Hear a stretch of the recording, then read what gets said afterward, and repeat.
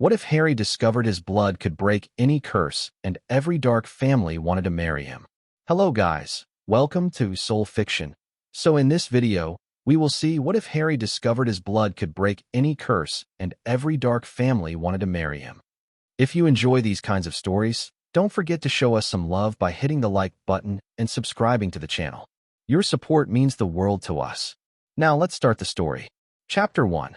Blood on stone. The bell above the door made a sound like a dying cat, and Harry Potter knew immediately he'd walked into the wrong shop.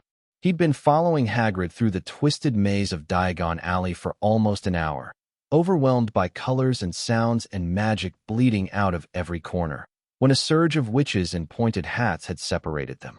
Harry had ducked sideways to avoid being trampled, spotted what looked like an interesting window display, and pushed through a door without reading the sign. Now he stood in near darkness, surrounded by things that made his skin crawl. Lost are we? The voice came from behind a counter piled with objects that seemed to move when Harry wasn't looking directly at them. A thin man with greasy hair and yellowed teeth leaned forward, examining Harry the way a crow might examine something shiny. I was with someone, Harry said. Got separated. Happens often in the alley. The man's smile didn't reach his eyes. Borgin's the name. This is my establishment.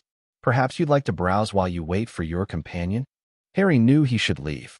Every instinct he'd developed in 10 years at the Dursleys screamed that this man was dangerous, that this place was wrong. But something on the far shelf had caught his attention.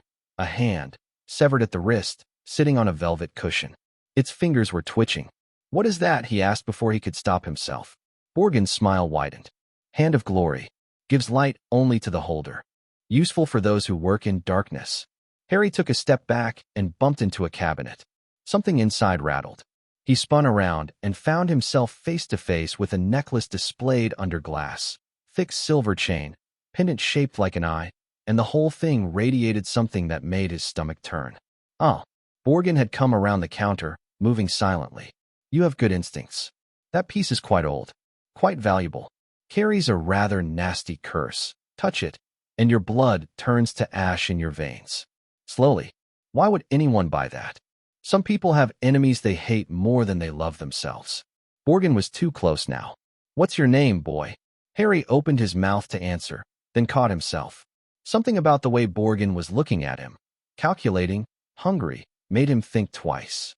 Tom, he said. It was the first name that came to mind. Tom. Borgin tasted the name. You have the look of someone familiar. The eyes, perhaps. Tell me, Tom, are your parents magical? Dead. Harry kept his voice flat. They died when I was a baby. Tragic.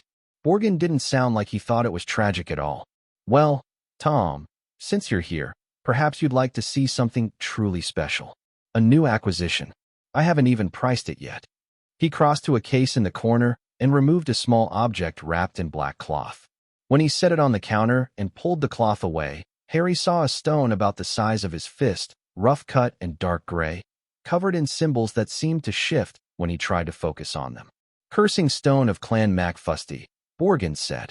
Dragon Keepers, the MacFusties. One of their ancestors carved this to protect their breeding grounds. Anyone who touches it with ill intent toward dragons suffers a rather creative death. The curse has been active for 600 years.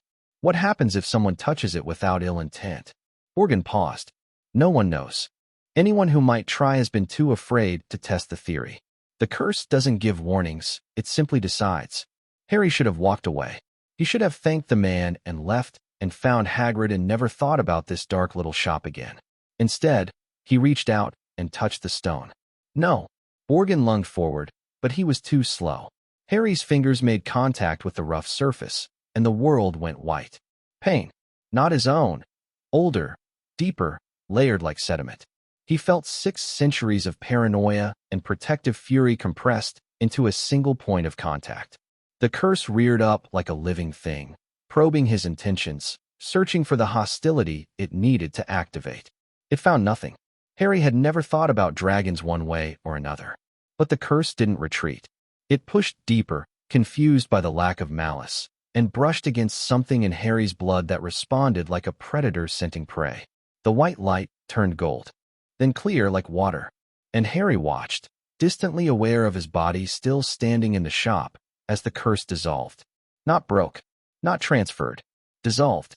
It came apart thread by thread, centuries of dark magic unraveling against something in his veins that ate it like acid. He felt the spell's death throes, its desperate attempt to anchor itself somewhere else, and then nothing. Empty stone, cold and ordinary under his fingers. Harry pulled his hand back. The symbols on the stone had gone still. What? Borgin whispered. Did you just do? Harry looked at his hand. A thin cut ran across his palm. He must have caught it on the stone's rough edge. Blood welled up, red and normal, and dripped onto the counter. Where it touched the black cloth, smoke rose. That's not possible. Borgin's voice had changed. The oily charm was gone, replaced by something between terror and greed. 600 years. That curse was anchored in dragon fire and blood sacrifice. It can't just, you can't. He grabbed Harry's wrist before Harry could react, yanking his hand up to examine the cut. His grip was too tight, fingers digging into bone. Let go of me. Who are you? Borgin's eyes were wild. What are you? That blood, it destroyed the curse. The cloth is warded, and your blood is burning through it. This is old magic, older than the Macfusty stone. What family are you from? Harry wrenched his arm back. Borgin didn't let go. I said let go. Something pulsed in Harry's chest. Not magic exactly, but close. A door in the back of his mind that had always been locked rattled on its hinges. Borgin gasped and released him, stumbling backward into a display of shrunken heads. Harry ran. He hit the door at full speed, burst into the alley, and collided with something massive and warm. Harry, there ya are. Hagrid's huge hand steadied him. Been looking everywhere. Where'd ya? Why're ya bleedin'? I cut myself. Harry hit his hand against his shirt. Got lost. Can we go? Well, yeah, but Hagrid looked past him at the shop sign and his face darkened. Borgin and Burke's? Harry, that's not a good place. Dark artifacts, cursed objects, that sort of thing. What were ya doing in there? I didn't know what it was. Please, Hagrid. I want to leave. Something in his voice must have communicated his fear, because Hagrid stopped asking questions. He put one enormous hand on Harry's shoulder and guided him away, back toward the bright and crowded Main Street. Harry glanced back once. Borgin stood in the doorway, watching him with an expression that made Harry's stomach turn to ice. The man was smiling. They finished shopping in a blur. Harry answered Hagrid's questions about wands and owls and cauldrons without really hearing himself speak. His hand had stopped bleeding, the cut already closing, but he could still feel the echo of that gold light behind his eyes. What happened to me? He didn't ask Hagrid. He didn't ask anyone.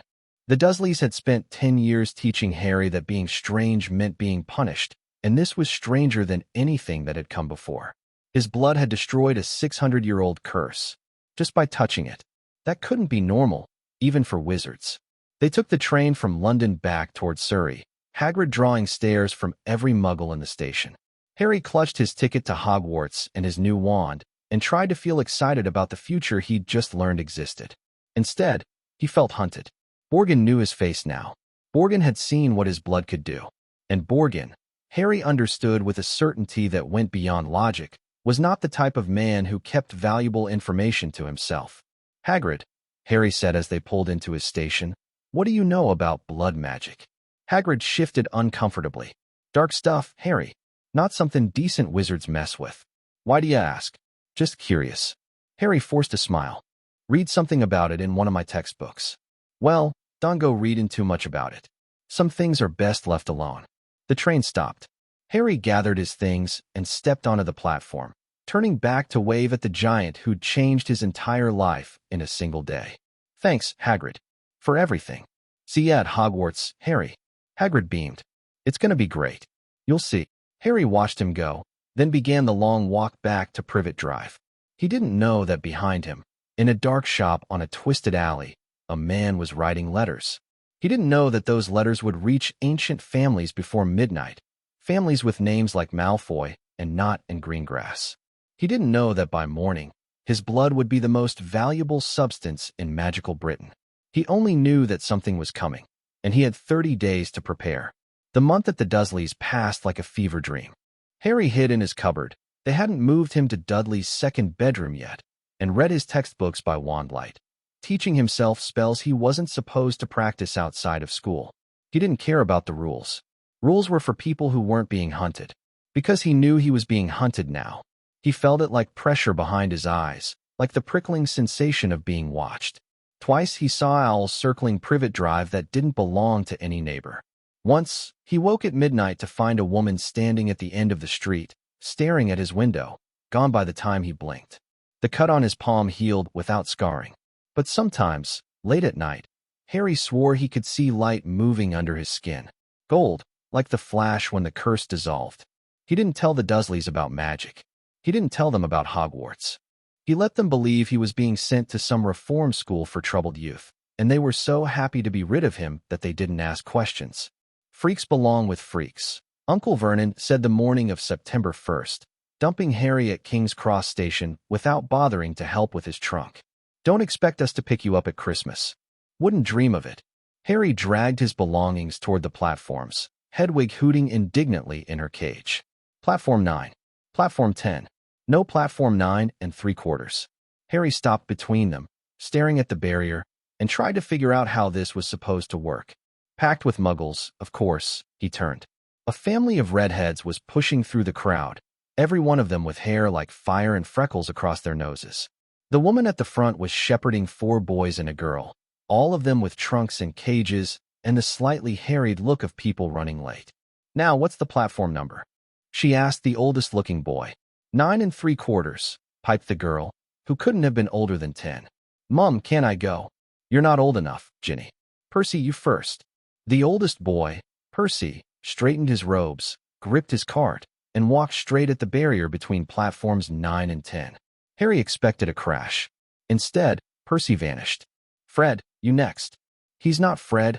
I am, said one of a pair of identical twins. Honestly, woman, you call yourself our mother? Oh, sorry, George. The woman gestured toward the barrier. Only joking, I am Fred. The twin shot through with his brother cackling behind him. Harry approached the woman. Excuse me?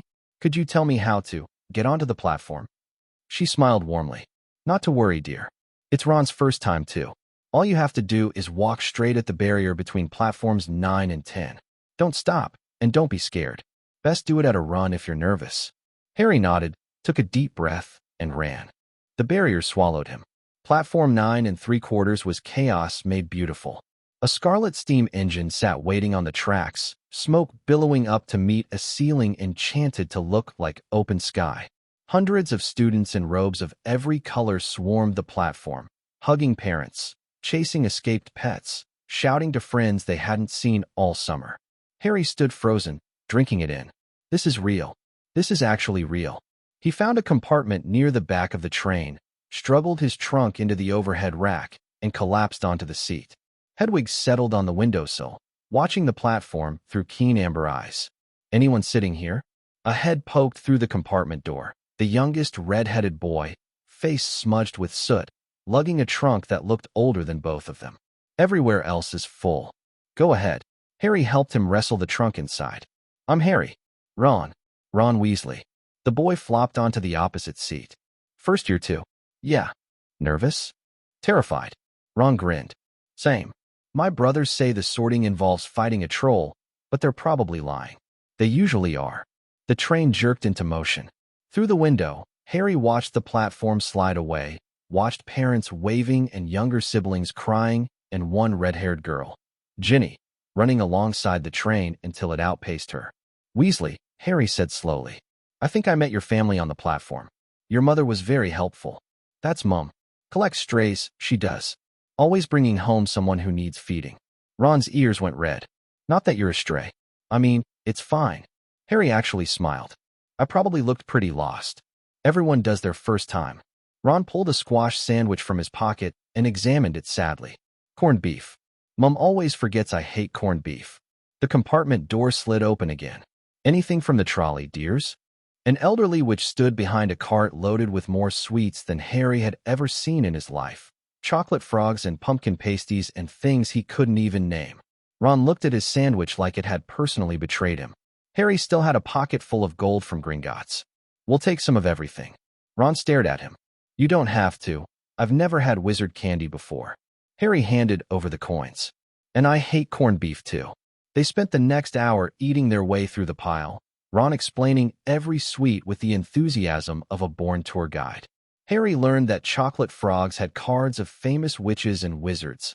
I've got about 500 Dumbledores. That Bertie Bott's every flavor beans meant exactly what it said. George swears he got a bogey-flavored one once. And that Drooble's best blowing gum could fill a room with bubbles if you weren't careful. It was, Harry realized, the happiest he'd ever been. Which meant, of course, that it couldn't last. The compartment door slid open for the third time, and the boy who entered was not looking to share candy. Pale blonde hair, sharp features, robes that probably cost more than everything Harry owned put together. Two larger boys flanked him like bodyguards, nearly identical in their vacant expressions. So it's true, the blonde boy said. Harry Potter is on the train. The compartment went cold. Ron's hand froze halfway to a chocolate frog. Harry felt something prickle at the back of his neck, that same hunted feeling he'd had at Privet Drive. They're saying it all up and down the train, the boy continued, stepping inside without invitation. The boy who lived, heading to Hogwarts. And after what happened in Diagon Alley. His pale eyes glittered. Well, you've become very interesting, Potter. Do I know you? Draco Malfoy. The boy extended a hand. You'll want to be careful making friends at Hogwarts. Some families are better than others. I can help you there. Harry looked at the offered hand. He looked at the two hulking boys behind Malfoy, clearly there to intimidate. He looked at the way Malfoy's expression, superficially friendly, didn't quite hide the calculation underneath. Borgin had looked at him the same way. Thanks, Harry said, but I'm good. Malfoy's hand hung in the air. What? I appreciate the offer, but I'm already making friends. Harry nodded toward Ron, whose ears had gone red again, this time with anger. Maybe another time. Something ugly flickered across Malfoy's face.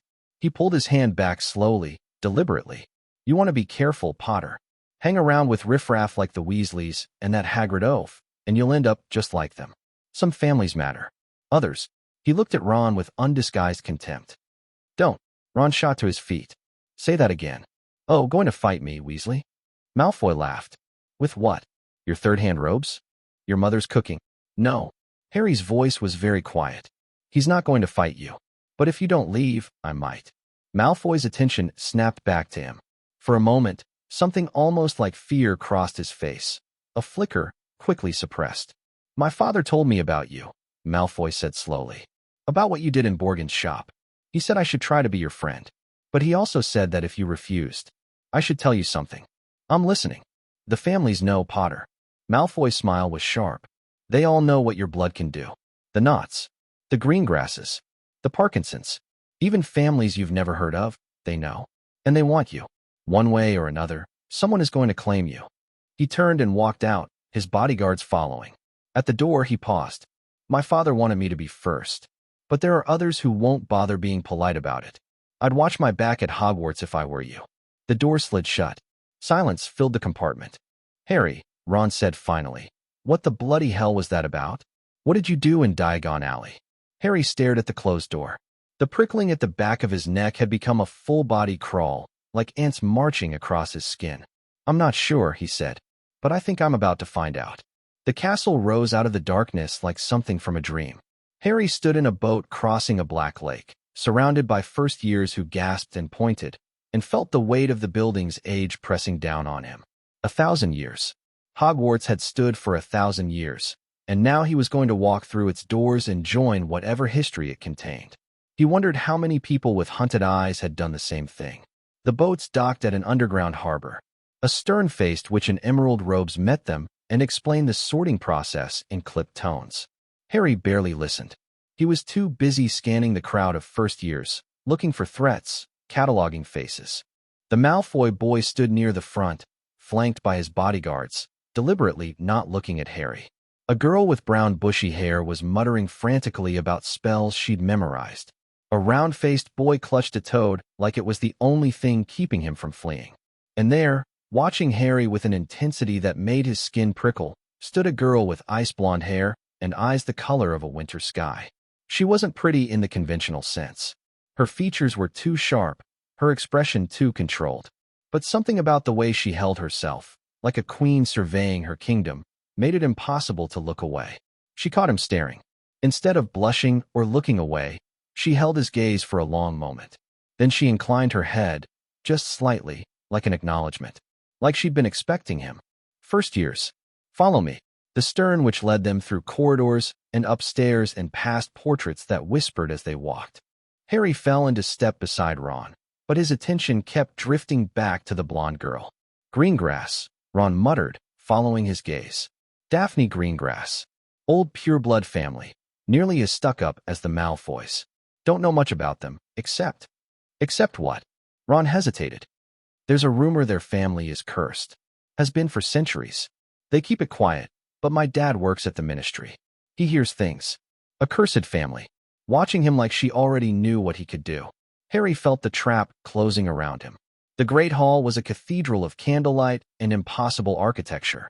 For long tables stretched its length, each packed with students in color-coded robes. Above them, the ceiling showed a perfect night sky, stars and clouds, and the barest sliver of moon. A hat sat on a stool at the front of the room. It began to sing. Harry didn't hear the words. His blood was pounding too loud, drowning everything out. He was going to be sorted in front of the entire school. Sorted while the heirs of dark families watched. Sorted while Dumbledore himself, the old wizard with the long white beard who'd featured on 5 of Harry's chocolate frog cards, observed from the high table. One by one, names were called. Abbott, Hannah went a Hufflepuff. Bones, Susan joined her. Crabbe, Vincent became a Slytherin and lumbered over to join Malfoy at the green and silver table. Greengrass, Daphne. The blonde girl walked to the stool with perfect poise. The hat barely touched her head. Slytherin. She crossed to the Slytherin table without a flicker of expression. But as she sat down, her eyes found Harry's again. Malfoy Draco. Another instant sort. Another smug Slytherin. Not Theodore. A thin boy with dark hair and darker eyes took the stool. The hat sat longer on his head, almost a full minute, before calling out Slytherin. Harry watched him walk to his table and noticed something odd. The other Slytherins didn't welcome him. They made room, but barely. Malfoy nodded at him like an equal, but several older students looked at Nott with undisguised suspicion. Another cursed family? Potter, Harry. The hall went silent. Harry walked to the stool, feeling every eye in the room. As he sat down and the hat dropped over his eyes, he caught one last glimpse of the Slytherin table. Daphne Greengrass. Theodore Nott. Draco Malfoy. All of them watching. All of them waiting. Then darkness. Well. The voice came from everywhere and nowhere. Harry sat very still. Difficult. Very difficult. Plenty of courage. Oh yes, quite remarkable. A good mind, too. Talent, certainly. And something else. The hat paused. Something in your blood that sings to me. I've felt magic like that before, Mr. Potter. Once or twice in 1,000 years. What is it? You don't know? The hat sounded surprised. How curious. How very curious. Someone went to great lengths to hide this from you. To hide you from yourself. But the truth is written in your veins, and it speaks loudly enough for me to hear. Tell me. That's not my purpose, I'm afraid. I'm here to sort you, not to unravel mysteries. Though I will say this. Where I put you tonight will shape the path ahead.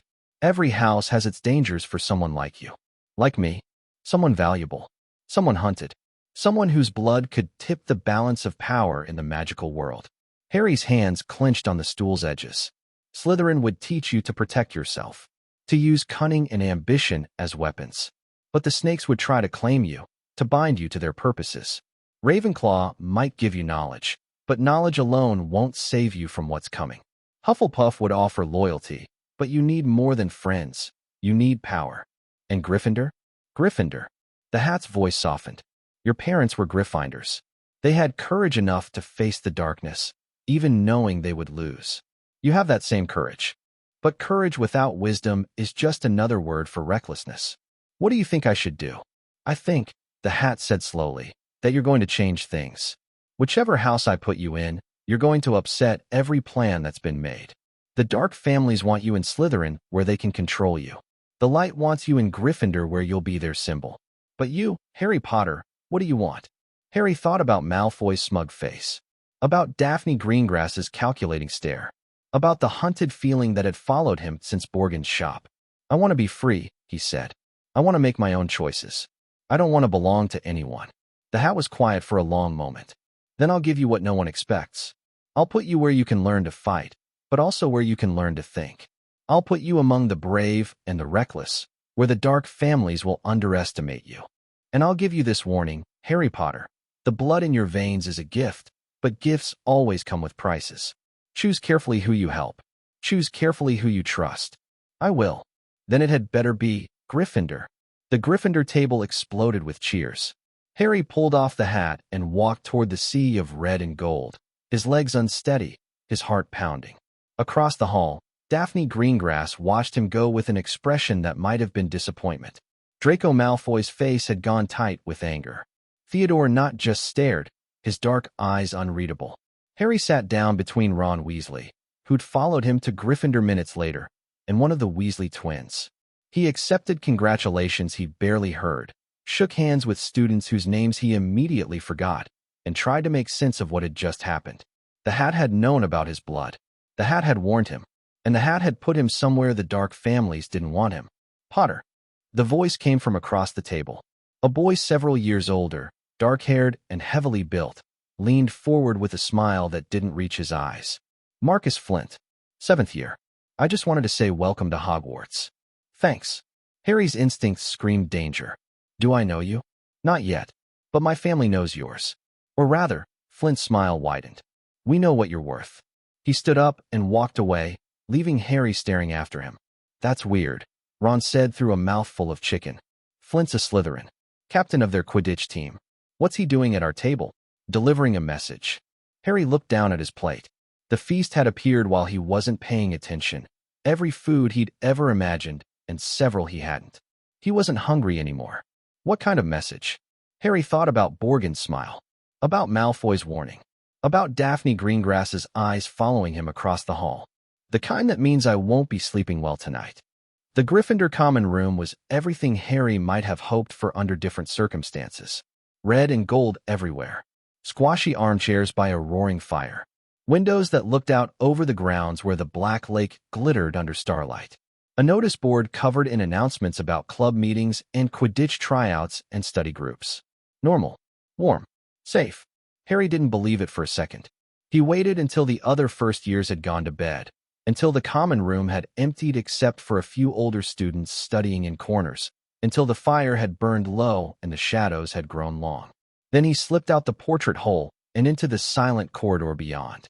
He needed to think. He needed to move. He couldn't do either, surrounded by people who might be watching, might be reporting, might be deciding how best to use him. The castle at night was a different creature than the castle by day. Staircases moved without warning. Portraits slept in their frames, some of them snoring. Ghosts drifted through walls, translucent and glowing, paying Harry no attention at all. He walked without destination, letting his feet carry him through corridors he didn't recognize, up stairs that shifted under him, past doors that seemed to watch him pass. Eventually, he found himself in a tower overlooking the lake. Moonlight poured through an open window. Cold air rushed in, carrying the smell of water and night-blooming flowers. Harry stood at the window and breathed. What am I? The question had been building since Borgin's shop, since the curse dissolved under his fingers, since his blood burned through warded cloth like acid through paper. He knew about the boy who lived. Hagrid had told him the story, Voldemort's attack, his mother's sacrifice, the curse that rebounded. But nothing in that story explained what had happened with the MacFusty Stone. Nothing explained why dark families were suddenly desperate to claim him. Unless it was connected. Unless whatever had survived the killing curse had changed something fundamental in his blood. You shouldn't be out of bed. Harry spun. His hand went to his wand before he'd consciously decided to move. Daphne Greengrass stood in the doorway, still in her Hogwarts robes, her blonde hair silver in the moonlight. Her expression was as controlled as it had been in the Great Hall, ice over deep water. Neither should you, Harry said. I live dangerously. She stepped into the tower room, making no move to draw her own wand. I've been wanting to speak with you. So speak. Direct. I appreciate that. She moved to the window, standing beside him, but not too close. You know what you are, don't you? What your blood can do. I'm starting to figure it out. Let me save you some time. Daphne's voice was matter of fact. Clinical. Your blood breaks curses. Not metaphorically, literally. Contact with your blood can dissolve dark magic that's been active for centuries. There are families in Britain, mine included, that have been searching for someone like you for longer than Hogwarts has stood. And now you've found me. Now we've found you. She turned to face him, and for the first time, Harry saw something crack through her mask. Not vulnerability, exactly. Something harder. More desperate. My family is dying, Potter. My sister is 10 years old, and she coughs blood every morning. By the time she's 20, she'll be dead. By the time she's 30, I'll follow her. Every Greengrass woman for the last 400 years has died the same way. Harry said nothing. He wasn't sure there was anything to say. The curse is old, Daphne continued. Older than our family's records. We've tried everything. Healers, ritual magic, dark arts, foreign specialists. Nothing works. The curse is too deeply embedded in our blood. Her jaw tightened. But your blood might be different. Your blood might be the only thing that can save my sister's life. And you want me to what? Give you some? Test it on your sister? Eventually. But I'm not stupid enough to ask for that tonight. Daphne's smile was thin and sharp. I know how this game is played. I know that everyone will be asking you for things, making you promises, trying to manipulate you. I'm not going to pretend I don't want something from you. I do. But I'm also not going to lie about it. She reached into her robe and pulled out a folded piece of parchment. This is a list of every family that's going to approach you in the next month. Their curses, their agendas, the methods they'll use to try to control you. Call it a gesture of good faith. Harry took the parchment but didn't open it. Why would you help me? We're competing for the same thing, my cooperation. Because I think you're smart enough to see through the manipulators. The Malfoys will try to buy you. The Knots will try to threaten you. The Parkinsons will try to seduce you. But none of them will tell you the truth about what's at stake. Daphne held his gaze. I'm dying, Potter. My sister is dying. I don't have time for games.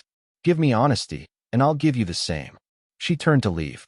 At the doorway, she paused. One more thing. The curse in your blood. The one from the night you survived the killing curse. It's not just protection. It's something else. Something alive. I don't know what it means, but I felt it when you looked at me in the Great Hall. Her voice dropped. I felt it looking back. Then she was gone, footsteps fading into the darkness. Harry stood alone in the tower for a long time, the parchment in his hand, the moonlight cold on his face. Something alive in his blood. Something that looked through his eyes. He thought about the flash of gold when the curse dissolved. The strange pulse in his chest when Borgin grabbed him. The way the Sorting Hat had paused, listening to something Harry couldn't hear. What are you? He whispered to the darkness. For a moment. Just a moment. He could have sworn he felt something stir behind his scar. Harry returned to Gryffindor Tower as dawn began to gray the sky. He'd spent the night reading Daphne's list by Wandlight, memorizing names and curses and methods of manipulation. The Malfoys, blood curse dormant, showing in Draco's generation. Approach method, social pressure and bribery. The Knots, curse active, targeting eldest children. Theodore's mother dead, Theodore himself a carrier. Approach method, threats and intimidation through family patriarch. The Parkinsons, minor curse, manageable but embarrassing. Approach method, marriage contract negotiation. The Flints, debt curse, binding family members to service. Marcus Flint currently bound to Lucius Malfoy's interests. Approach method, direct confrontation. The Greengrasses, blood curse, terminal within 40 years of onset. Approach method, honesty. That last line made Harry smile despite everything. Daphne was either very confident or very desperate. Probably both. He climbed through the portrait hole, expecting an empty common room. Instead, he found 3 people waiting. Ron sat in an armchair by the dead fire, dark circles under his eyes, clearly having stayed up all night. The bushy-haired girl from the sorting, Hermione, Harry remembered, perched on the arm of a sofa, a book open in her lap. And standing by the window, arms crossed, face tight with worry, was an older red-haired boy who could only be one of Ron's brothers. There you are. Ron shot to his feet. We've been worried sick. I woke up and you were gone, and nobody knew where you went, and I'm fine.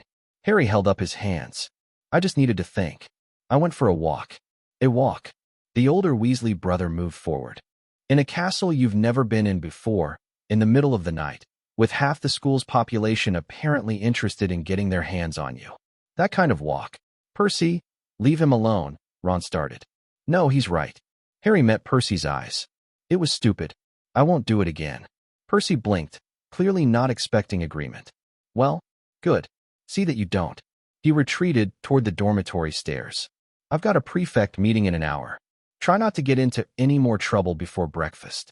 When he was gone, Hermione closed her book with a snap. You really shouldn't have gone wandering off.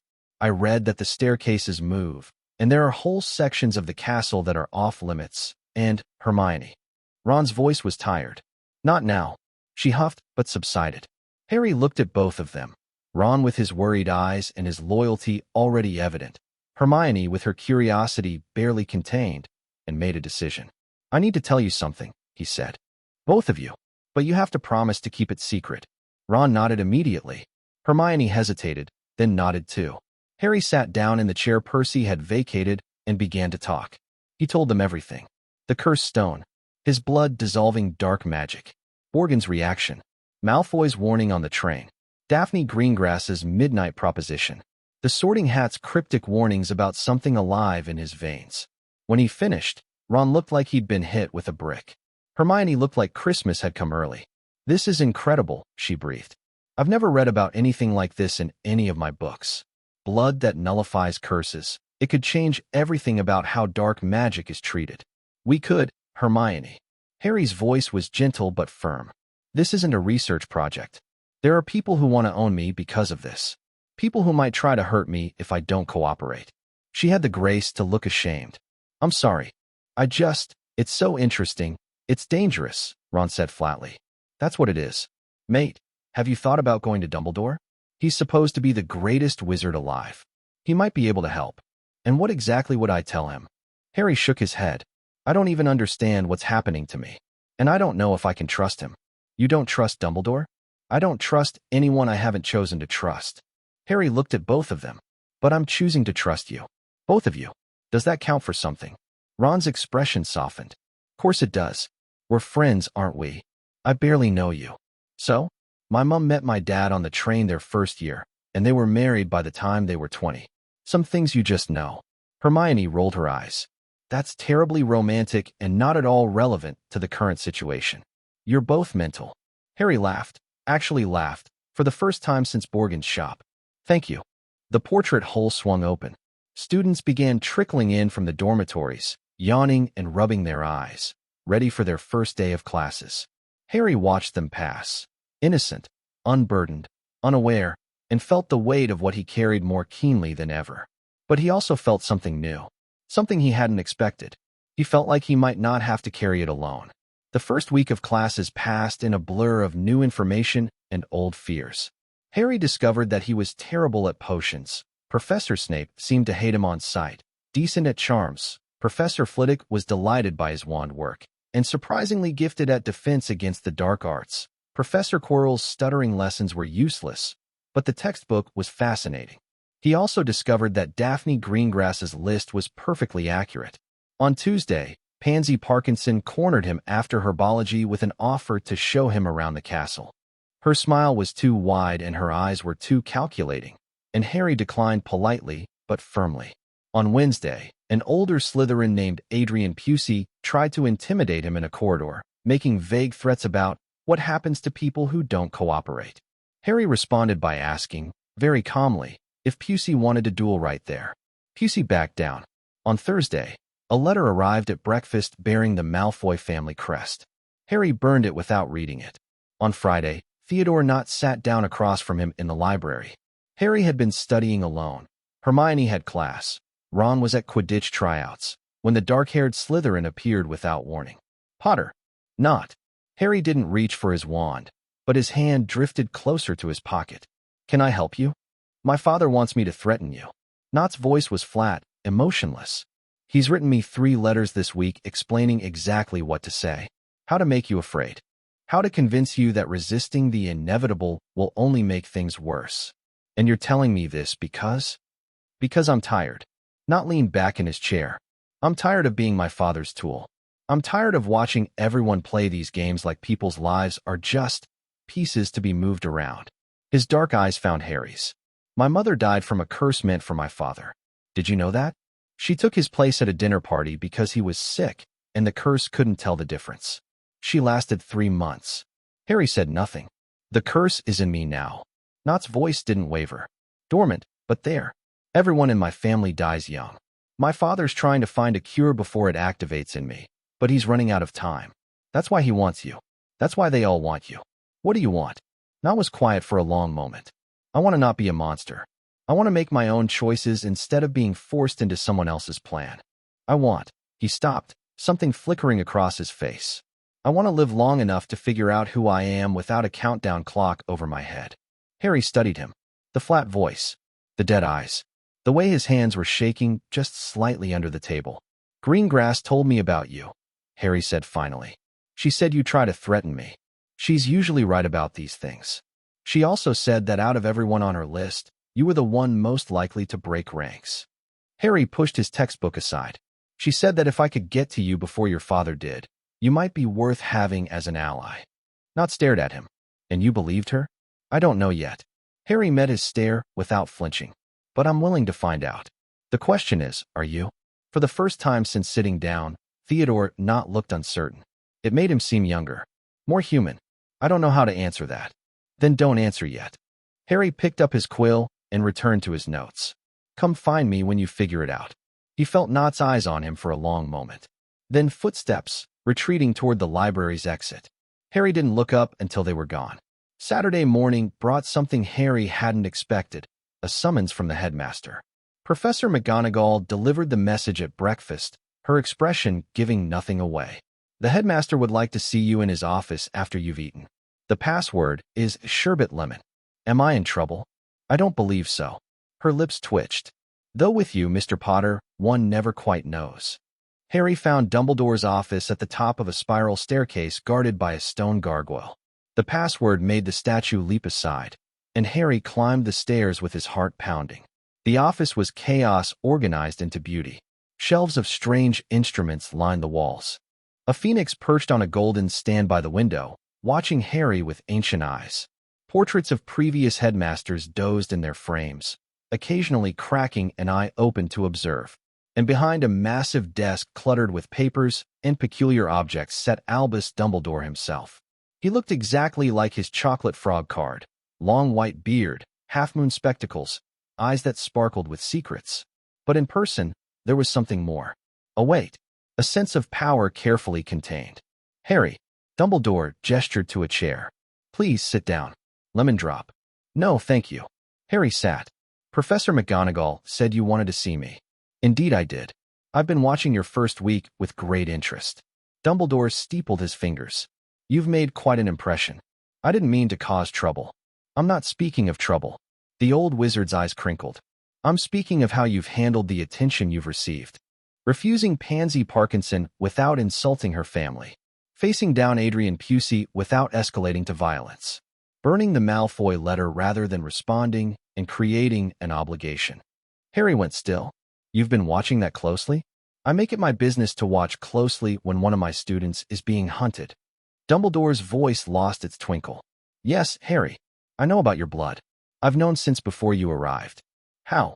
I have sources in places both light and dark.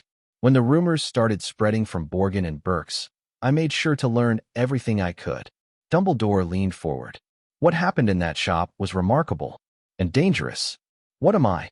Harry asked bluntly. What's wrong with my blood? Nothing is wrong with it. Dumbledore's expression softened. What happened to you the night Voldemort attacked, what your mother's sacrifice created, is something that has never existed before. Her love, her willingness to die for you, combined with the dark magic of the killing curse to create a protection that lives in your very veins. Most of that protection is passive. It prevents those who wish you harm from touching you easily. But a small part of it. He paused.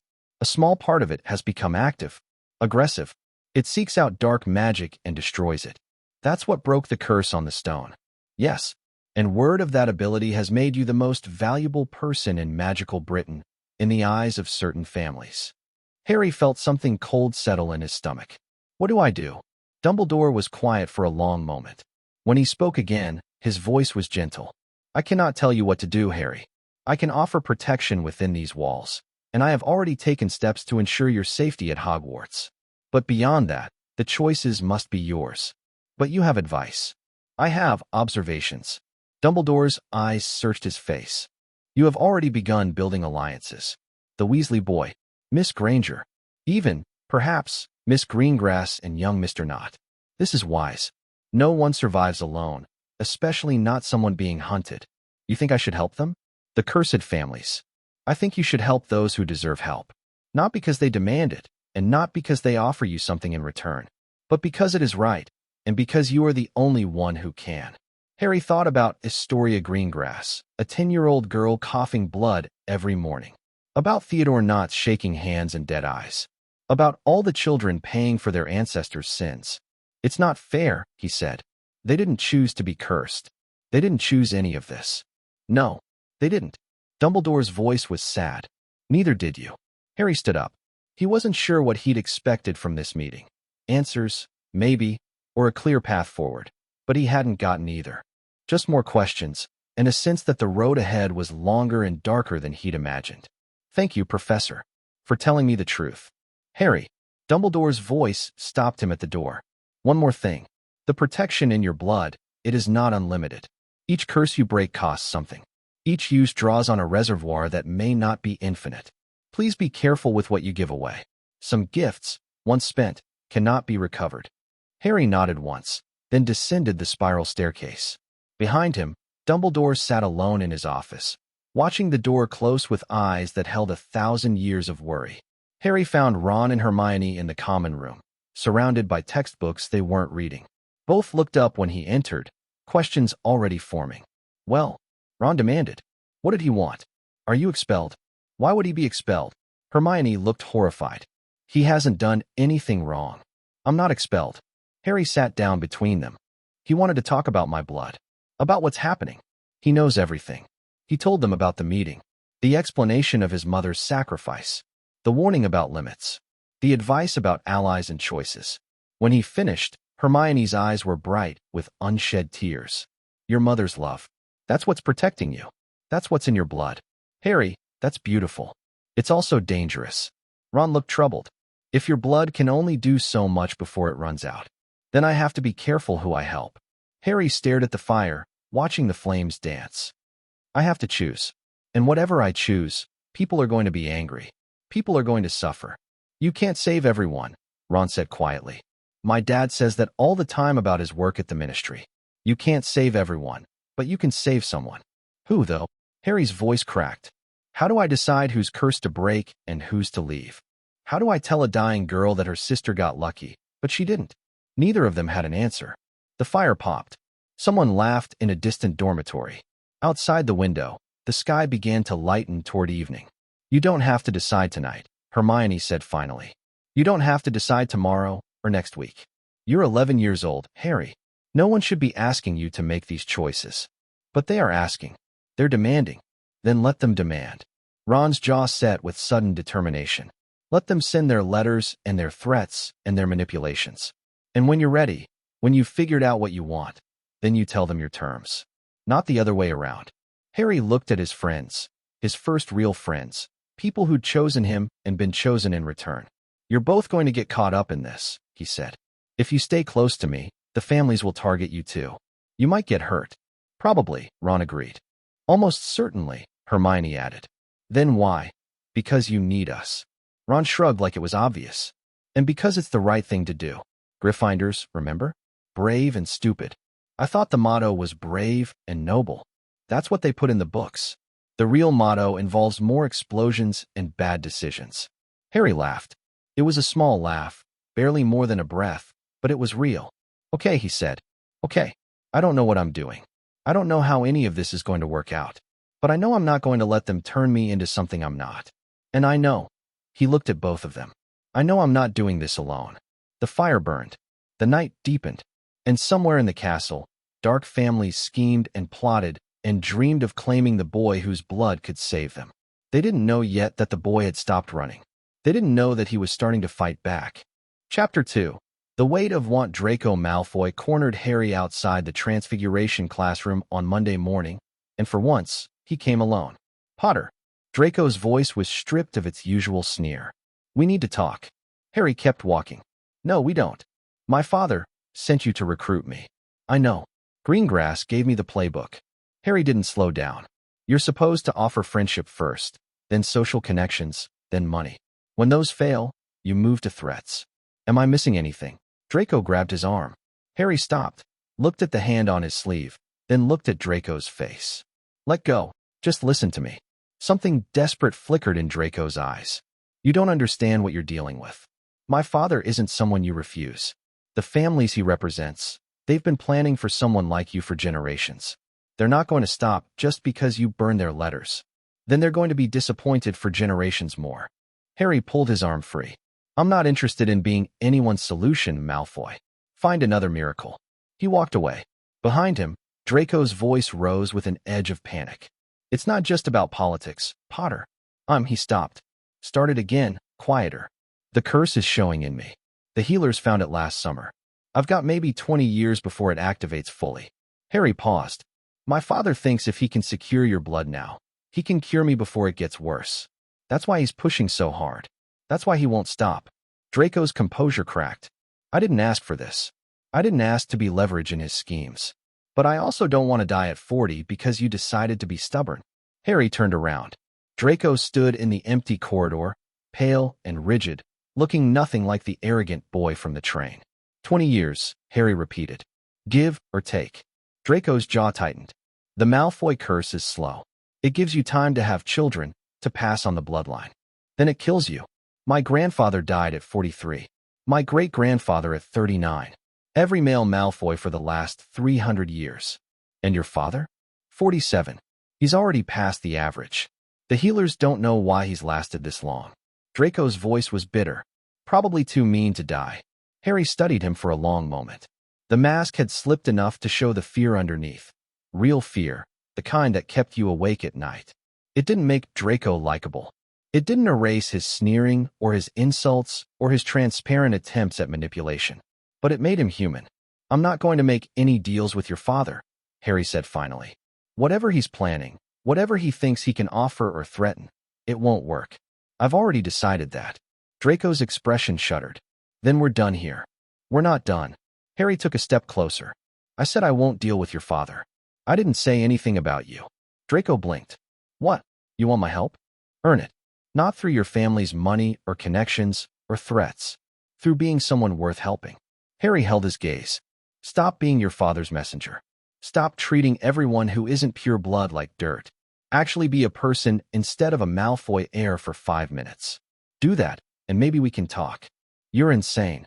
Draco stared at him like he'd grown a second head. You're asking me to betray everything I've been raised to believe. I'm asking you to decide what you believe. There's a difference. Harry walked away for real this time. He didn't look back, but he felt Draco's eyes on him all the way to the end of the corridor. It wasn't a victory. It wasn't even close to a solution. But it was a crack in the wall, and cracks could grow. Potions that afternoon was a disaster. Professor Snape had apparently decided that Harry's continued existence was a personal insult. Every question was directed at him. Every answer was wrong.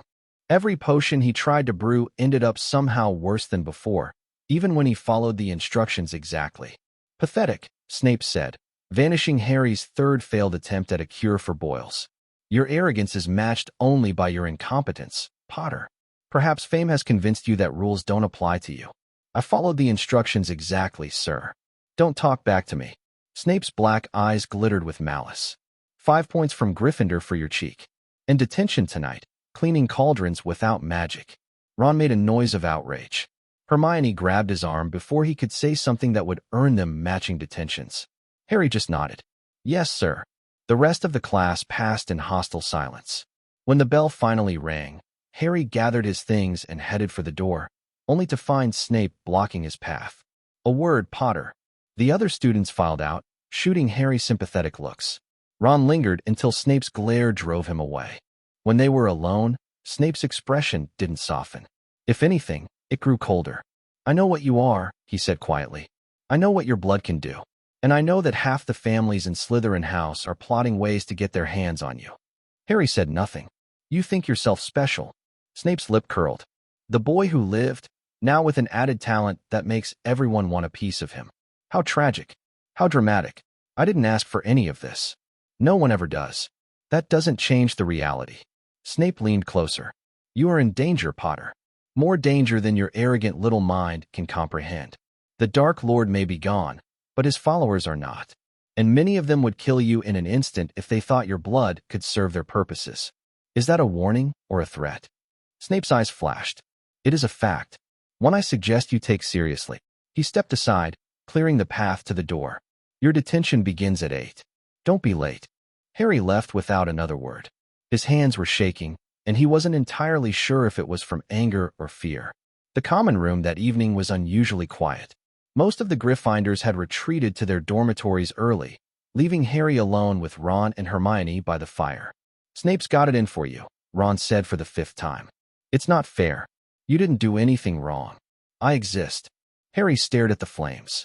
That's apparently enough. There has to be a reason. Hermione had her thinking face on, the one that usually preceded hours of library research. Professors don't just hate students for no reason. Something must have happened. My father. Harry pulled the thought from somewhere deep. Hagrid mentioned something about my dad and Snape not getting along at school. Maybe it's connected. So he's punishing you for something your father did. Ron looked outraged. That's mental. That's how it works, though. Harry's voice was tired.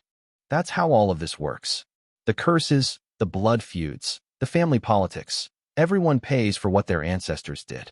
Everyone inherits debts and obligations and hatreds they didn't create. Hermione's expression softened. That's not right. No, but it's true. The portrait hole swung open. A first-year Gryffindor Harry didn't know well. Neville something, stumbled through, looking pale and shaken. Harry, his voice trembled. There's someone outside asking for you. A Slytherin girl. She says it's urgent. Harry exchanged glances with Ron and Hermione. Did she give a name? Greengrass. She said her name was Greengrass, and that you'd know what it was about. Harry stood. Ron stood with him. I should go alone. Like hell you should. Ron, you said we're in this together. That means we're in this together. Ron's jaw was set. If Greengrass has something to say, she can say it to all of us. Hermione rose too, closing her book with a snap. He's right. We're your allies, Harry. That's not just for the good times. Harry looked at them both, stubborn, loyal, refusing to back down, and felt something warm crack through the cold fear in his chest. Fine, but let me do the talking. Daphne Greengrass waited in a shadowed alcove near the main staircase, her expression tight with something that might have been fear. Potter. Her eyes flicked to Ron and Hermione. I said alone. They stay. Whatever you have to say, they can hear. Daphne hesitated, then nodded curtly. Fine. We don't have much time.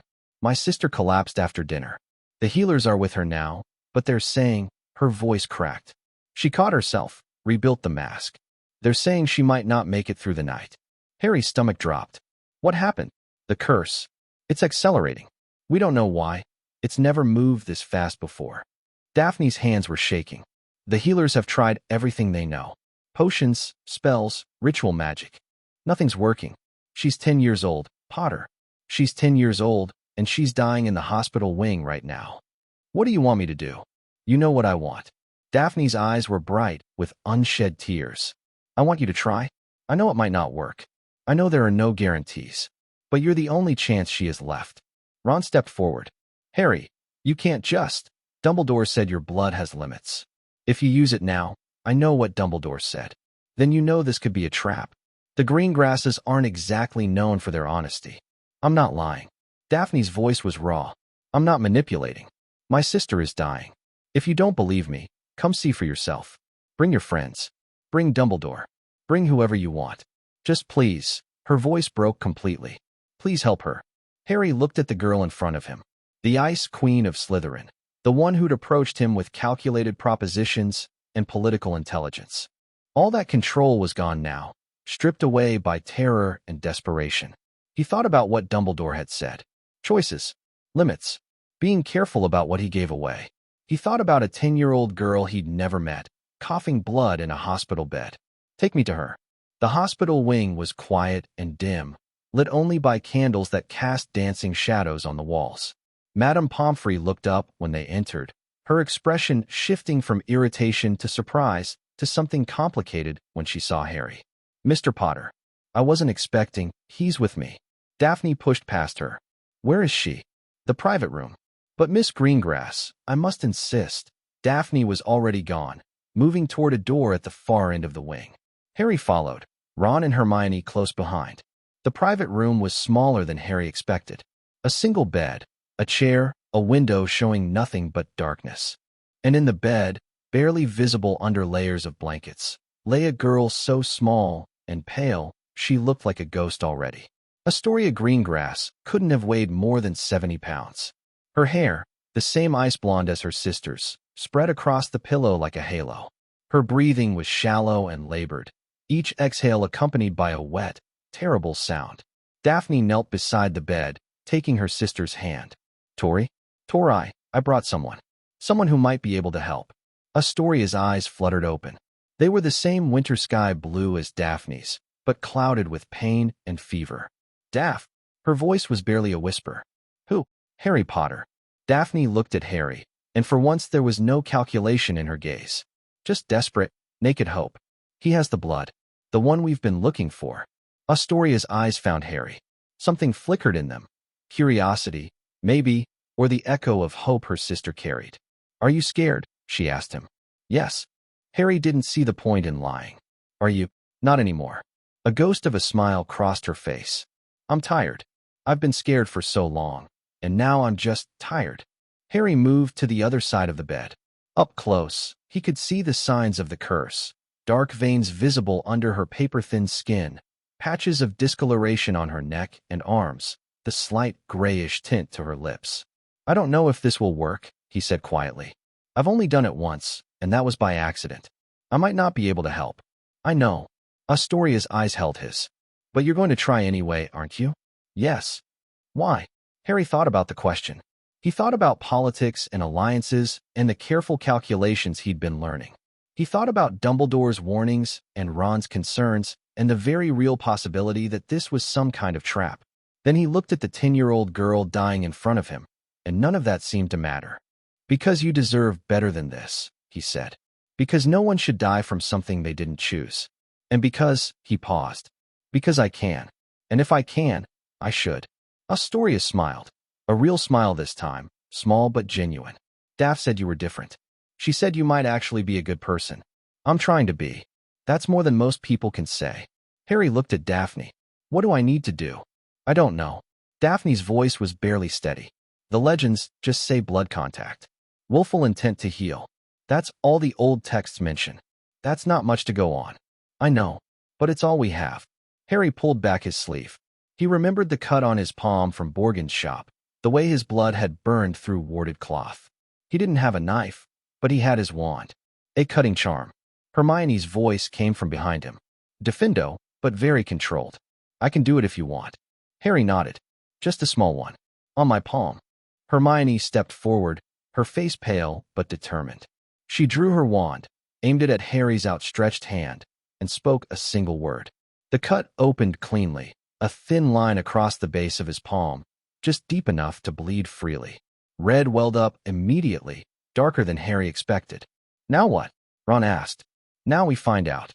Harry pressed his bleeding hand against Astoria's arm. The world went white. Not the white of the Borgin shop. This was different. Softer. More personal. Harry felt like he was falling through clouds, through layers of memory and magic that weren't his own. He saw the curse.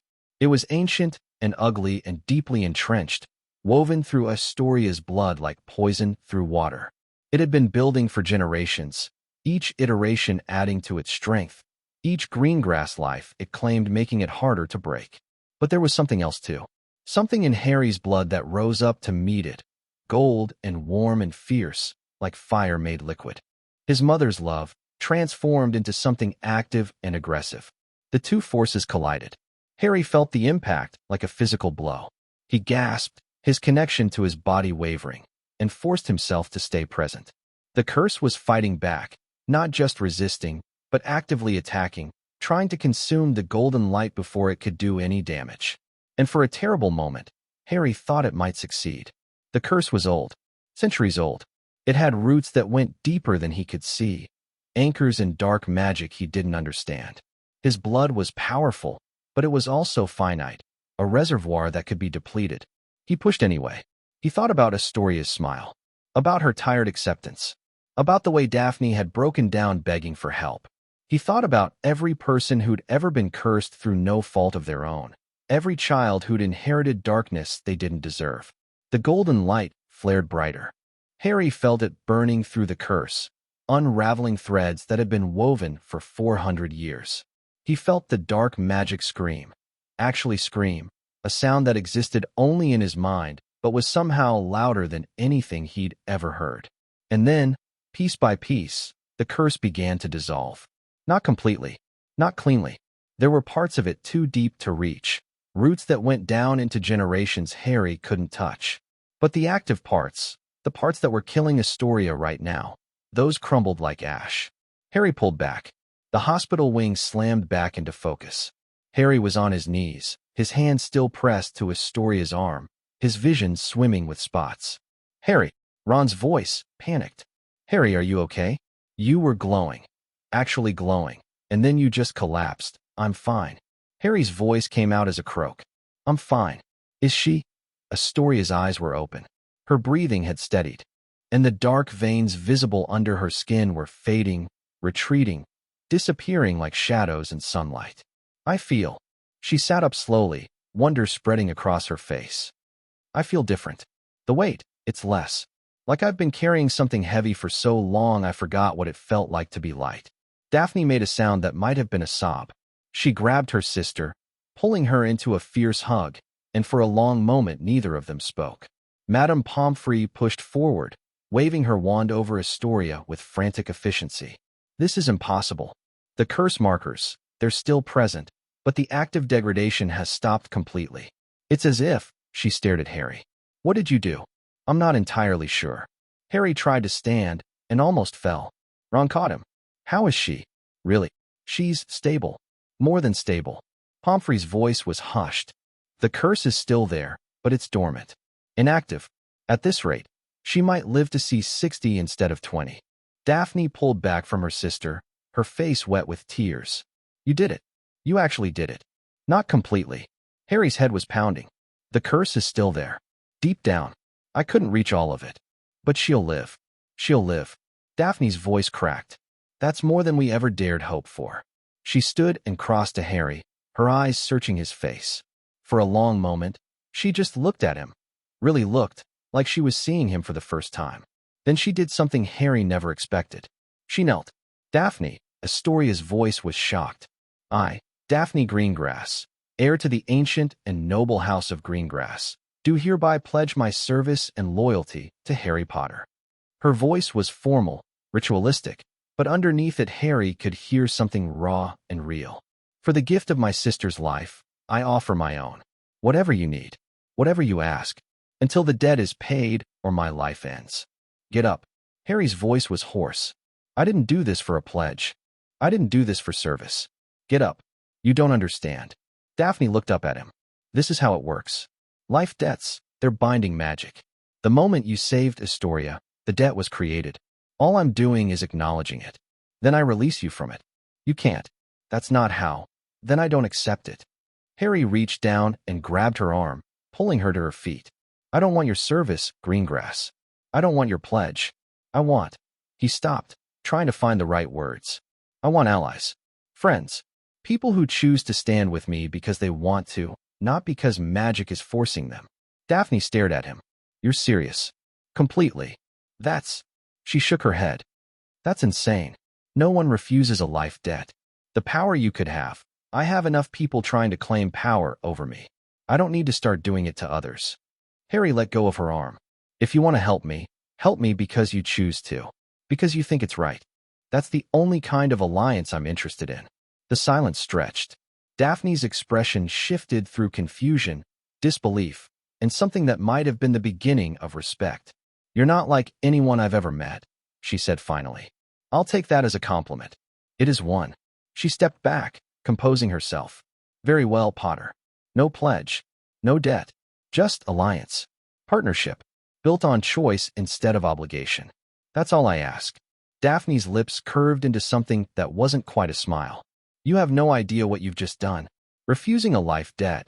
The other families will think you're either stupid or playing some game they can't understand. Good. Let them wonder.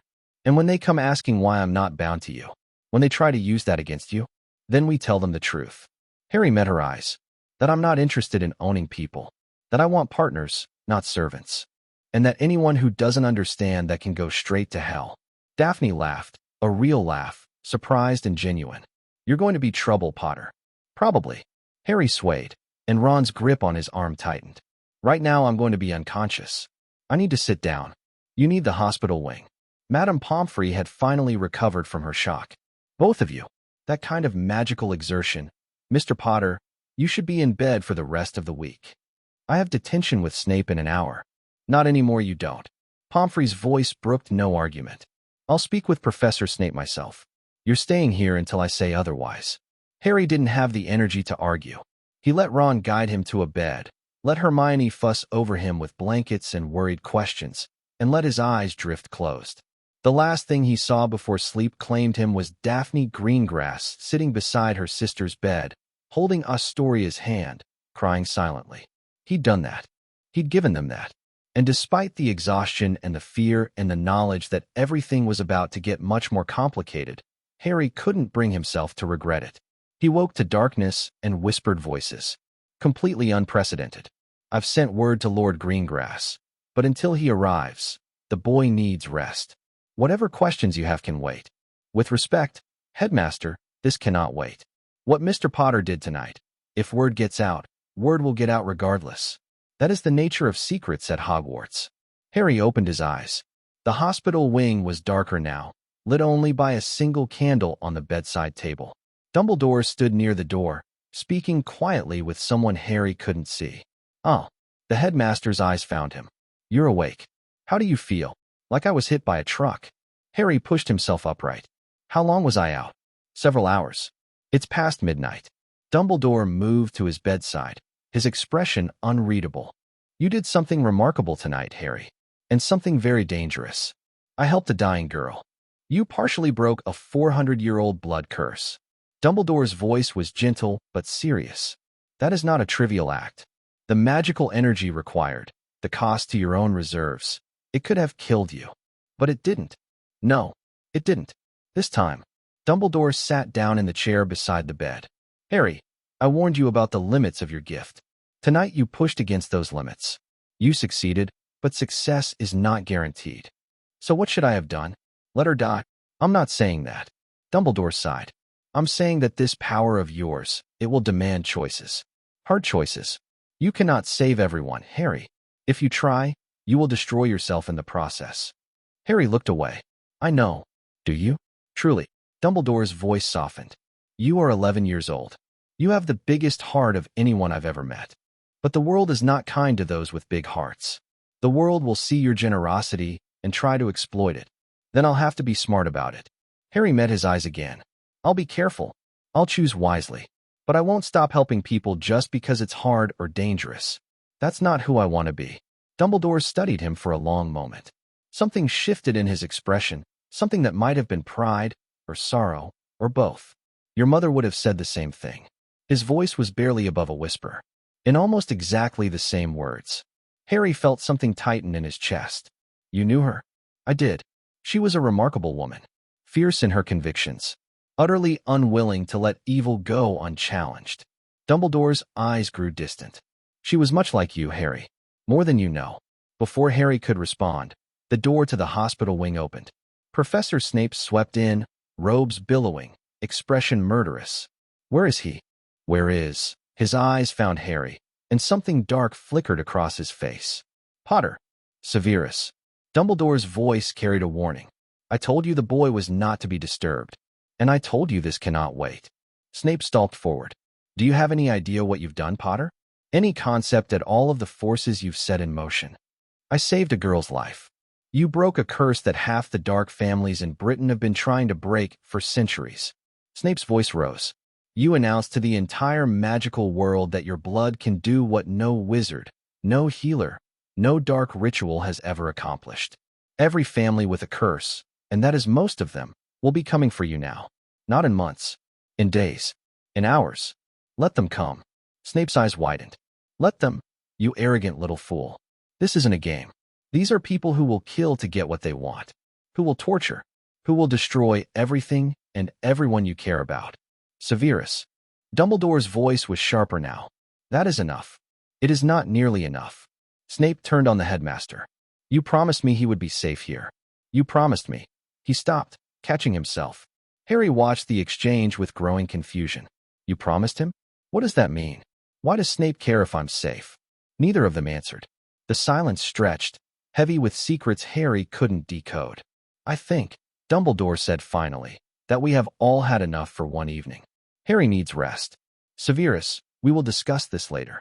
We will discuss it now. Later. There was steel in Dumbledore's voice now. Or not at all. Something passed between them. A battle of wills fought entirely in silence. Finally, Snape turned away. This isn't over, Potter. His voice was cold. What you've done tonight, there will be consequences. And when they come, don't expect me to save you. He swept out of the hospital wing, robes snapping behind him. Harry looked at Dumbledore. What was that about? Nothing you need to concern yourself with tonight. Dumbledore stood. Rest, Harry. Tomorrow will bring challenges enough. But tomorrow. The headmaster's voice was kind but firm. For now, sleep. You've earned it. He left, and Harry was alone in the darkness. Sleep didn't come.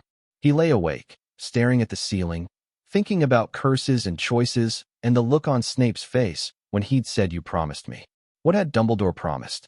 And why did Snape, who seemed to hate Harry more than anyone, care about his safety? Questions without answers. Mysteries piling on mysteries. Harry closed his eyes and tried to make sense of it all. He was still trying when dawn broke over the castle. The next morning, the entire school knew. Harry walked into the great hall for breakfast and felt every eye turn toward him. The whispers started immediately, a rising tide of speculation and excitement that followed him all the way to the Gryffindor table. Heard he saved her life. Broke a curse that's been around for centuries. Slytherin girl. Can you believe it? Potter's blood is magic. Ron and Hermione flanked him as he sat down, both of them looking grim. It's everywhere, Hermione said quietly. Everyone's talking about it. The older students, the teachers, even the ghosts are gossiping. Perfect. Harry reached for the toast, ignoring the stares. Just what I needed. It gets worse. Ron slid a piece of parchment across the table. This was waiting at the Ollery this morning. There are more coming. Dozens more. Harry unfolded the parchment. The handwriting was elegant, the tone formal. Dear Mr. Potter, word has reached us of your remarkable gift. The House of Parkinson has long suffered under a curse of unfortunate disposition, and we believe you may be the answer to our prayers. We would be most grateful for the opportunity to discuss terms. Should you prove amenable, we are prepared to offer substantial compensation, financial, political, and personal. Our daughter Pansy has spoken highly of you, and we believe a union between our houses would be beneficial to all parties. We await your response with great anticipation. Lord and Lady Parkinson. Harry crumpled the letter. A union between our houses. They want me to marry Pansy. That's not the only one like it. Ron's voice was tight. There are letters from the Bulstrodes, the Flints, the Crabs, even a family called Zabini that I've never heard of. They're all asking the same thing. Your blood, in exchange for whatever you want. And the ones who don't want marriage? Those are worse. Hermione looked pale. Some of them are barely veiled threats. Cooperate or face consequences. One of them, she hesitated. One of them mentioned your friends. By name. Harry's appetite vanished. Show me. Hermione handed over another piece of parchment. This one had no signature, no identifying marks. Just a simple message in dark ink. The Greengrass girl lives because of you. Others may not be so lucky. Your friends in Gryffindor Tower. The Blood Traitor Weasleys. The Mudblood girl. All of them can be reached. All of them can be hurt. Think carefully about who you help. And who you refuse. Harry's hands shook. The rage that filled him was white-hot and overwhelming, burning through him like fire. Let me see that. The voice came from behind him. Harry turned. Daphne Greengrass stood there, flanked by Theodore Nott. She looked better than she had last night. Still pale, still controlled, but with something fierce in her eyes that hadn't been there before. Why should I show you? Because I know who sent it. Daphne held out her hand. and because I might be able to help." Harry hesitated, then handed over the letter. Daphne read it quickly, her expression growing colder with each line. "Flint." Her voice was ice. "This is Marcus Flint's handwriting. I'd recognize it anywhere." "The Quidditch captain?" Ron looked confused. Why would he threaten Harry? "Because he's bound to Lucius Malfoy." Daphne handed the letter back. "The Flint family curse. It's not a curse of blood or health. It's a curse of servitude. Every generation, one Flint must serve whoever holds their family's debt. Currently, that's Malfoy. So Malfoy sent this." Harry's voice was flat. "Through Flint, yes. Lucius wouldn't dirty his own hands with threats this crude." Daphne's lip curled. "He's testing you, seeing how you'll react, whether you can be intimidated. And if I can't, then he'll try other methods. Bribes, social pressure, legal tricks." Daphne's eyes met his. "Lucius Malfoy has been building power for 20 years. He doesn't give up easily." Harry looked at the letter in his hands, at the threats against his friends, against Hermione, who'd done nothing wrong except be brilliant and muggle-born. "What would you do?" he asked. "In my position? Strike first." Daphne didn't hesitate. "Flint threatened you in writing. That's against school rules at minimum, wizarding law at maximum. Report it. Make sure everyone knows that threatening Harry Potter has consequences. That would make me enemies. You already have enemies. What you don't have is a reputation for fighting back." Daphne's voice softened slightly. "You saved my sister last night. You could have let her die. It would have been safer for you, less complicated, but you didn't. You chose to help. Now you need to choose to protect yourself." Theodore Nott spoke for the first time. "She's right. I've been watching the older Slytherins since last night. They're scared. You did something impossible, and they don't know what to do with that. If you show weakness now, they'll tear you apart. And if I show strength, then they'll respect you, maybe even fear you." Nott's dark eyes were unreadable. "Fear isn't friendship, but it's a start." Harry looked at Hermione and Ron. Both of them looked worried, but there was something else in their expressions too: trust. They were waiting for him to decide. He thought about the letter, about the threats, about Pansy Parkinson's too wide smile and Marcus Flint's measuring stare. "Ron." His voice was calm. "I need you to make of this letter. A magical, the kind that can't be forged." "I can do that." Hermione straightened. "I learned the spell last week." "Good. Make 3 copies. 1 for Professor McGonagall, 1 for Professor Dumbledore, 1 for—" Harry paused. "1 for whoever handles legal matters at the Ministry." "My father works there," Ron said. "He's not important, but he knows people. He could make sure it gets to the right desk." "Perfect." Harry stood up. "Daphne, you said Flint is bound to Malfoy. Is there any way to break that bond?" Daphne's eyebrows rose. "You want to free Marcus Flint?" "I want to take away Malfoy's weapon." "Can it be done?" "Theoretically. The Flint debt is held by a magical contract.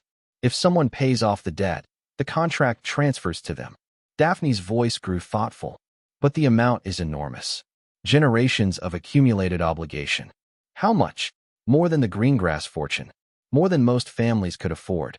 Harry thought about the vault at Gringotts, the mountains of gold his parents had left him. He had no idea how much was there, but it had seemed like a lot. "I'll look into it." "Potter." Daphne's voice was sharp. "You can't just buy your way out of every problem. That's not how this works." "I know, but I can start making it harder for people like Malfoy to use other people as tools." Harry's jaw set. Flint didn't write that letter because he wanted to. He wrote it because he had no choice. If I can give him a choice, then you make an enemy of Malfoy. I already have. Harry smiled, and there was no warmth in it. "I just didn't realize how much until now." Professor McGonagall's office was small and tidy, every surface organized with military precision. She sat behind her desk, the threatening letter spread before her, her expression as cold as anything Harry had ever seen. "This is deeply concerning, Mr. Potter." "Yes, Professor." "You're certain of the authorship?" Miss Greengrass identified the handwriting, and the content matches what we know about the Flint family situation. McGonagall's eyes flickered to where Daphne stood beside Harry. "Miss Greengrass, I would not have expected you to be involved in something like this." "My sister nearly died last night, Professor." Daphne's voice was controlled. "Mr. Potter saved her life. The least I can do is help him deal with the fallout." "Indeed." McGonagall's gaze returned to the letter. "This is a matter for the headmaster, of course. But I want to assure you, Mr. Potter, that threats against students, regardless of house, will not be tolerated. Thank you, Professor. Don't thank me yet. This is likely to get worse before it gets better. She stood, gathering the letter carefully. I'll speak with Professor Dumbledore immediately. In the meantime, I would advise you to be careful. Stay in groups. Don't wander the castle alone. I understand. McGonagall paused at the door, looking back at him. Her expression softened slightly. For what it's worth, Mr. Potter, what you did for the Greengrass girl was remarkable. Your mother would have been proud. She left before Harry could respond. The rest of the day passed in a blur of whispers and stares. Harry attended his classes mechanically, barely hearing the lectures. His mind was elsewhere, on the threatening letter, on Malfoy's machinations, on the growing list of families who wanted his blood. Hermione had made her copies and sent them to the appropriate authorities. Ron had written to his father explaining the situation. Daphne had returned to Slytherin to gather intelligence on the response.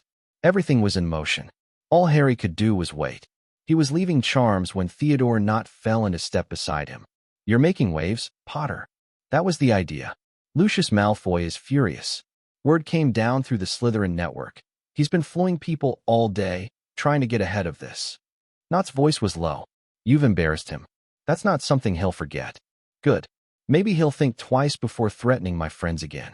Or maybe he'll skip the threats and go straight to action. Nott's dark eyes were serious. You don't know these people, Potter. You don't know how far they'll go. Then teach me. Harry stopped walking, facing him. You know Slytherin politics. You know how these families operate. Help me understand what I'm dealing with.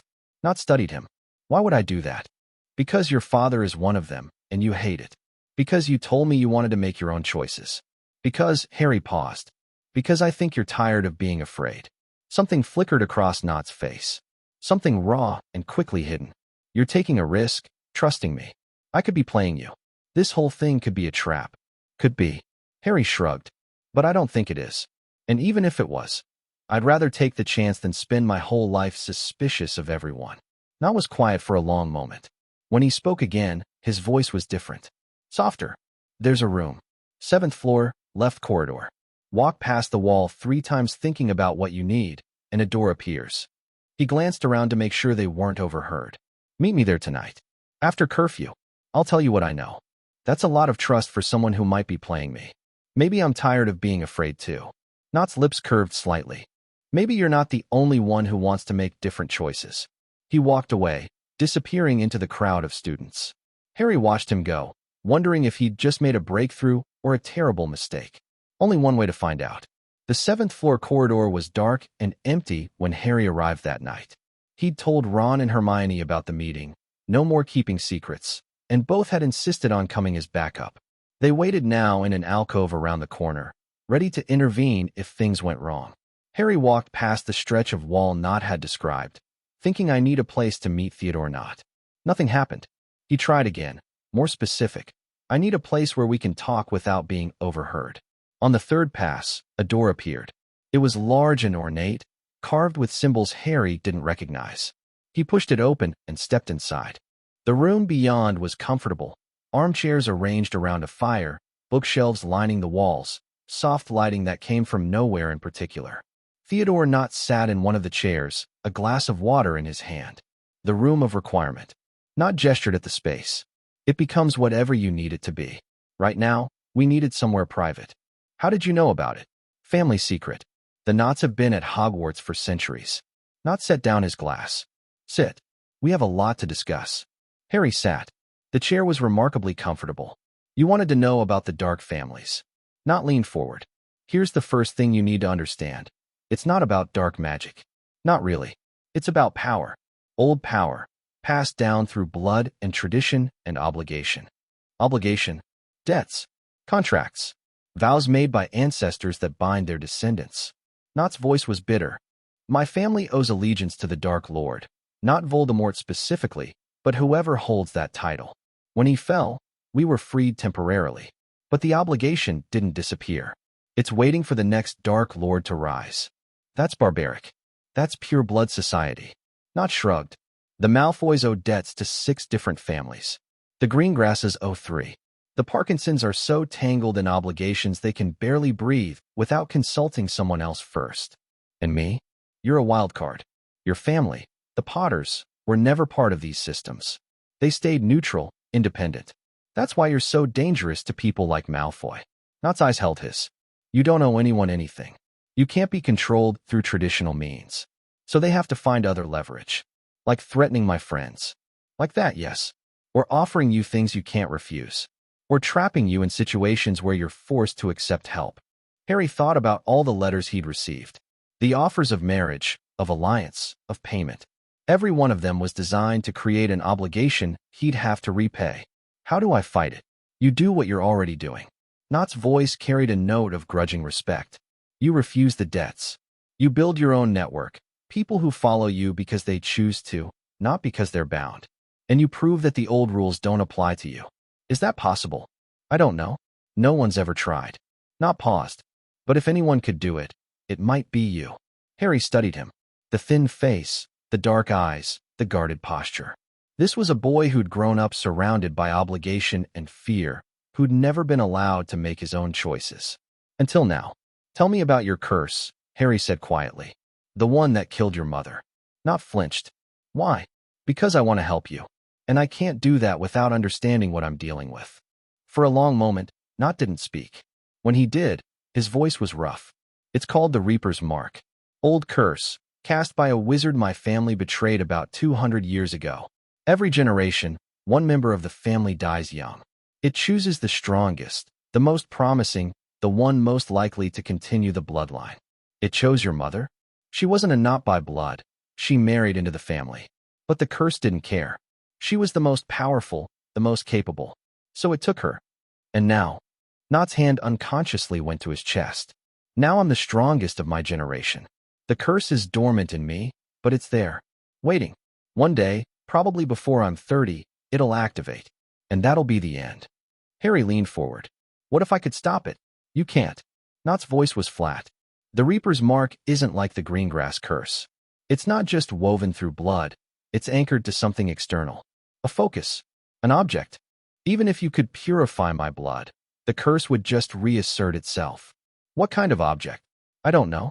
My father's been searching for it his entire life. So did my grandfather, and his father before him. Nott's expression was bleak. It's hidden, protected. And until someone finds it and destroys it, the curse will keep claiming lives. Harry filed that away. Another puzzle to solve. Another person to save. I'll help you look for it. Nott stared at him. What? The focus. The anchor. Whatever it is that keeps the curse alive. I'll help you find it. Harry met his eyes. You wanted to make your own choices. This can be one of them. Work with me, and I'll do everything I can to break you free. You barely know me. I know enough. Harry stood. I know you could have stayed silent about all of this. I know you came to me instead of following your father's orders. I know you're risking everything by having this conversation. Nott rose too, his expression unreadable. If my father finds out about this, then we'll deal with it together. Harry extended his hand. What do you say, Nott? Partners. The silence stretched. Then, slowly, Theodore Nott reached out and clasped his hand. Partners, he agreed. But you should probably call me Theo. They talked for hours. Theo explained the web of alliances and debts that connected the pure blood families, who owed what to whom, which families were stable and which were desperate, where the fault lines ran beneath the surface of polite society. Harry took it all in, building a mental map of the battlefield he'd stumbled into. The Covenant, Theo said finally, as the fire burned low. That's what they're calling themselves. An alliance of families who've decided you're too valuable to leave to chance. Who's in it? Malfoy, Parkinson, Flint, Crabbe, Goyle, a dozen others. Theo's voice darkened. They haven't agreed on a strategy yet. Some want to buy you, some want to threaten you, some want to arrange a marriage. But they're united on one thing. They're going to control you, one way or another. And the families that aren't in the Covenant. Some are waiting to see how it plays out. Others, like the Greengrasses, are considering alternatives. Theo hesitated. There's talk of a counter-alliance. Families who'd rather work with you than against you. But they're scared to move first. Because Malfoy would retaliate. Exactly. Theo nodded. Lucius has built his power on the threat of consequences. No one wants to be the first to defy him. Harry thought about that. About fear as a weapon. About the cage that had been built around these families, generation after generation. What if we gave them something bigger to hope for? He said slowly. What if we showed them that defying Malfoy was possible? That there was a better way? How? The Blood Accords. The name came to him suddenly, fully formed. A formal agreement. Any family that wants my help can have it, but on my terms. No debts. No obligations. No ownership. In exchange, they protect me from the families that want to take my blood by force. Theo's eyes widened. You're talking about creating a faction, a power base. I'm talking about giving people a choice. Harry's voice hardened. Malfoy controls through fear. I want to offer something different. Partnership. Equality. The chance to break free of the old rules. It could work. Theo's voice was thoughtful. If you get enough families to sign on, it becomes self-sustaining. Safety in numbers. But someone has to go first. The Greengrasses already have, more or less. After what you did for Astoria, Theo stopped. Do you know about Lord Greengrass? Daphne mentioned him. He owes you a life debt. The kind he can't refuse, whether you want it or not. If he declares publicly for your alliance, others might follow. Harry nodded. Where is he now? On his way to Hogwarts, according to Daphne. He should arrive tomorrow. Theo's expression was grim. He's going to want to meet you, to take your measure. And he's going to try to bind you to his family, debt or no debt. Then we'd better be ready for him. Harry left the room of requirement as dawn began to gray the windows. Ron and Hermione were waiting, both of them looking exhausted but alert. Their expressions shifted to relief when they saw him. Thank Merlin. Ron sagged against the wall. We were starting to worry. I'm fine. Better than fine. Harry quickly summarized what he'd learned. The Covenant, the Counter-Alliance, the plan for the Blood Accords. Hermione's eyes lit up. Harry, this is brilliant. If you can actually pull it off, then we change everything. Harry nodded. But it depends on Lord Greengrass.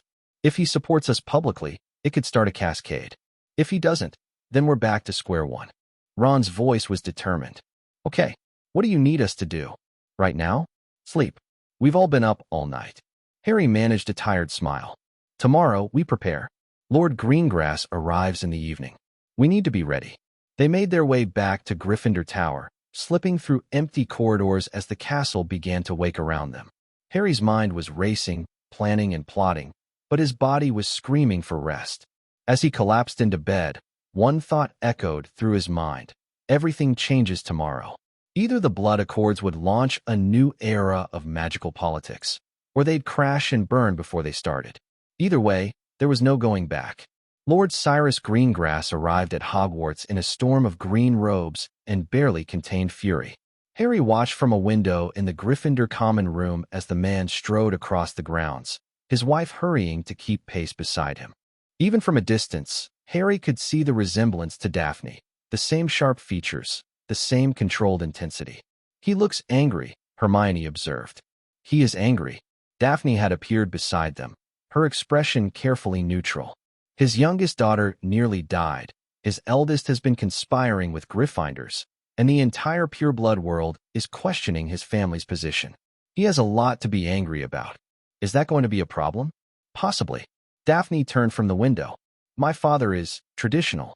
He believes in the old ways, debts and obligations, hierarchy and control. What you're proposing goes against everything he was raised to value. But he owes me a life debt, which only makes it worse. Daphne's lips twitched. He hates owing anyone anything. Being in debt to an 11-year-old Gryffindor, even one who saved his daughter's life, is deeply uncomfortable for him. Harry straightened his robes. Then let's go make him more uncomfortable. They met in the headmaster's office, Dumbledore playing host with a twinkle in his eye that suggested he was enjoying this far too much. Lord Greengrass was tall and imposing, his silver hair swept back from a face that looked carved from stone. His wife, Lydia, was softer, warm brown eyes, a gentle smile, but there was steel beneath the surface. And behind them, walking with quiet dignity, came Astoria. She looked better. Still thin, still pale, but the terrible grayness was gone from her skin. She caught Harry's eye and smiled, a real smile, bright and genuine. Mr. Potter. Lord Greengrass's voice was deep and formal. We meet at last. Lord Greengrass. Harry inclined his head, matching his formality. Thank you for coming. I had little choice. The words were sharp. My daughter was dying. You saved her. That creates certain obligations. I didn't do it for obligations. So I've been told. Greengrass's eyes narrowed. My daughter Daphne informs me that you refused her pledge of service, that you don't want debts or bonds or any of the traditional means by which such matters are handled. That's correct. Then what do you want? Harry met his stare without flinching. I want partnership. Alliance. I want families like yours to work with me, not for me. I want to help people who are suffering from curses they didn't choose, and I want protection from the families that think they can take what they want by force. The Blood Accords. Greengrass's voice was flat. Daphne explained your proposal. What do you think of it? I think it's naive. Greengrass stepped closer. I think you're an 11-year-old boy who has no idea what he's dealing with. I think the old families will eat you alive if you try to change the way things have worked for centuries. Maybe. Harry held his ground. But I don't see anyone else trying. Something flickered in Greengrass's eyes. Surprise, maybe. Or interest. You have courage, Mr. Potter. I'll grant you that. He turned to look at his wife, at Astoria, at Daphne who stood by the door with her face carefully blank. My family has suffered for 400 years. Every generation, we've watched our daughters die young, and we've been powerless to stop it. I know. Do you? Greengrass's voice dropped. Do you know what it's like to hold your child as she coughs blood? To count the years she has left on one hand? To watch her trying to be brave when she's terrified? Harry thought about his cupboard. About the Dursleys. About years of being told he was worthless and unwanted. I know something about suffering, he said quietly. And I know something about being powerless. That's why I want to help. At what cost? No cost. No debt. No obligation. Harry let his voice ring with conviction. I'm not doing this to gain power over you. I'm doing it because it's right. Because no one else can. Because your daughters deserve better than what they were born into. The silence stretched. Lord Greengrass stood very still, his expression unreadable. Then Astoria spoke. Father. Her voice was small but clear. He means it. When he healed me, I could feel it. His intention. He wasn't trying to gain anything. He just wanted me to live. Out of the mouths of babes, Dumbledore murmured. Greengrass looked at his daughter. Something shifted in his face, the hard mask cracking just slightly. You're certain? Yes. Astoria moved forward, taking her father's hand. He's not like the others. He's not playing games. He actually cares. Greengrass closed his eyes. When he opened them again, the cold formality was gone. What remained was a father, exhausted and grateful and struggling to understand. Very well, Mr. Potter. His voice was rough. I will consider your proposal. I make no promises. There are considerations you cannot imagine, alliances and obligations that bind my family in ways I cannot easily break. But I will consider. That's all I ask. No. Greengrass's eyes found his. That's the least of what you've already given. My daughter is alive because of you. Whatever happens with your accords, that debt will never be forgotten. He turned and left, his wife and younger daughter following. At the door, Astoria looked back and waved. Harry waved back. When they were gone, Daphne let out a breath. That went better than I expected. He didn't agree. He didn't refuse. Her lips curved. From my father, that's practically enthusiasm. The next week was a whirlwind of politics and preparation. Word of Lord Greengrass's visit spread through Hogwarts like wildfire. The fact that he hadn't immediately allied with the Covenant, that he was considering Potter's alternative, sent shockwaves through the pureblood community. Harry used the chaos strategically. He met with Theo every night in the Room of Requirement, refining their understanding of the political landscape. He worked with Hermione to draft the formal language of the Blood Accords, what he would offer, what he would require, what protections would be in place. He trained with Ron in dueling, preparing for the violence he knew was coming. And slowly, carefully, other families began to reach out. The Zabinis sent a cautious letter, expressing interest in his proposal. The Devises, a lesser pureblood family with a minor curse, asked for a meeting. Even one of the Bulstrodes, supposedly a Covenant ally, made quiet inquiries about what defection might look like. It's working, Hermione said one evening, reviewing their correspondence. You're creating doubt, making them question whether the Covenant is really their best option. It's not enough. Harry stared at the stack of letters. We need a public statement. Something that shows the whole world what we're offering. That's dangerous, Daphne warned. She'd taken to joining their strategy sessions, along with Theo. The Covenant won't sit quietly while you undermine their position. If you go public, they'll retaliate. Let them. Harry's voice was hard. They've already threatened my friends. They've already tried to intimidate me. What else can they do? You don't want to know. Then I'll find out. Harry stood, facing all of them. I'm tired of waiting. I'm tired of playing defense. Tomorrow, I'm going to that the whole school, the whole world, can hear. What kind of message? Ron asked. Harry's smile was thin and sharp, the kind that changes everything. The great hall at breakfast was packed, every house table full, the morning chatter drowning out individual conversations. Harry walked in with purpose. Ron and Hermione flanked him on one side, Daphne and Theo on the other.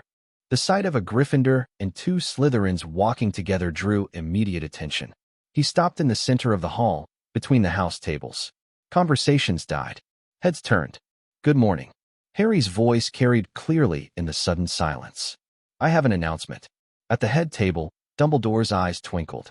McGonagall looked alarmed. Snape's expression was utterly unreadable. Many of you know that I have an unusual ability. My blood can break curses. Curses that have stood for centuries. Curses that have killed generation after generation. Harry paused. Some of you have sent me letters. Offers. Threats. Proposals of marriage. Demands for my cooperation. The silence was absolute. I'm here to answer those letters. Harry's voice hardened. I am not for sale. I will not be intimidated. I will not marry into any family that tries to claim me as property. And I will not be owned by anyone. Murmurs rippled through the hall. But I will help. Harry let that sink in. I will help families suffering from curses they didn't choose. I will use my ability to save lives, to free people from ancient evils, to break the chains that have bound them for generations. On one condition. He paused. I do this freely. No debts. No obligations. No control. Anyone who wants my help agrees to my terms. Partnership, not ownership. Alliance, not servitude. A new way of doing things, built on choice instead of force. He raised his voice for the finale. I call it the Blood Accords. And as of today, they're open. Any family that wants to join can contact me directly. Any family that tries to take what they want by force will find out exactly what happens when you threaten Harry Potter's friends. He looked directly at the Slytherin table, at Draco Malfoy's pale face, at Marcus Flint's clenched jaw. Choose wisely. He turned and walked out of the Great Hall. Behind him, chaos erupted. The response was immediate and overwhelming. By noon, Harry had received 37 new letters. By evening, the number had doubled. Families from across Britain, and some from beyond, wanted to know more. Wanted to understand what he was offering. Wanted to see if this was real. The Covenant's response was equally swift. Marcus Flint found Harry in an empty corridor between classes, flanked by 3 other Slytherins. All of them older, bigger, meaner. Big speech this morning, Potter. Flint's voice was dangerous. Very inspirational. Very stupid. I thought it was pretty good, actually. You've made enemies today. Real enemies. The kind that don't forgive and don't forget. Flint stepped closer. Last chance. Walk this back. Tell everyone it was a joke. And maybe, you get out of this with your friends still breathing. Harry didn't flinch. I notice you're threatening me in person this time. Run out of parchment. Flint's face reddened. You think this is funny? I think you're a bully and a coward. Harry's voice was calm. I think you do what Malfoy tells you because you don't have a choice. And I think somewhere inside, you hate it as much as I do. You don't know anything about me. I know about your family's curse. The debt that binds you. Harry held his gaze. I know it can be broken. And I know that if you ever want to be free, I'm probably your only chance. Flint went still. The other Slytherins exchanged uncertain glances. What are you talking about? The Blood Accords aren't just for people with blood curses. Harry let his voice soften. They're for anyone trapped in a system they didn't build. Anyone paying for their ancestors' mistakes. If you want out, if you really want out, I can help. You're lying. I'm not. Harry reached into his pocket and pulled out a sealed envelope. This is of the formal accords. Read it. Think about it. And if you decide you want to be something other than Lucius Malfoy's attack dog, you know where to find me. He pressed the envelope into Flint's hand and walked away. Behind him, he heard one of the Slytherins speak. Are we going to let him just shut up? Flint's voice was strange. Uncertain. Just shut up. That night, Harry sat alone in the room of requirement. The others had gone to bed, exhausted from the day's events. But Harry couldn't sleep. His mind was racing, processing everything that had happened, everything that was coming. He'd thrown down the gauntlet. The blood accords were public now, and there was no taking them back. Whatever happened next, alliance or war, victory or defeat, he'd set it in motion. Was this how his parents felt? Standing against Voldemort, knowing the odds, choosing to fight anyway? A knock at the door pulled him from his thoughts. He hadn't even known the room had a door from the outside. "Come in." The door opened. Narcissa Malfoy stepped through. She was beautiful in a cold, aristocratic way. Pale blonde hair, sharp features, eyes that glittered like ice. She wore traveling robes of deep blue, and her expression was utterly unreadable. "Mr. Potter." Her voice was soft and cultured. "We haven't been formally introduced. I'm Narcissa Malfoy, Draco's mother." Harry's hand drifted toward his wand. "I know who you are. I'm sure you do. And I'm sure you have opinions about my family." She moved further into the room, and the door closed silently behind her. "I'm not here to defend my husband's methods. Lucius and I have different views on how certain matters should be handled. Is that why you're here? To tell me you're not like him?" "I'm here because my son is dying." Narcissa's mask cracked, just for a moment. "The Malfoy curse, it's showing in Draco already. He doesn't know. Lucius is trying to keep it from him, to spare him the fear. But I know. I've known since the healers found the first signs last summer." Harry remembered Draco's desperate confession in the corridor. "He told me." "Did he?" Narcissa looked surprised. "He's braver than I thought. Or more desperate. Maybe both." "Yes, perhaps." She took a step closer. "I'm not asking you to trust me, Mr. Potter. I'm not asking you to like me or forgive my family's choices. I'm asking you to help my son. To save his life, the way you saved Astoria Greengrass. Your husband just sent Marcus Flint to threaten me. I know, and I've told him it was foolish, that it would only make things worse." Narcissa's voice was bitter. "Lucius believes in power, in force. He doesn't understand that some battles can't be won that way." "What do you believe in?" "I believe in survival." Her eyes were fierce. "I believe in doing whatever it takes to protect my family. If that means breaking with my husband, if that means allying with his enemies, if that means kneeling before an 11-year-old Gryffindor, then that's what I'll do." She knelt. Harry stared at her. The proud, beautiful wife of one of the most powerful men in magical Britain, kneeling before him like a supplicant. "Please." Her voice broke. "He's my son. He's all I have. Whatever you want, money, information, alliance, I'll give it. Just help him." Harry thought about Draco. The arrogant mask. The fear underneath. The way he'd looked when he talked about his curse. Resigned, like he'd already accepted his death. "Get up." Narcissa looked up, hope and fear warring in her eyes. "I'm not going to make you kneel." Harry offered his hand. "And I'm not going to let your son die. But I need you to do something for me." She took his hand and rose. "Anything. I need you to sign the blood accords. Publicly. Officially. I need you to break with your husband and the covenant and everything they stand for." Harry held her gaze. "Can you do that?" Narcissa was silent for a long moment. When she spoke, her voice was steady. "Yes. Even knowing what it will cost you. My son's life is worth any cost." Her chin lifted. "When do you want me to do it?" "Tomorrow." Harry smiled grimly. "Let's give the covenant something to really worry about." The announcement came at dinner the next day. Narcissa Malfoy walked into the Great Hall during the meal, ignoring the shocked stares and whispered speculation. She crossed directly to where Harry sat at the Gryffindor table and handed him a rolled piece of parchment. The House of Black, through its representative Narcissa Black Malfoy, formally pledges to support and protect the blood accords. Her voice carried through the suddenly silent hall.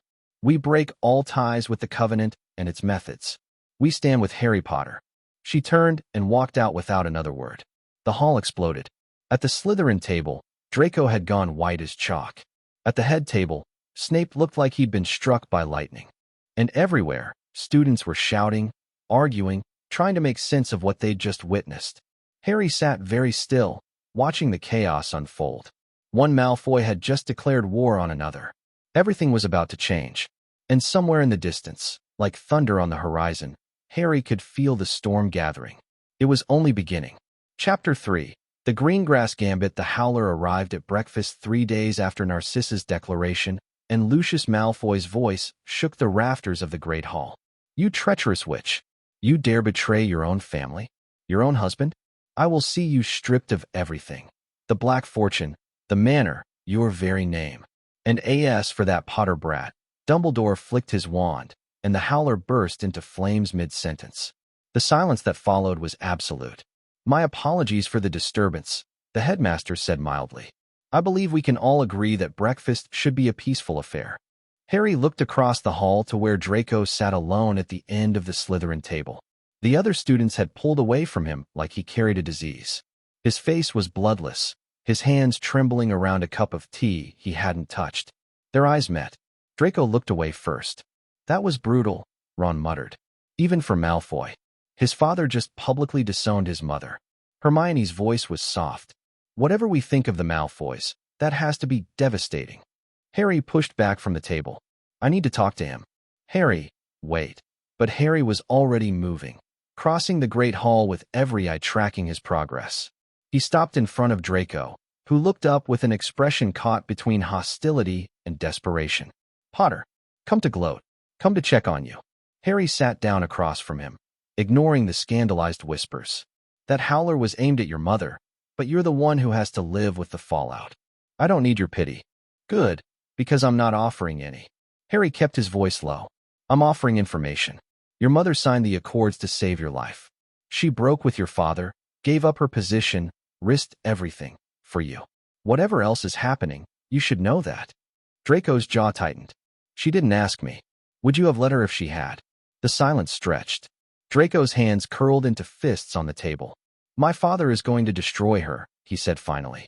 "He has the money, the connections, the political power. She has nothing except the black name, and even that, she has allies now." Harry leaned forward. "She has me, and anyone who signs the accords stands together. That's the whole point. You think that matters to someone like my father?" Draco's voice cracked. "You don't know him. You don't know what he's capable of. Then tell me." Draco stared at him. "Why do you care? We're not friends. We're barely civil to each other. Why would you?" "Because your mother took a risk for you, and that means something." Harry held his gaze. "Because I offered you a chance to be something other than your father's shadow, and I meant it. And because," he paused, "because I know what it's like to have family that hurts you. I wouldn't wish that on anyone, even you." Something shifted in Draco's expression. The hostility crumbled, leaving only exhaustion and fear. "He'll go after the blood accords next," Draco said quietly. "He'll try to prove you're dangerous, that your blood is unstable, corrupted, that helping cursed families will only make things worse. He has contacts at the Daily Prophet, at the Ministry, everywhere. He'll make you look like a monster. Let him try. You don't understand. He's done this before. There was a family, the Pruitts, who tried to stand against him during the war. He destroyed them. Not with violence, with words, with rumors and accusations and legal tricks. By the time he was done, they had nothing." Harry filed that away. The Pruitts. Another piece of history he needed to learn. "I appreciate the warning." He stood. "And the offer stands, Malfoy. Whenever you're ready to stop being afraid of your father, come find me." He walked away. Behind him, he heard Draco's voice, barely above a whisper. "It's not that simple." Harry didn't turn around. It never is. The library became Harry's second home over the following week. He needed to understand the legal framework of magical Britain, the laws that govern blood debts and family obligations, the precedents that might protect the accords or be used against them. Hermione threw herself into the research with characteristic intensity, while Ron provided a different kind of education. The unwritten rules, the social dynamics, the things that weren't in any book. "Pure-blood politics isn't about laws," Ron explained one evening, surrounded by parchment covered in family trees and alliance diagrams. "It's about reputation. Who owes who? Who insulted who at which party 3 generations ago? My dad calls it the great game. Except the pieces are people and the stakes are real. How do we win a game like that? You don't really. You just try not to lose too badly." Ron frowned at his diagram. "But you've already changed the rules by refusing to play the traditional way. Some people respect that. Others think you're an idiot. Which are you?" Ron grinned. "Bit of both, honestly." Daphne and Theo joined them most nights, adding their insider knowledge to the mix. The 5 of them made an unlikely team. 2 Gryffindors, 2 Slytherins, and Hermione, who transcended house boundaries through sheer academic determination. The Covenant is fracturing, Daphne reported on Thursday evening. Narcissa's defection shook them. They were counting on Malfoy gold to fund their operations, and now half of that is potentially going to the other side. Potentially. The divorce proceedings are going to be ugly. Daphne's voice was clinical. Narcissa is claiming her black family inheritance, which was never technically Malfoy property. If she wins, she walks away with a fortune. If she loses everything. Theo shook his head. Lucius will make sure of it. Harry thought about Narcissa kneeling before him, desperation in her eyes. How do we help her? The black family has allies we haven't contacted yet. Daphne pulled out a fresh piece of parchment. Andromeda Tonks, Narcissa's sister, disowned years ago for marrying a Muggle-born. Sirius Black, her cousin, currently in Azkaban for murders he may or may not have committed. May or may not. The evidence was circumstantial. My father always thought the trial was rushed. Daphne shrugged. Either way, he's the head of the Black family. If he could be reached, convinced to support Narcissa's claim, you're talking about contacting a prisoner in the most secure magical prison in Britain. Hermione's voice was skeptical. How would we even begin to? I know someone. The voice came from the library entrance. Everyone turned. Neville Longbottom stood there, looking terrified but determined. I'm sorry, I wasn't eavesdropping. I heard you mention Azkaban, and Neville. Harry gestured him closer. It's okay. Come sit down. Neville shuffled forward, clutching his book bag like a shield. My gran talks about Sirius Black sometimes. She was friends with his mother before everything. She says he was framed, that the real traitor got away. Does she have proof? I don't know, but she knows people who might. Neville's voice steadied. I want to help. What you're doing, the blood accords, it matters. My family doesn't have a curse, but we've seen what the old system does to people. How it traps them. If there's a way to change that. Harry studied the round-faced boy who'd trembled his way through the first week of classes. There was more to Neville than met the eye. Pull up a chair. We've got a lot to discuss. Saturday brought an unexpected visitor to Hogwarts. Harry was crossing the entrance hall when the massive oak doors swung open and a woman strode through. Tall, elegant, with silver-streaked brown hair and a face that had clearly been beautiful before tragedy carved lines into it. Behind her came a younger woman with bubblegum pink hair and a leather jacket that screamed rebellion. Where is he? The older woman's voice carried across the hall. Where's the Potter boy? That would be me. Harry stepped forward. And you are? Andromeda Tonks. The woman's eyes, dark and penetrating, swept over him. You've been making waves, Mr. Potter. My sister seems to think you're worth betraying her husband for. Your sister is trying to save her son's life. My sister is a Black, which means she always has multiple motives. Andromeda's lips curved slightly. But that's neither here nor there. This is my daughter, Nymphadora. Don't call me that. The pink-haired woman grimaced. It's Tonks. Just Tonks. Tonks is an Auror trainee, Andromeda continued, which means she has access to certain records and individuals that might be useful to your cause. Harry's pulse quickened. Sirius Black. My cousin, yes. Rotting in Azkaban for crimes I've never believed he committed. Andromeda's voice hardened. I've spent 11 years trying to get someone to reopen his case. No one would listen. The Ministry wanted the matter closed. The Malfoys wanted it buried. Everyone was happy to forget that a man might be innocent. What changed? You. Andromeda stepped closer. You're shaking things up, Mr. Potter. Making people question the old assumptions. If you can do that for cursed families, maybe you can do it for wrongly imprisoned ones too. What do you want from me? Your support. Your visibility. If Harry Potter, the boy who lived, publicly questions Sirius Black's conviction, people will listen. She paused. And in exchange, I'll add my voice to your accords. The Tonks family isn't powerful, but we're respected. Having us on your side won't hurt. Harry thought about it. Another alliance. Another layer of complexity. Another enemy to make, since whoever had actually committed those crimes wouldn't want the truth coming out. I'll need to know more, he said finally. About the case. About why you think he's innocent. I won't put my name behind something I don't believe in. Fair enough.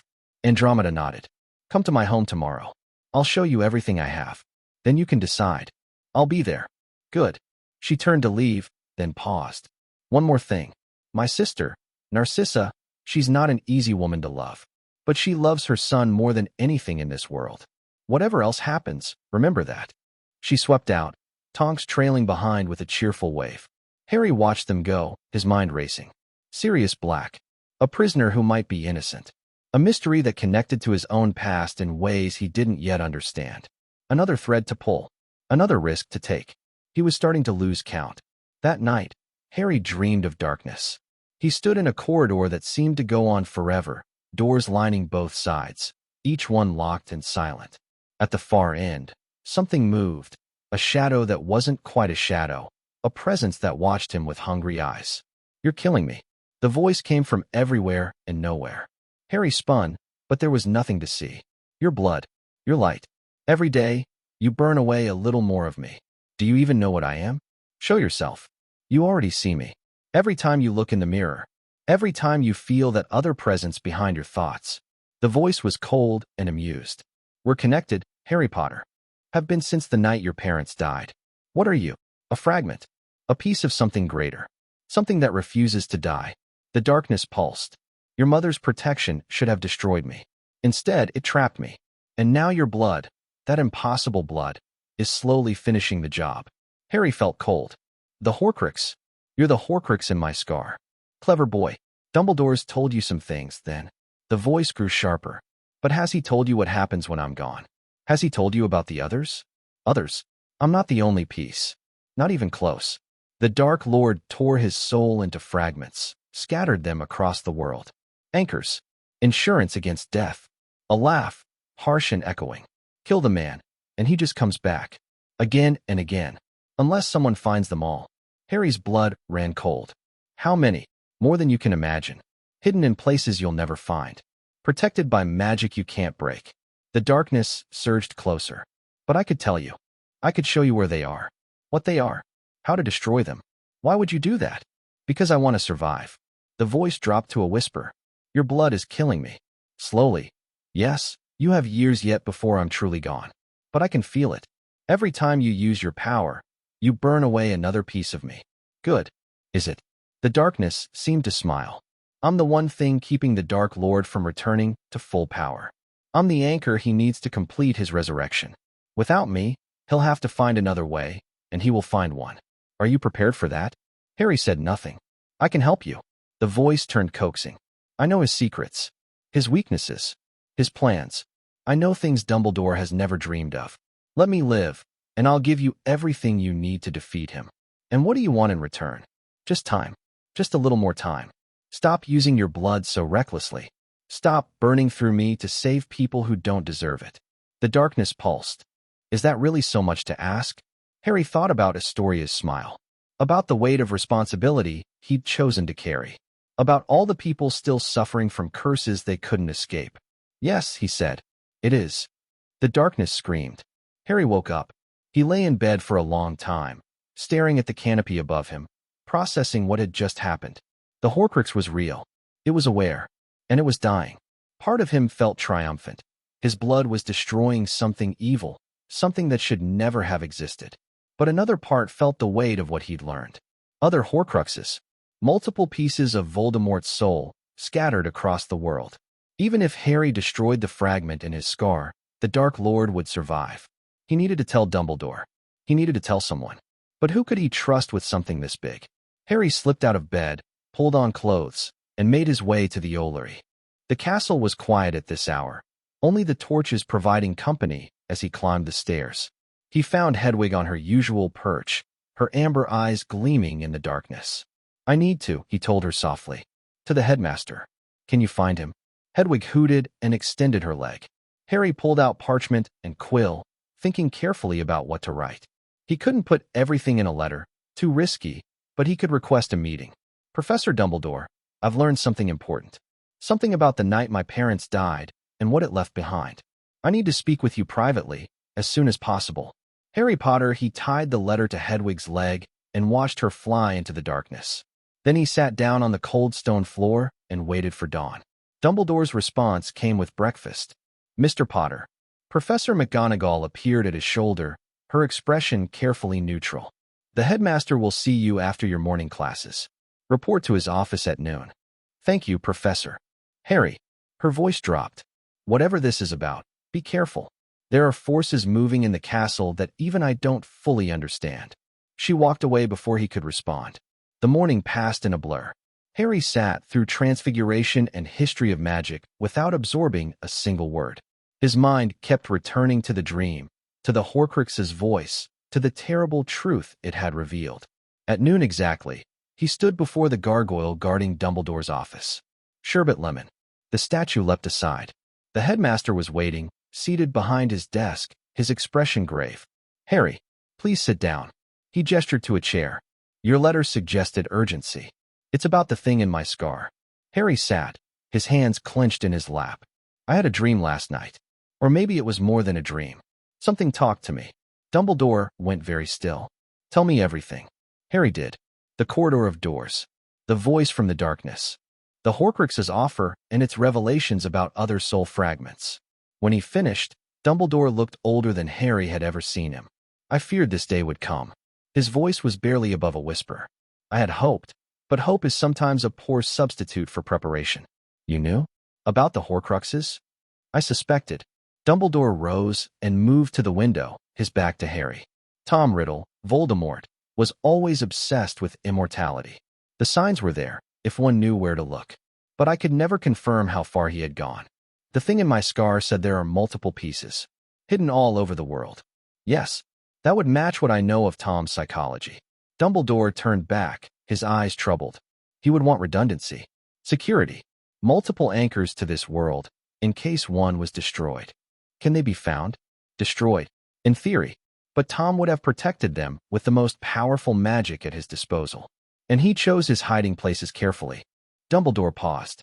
There is some good news, however. Your blood, the protection your mother gave you, is apparently capable of destroying these fragments. The one in your scar is proof of that. Harry touched his forehead unconsciously. It said my blood was killing it, that I was burning it away every time I used my power. Then your gift is even more remarkable than we knew. Something like wonder entered Dumbledore's voice. Not just breaking curses, but destroying the darkest magic ever created. Harry, you may be the only person alive capable of truly ending Voldemort. The weight of that statement settled on Harry's shoulders like a physical burden. I don't know how to find them. The other Horcruxes. The thing in my scar offered to tell me, but at a price. Yes. Dumbledore's expression hardened. Whatever it offered, Harry, do not take it. The fragment of Voldemort's soul is incapable of genuine cooperation. It would manipulate you, corrupt you, use you for its own survival. I know. I refused. Good. Relief flooded Dumbledore's face. Then we proceed as we always intended, carefully, methodically, using every resource at our disposal. I have been researching Tom's past for years. There are clues, breadcrumbs, hints at where he might have hidden his pieces. Given time, we will find them. And in the meantime, you continue what you've started. Dumbledore moved back to his desk. The blood accords, the alliances you're building, they're more important than you realize. When Voldemort returns, and he will return, you'll need those allies. The magical world will need to be unified against him. Professor, Harry hesitated. There's something else. Sirius Black. Dumbledore's eyebrows rose. An interesting name to bring up. Andromeda Tonks came to see me. She thinks he's innocent. She wants me to help reopen his case. Oh. Dumbledore leaned back. Sirius Black. Your godfather. Harry's heart stopped. My what? He was your father's closest friend. They named him your godfather when you were born. Dumbledore's voice was gentle. When your parents died, Sirius should have taken custody of you. But the night of their death, he was arrested for their betrayal, for leading Voldemort to them. But if he's innocent, then someone else betrayed your parents. Someone who walked free while Sirius rotted in Azkaban. Dumbledore's expression darkened. I have always had doubts about the official story. But doubt is not proof. Andromeda has evidence. She wants to show me. Then you should see it. Dumbledore nodded slowly. If there is any chance that Sirius Black was wrongly imprisoned, we have an obligation to pursue it. And if he truly is innocent. He paused. He could be a powerful ally in the war to come. Harry stood, his mind reeling. A godfather. Family he'd never known existed. Thank you, Professor, for telling me the truth. Truth is sometimes a heavy burden. Dumbledore's eyes were sad. But you have proven yourself capable of carrying heavy burdens, Harry. More capable than anyone your age should have to be. Harry walked out of the office with his thoughts churning. Horcruxes. A godfather. Wars yet to come. The weight kept growing. But somehow, instead of crushing him, it was making him stronger. The visit to Andromeda's house was arranged for the following Saturday. Harry told Ron and Hermione everything. The dream, Dumbledore's revelations, the truth about Sirius Black. Both of them insisted on coming with him. You're not doing this alone, Hermione said firmly. We've established that. Besides, Ron added, Tonks seems cool. I want to see what her house looks like. The Tonks residence was a modest cottage in a Muggle neighborhood, charmed to be unplottable and protected by layers of wards. Andromeda met them at the door, her expression tired but determined. Thank you for coming. She led them inside. I've laid out everything I have. It's not much, but it might be enough. The living room had been transformed into an evidence board. Newspaper clippings, official documents, photographs, and handwritten notes covered every surface. Here's what we know. Andromeda pointed to a timeline pinned to the wall. November 1st, 1981. Your parents were killed by Voldemort, who then attacked you and was destroyed, or so everyone thought. Within hours, Sirius Black was arrested for their murder. But Voldemort killed them, Harry said. How could Sirius be responsible? The accusation was that Sirius was their secret keeper, that he betrayed them by telling Voldemort where they were hiding. Andromeda pulled down a photograph, a man with dark hair and wild eyes, being dragged by Aurors. This was taken at his arrest. Look at his face. Harry looked. The man in the photo wasn't fighting. He was laughing. The Ministry said that was proof of his insanity, that he'd cracked under the weight of his guilt. Andromeda shook her head. But I knew Sirius. I knew him before the war, when we were young and everything still seemed possible. That laugh wasn't madness. It was despair. What do you mean? I think he realized something in that moment. Something terrible. Andromeda's voice dropped. I think he realized that someone else had betrayed the Potters, and he'd been framed for it. And I think he knew he'd never be able to prove it. Hermione stepped forward, examining the documents. There was no trial. I read about it in Rise and Fall of the Dark Arts. He was sent straight to Azkaban without any legal proceedings. Exactly. Andromeda's jaw tightened. 12 years in the worst prison in the magical world, and he was never given a chance to defend himself. The Ministry wanted a scapegoat. The Malfoys wanted the Black Fortune. Everyone benefited from keeping him locked away. Who else could have betrayed my parents? Harry asked. That's the question, isn't it? Andromeda moved to another section of the wall. The Potters were in hiding under the Fidelius charm. Only the secret keeper could reveal their location. The official story says that was Sirius. But Sirius told me something years before. He said he and James were planning a switch. A decoy. Andromeda pulled down another photograph. 4 young men, arms around each other, grinning at the camera. James, Sirius, Remus Lupin, and Peter Pettigrew. The Marauders, they called themselves. Best friends since their first year at Hogwarts. Harry stared at the photo. His father looked so young, so happy, so alive. Sirius said they were going to make everyone think he was the secret keeper, while actually giving the role to Peter. Andromeda's voice was grim. Peter was the least likely candidate. Timid, unremarkable, easily overlooked. That was the point. No one would suspect him. But if Peter was the real secret keeper, then Peter was the one who betrayed your parents. Andromeda nodded. And Sirius has spent 12 years in Azkaban for a crime he didn't commit. Ron made a strangled sound. Where's Peter now? Dead, supposedly. Sirius is said to have killed him, along with 12 Muggles, the day after your parents died. Andromeda hesitated. But no body was ever found. Just a finger. That's convenient, Hermione said darkly. Very. Andromeda crossed her arms. I've spent years trying to get someone to investigate. No one will touch it. The case is closed, the guilty party is imprisoned, and no one wants to admit the Ministry might have made a terrible mistake. Harry looked at the wall of evidence, at his father's laughing face in the photograph, at the image of Sirius being dragged away by Aurors. What do you need me to do? Speak up, publicly. If Harry Potter questions the conviction, people will have to listen. Andromeda met his eyes. And if we can get enough pressure on the Ministry, they might be forced to reopen the case. Maybe even grant Sirius a trial. And if the trial proves he's guilty after all, then at least he'll have had the chance to defend himself. Andromeda's voice was steady. That's all I'm asking for. Justice. One way or another. Harry thought about everything he'd learned. The Horcruxes waiting to be found. The families relying on the blood accords. The war that was coming. He didn't need another complication. Another battle to fight. But this was his godfather. His family. And if there was even a chance that an innocent man was suffering, I'll do it. He turned to Andromeda. I'll speak up. I'll fight for a trial. Relief flooded her face. Thank you. Thank you, Harry. Don't thank me yet. Harry's jaw set. We've got a lot of work to do. They returned to Hogwarts that evening with boxes of evidence and a plan forming in their minds. Harry went straight to the room of requirement, where Daphne and Theo were already waiting. He laid out everything they'd learned, watching their expressions shift from curiosity to shock to grim determination. Sirius Black. Daphne's voice was thoughtful. I remember my father mentioning him. He said the Blacks were always unstable, that it was no surprise one of them turned traitor. But what if he didn't? Harry pressed. What if the real traitor is still out there? Then we have a problem. Theo leaned forward. If Peter Pettigrew faked his death and escaped, he could be anywhere. He could be anyone.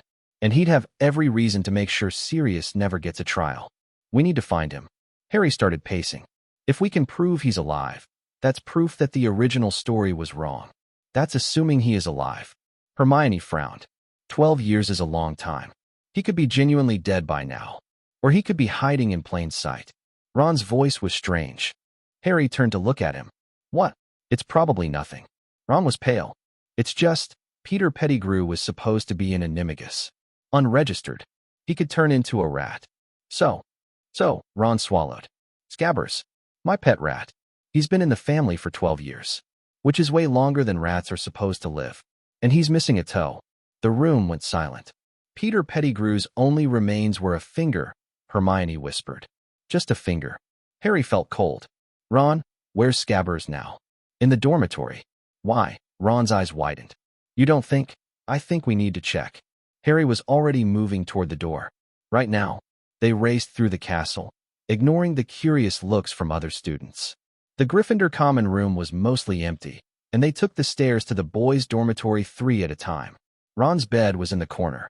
On the pillow, curled in a tight ball, was a fat gray rat. Scabbers. Ron approached slowly. Hey boy, it's okay. The rat opened its eyes. For just a moment, so brief Harry almost missed it, there was something in them that wasn't animal at all. Then the rat bolted. It shot off the bed with a squeal, racing across the floor toward a crack in the wall. Harry lunged for it, but the creature was too fast. Petrificus totalis. The spell came from behind him. The rat froze mid-stride, legs locked, body rigid. Harry turned. Hermione stood in the doorway, wand extended, breathing hard. Quick thinking, Theo said with grudging respect. We need to confirm it. Harry approached the frozen rat carefully. Is there a spell that can reveal an animagus? Yes. Daphne moved forward. I learned it last year. Stand back. She pointed her wand at the rat and spoke a long Latin phrase. Blue light erupted from the tip, enveloping the small creature. For a moment, nothing happened. Then the rat began to change. It grew, twisted, reformed. Fur became skin. Paws became hands. The small, frightened animal became a small, frightened man, balding, watery-eyed, dressed in rags that might once have been robes. Peter Pettigrew looked up at them with naked terror in his eyes. Please, he whimpered. Please, I can explain. Save it. Harry's voice was ice. You're going to tell us everything. And then you're going to help us free the man you framed. Pettigrew started to cry. They took him to Dumbledore. The headmaster listened to their explanation with mounting astonishment, his eyes moving from the sniveling man on the floor to the students who'd captured him. Peter Pettigrew. Dumbledore's voice was heavy. Alive after all these years. It wasn't my fault. Pettigrew sobbed. The Dark Lord. He would have killed me. I had no choice. You had a choice. Harry's voice cut through the excuses. You chose to betray my parents. You chose to frame Sirius. You chose to hide for 12 years while an innocent man rotted in prison. I was scared. You don't understand. He was everywhere. His followers were everywhere. They would have found me. Enough. Dumbledore's voice silenced him. Peter Pettigrew, you will be held for questioning by the Aurors. Your testimony will be used to secure a trial for Sirius Black. And when all the evidence has been heard, justice will be done. No. Pettigrew's eyes went wild. No, you can't. If I testify, they'll find me. He'll find me. Voldemort is gone, Dumbledore said coldly. And even if he returns, you will face justice for what you've done. That is not negotiable. He flicked his wand. Ropes appeared around Pettigrew, binding him securely. Professor McGonagall. The headmaster spoke to a portrait, which hurried out of its frame. Summon the Aurors. Tell them we have a matter of urgent importance regarding the Black case. He turned to Harry and the others. You have done something remarkable tonight. Not just for Sirius Black, but for the integrity of magical justice itself. His eyes twinkled. 10 points each to Gryffindor and Slytherin. What happens now? Harry asked. Now we wait. The wheels of justice turn slowly, but they do turn. Dumbledore paused. Sirius will be granted a trial. With Pettigrew's testimony and the evidence you've gathered, I have no doubt he'll be exonerated. And then, Dumbledore smiled. And then, Harry, you will finally have the family you deserve. The trial of Sirius Black was held 2 weeks later. Harry attended as a witness, sitting in the gallery of the Wizengamot with Ron, Hermione, and what felt like half of magical Britain. The press was there in force, their quills scratching frantically as every detail was recorded. Pettigrew confessed everything. The switch, the betrayal, the escape, 12 years of hiding in plain sight as a family pet. When it was over, when the votes were counted and the verdict announced, the gallery erupted. Sirius Black was innocent. They brought him in from Azkaban for the announcement. Gaunt, hollow-eyed, his once handsome face ravaged by years of despair. But when he heard the words, when he understood what they meant, something changed. He looked up. His eyes found Harry's across the crowded chamber. And for the first time in 12 years, Sirius Black smiled. They met properly that evening, in a private room at the Ministry. Sirius was cleaner now, dressed in borrowed robes, but the haunted look hadn't fully left his eyes. He sat across from Harry, studying him with an intensity that was almost painful. You look like James. His voice was rough from disuse. Except the eyes. You have Lily's eyes. So I've been told. She was remarkable, your mother. Fierce. Brilliant. She could have done anything she wanted. Sirius swallowed. I should have protected them. I should have been the secret keeper. If I hadn't suggested the switch, you'd be dead, and Pettigrew would still be free. Harry leaned forward. You didn't betray them. He did. That's not your fault. I know. But 12 years of Azkaban gives you a lot of time to think about what you could have done differently. Sirius's hands trembled. They were my family. James was my brother in every way that mattered. And I failed them. Then help me make it right. Harry held his gaze. Help me fight what's coming. Help me finish what they started. What they started. The war against Voldemort. It's not over. He's going to come back. Harry's voice was steady. And when he does, I'm going to be ready. I'm building alliances, gathering resources, preparing for a fight that most people don't even know is coming. Sirius was quiet for a long moment. You're 11 years old. I know. You should be worried about homework and Quidditch and which girl you fancy. Probably. Harry shrugged. But that's not the life I was given. So I'm making the best of the one I have. Something shifted in Sirius's expression. The haunted look didn't disappear, but it was joined by something else. Something like determination. I made a promise to James the day you were born. I swore I'd protect you, no matter what. He reached across and gripped Harry's shoulder. I've got 12 years of protecting to catch up on. Harry felt something warm spread through his chest. Does that mean you'll help? It means I'm not going anywhere. Sirius's grip tightened. Whatever you're building, whatever you need, I'm with you. Until the end. They returned to Hogwarts that night. Harry lay in bed, staring at the canopy, processing everything that had happened. Pettigrew captured. Sirius freed. A godfather gained. The war was still coming. The Horcruxes were still out there. The dark families were still scheming. But he wasn't alone anymore. Not even close. He had Ron and Hermione. He had Daphne and Theo and Neville. He had the families signing the blood accords. He had Dumbledore watching over him and McGonagall protecting him, and even Snape grudgingly keeping him safe. And now he had Sirius, a family of his own choosing, built not on blood or obligation, but on trust and shared purpose. The weight of his burdens hadn't decreased. If anything, it had grown. But for the first time since this all began, Harry felt like he might actually be able to carry it. He closed his eyes and slept without dreams. The next morning brought news that shattered the fragile peace. Harry was eating breakfast when the owl arrived, a black bird with red eyes that landed in front of Dumbledore and dropped a smoking letter before fleeing. The headmaster read it quickly. His face went pale. "Everyone, please return to your common rooms immediately." His voice carried through the hall, magically amplified. "Prefects, escort the younger students. This is not a drill." "What's happening?" Ron asked as chaos erupted around them. Daphne appeared at Harry's elbow, her face tight. "My father just sent a message. The Covenant has made their move." "What kind of move?" "They've petitioned the Ministry to declare you a magical creature." Her voice was barely above a whisper. "They're claiming your blood isn't human, that it makes you something else, something that can be regulated and controlled. If the petition passes, you'll legally be property." Harry felt the blood drain from his face. "They can't do that." Hermione's voice was outraged. "That's insane. You're obviously human. The law doesn't care about obvious." Daphne's expression was grim. "The law cares about precedent and politics. And right now, the Covenant has both."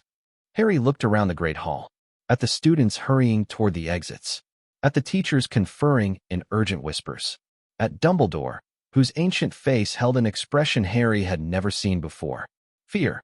How do we fight this?" he asked. "I don't know." Daphne met his eyes. "But we'd better figure it out fast.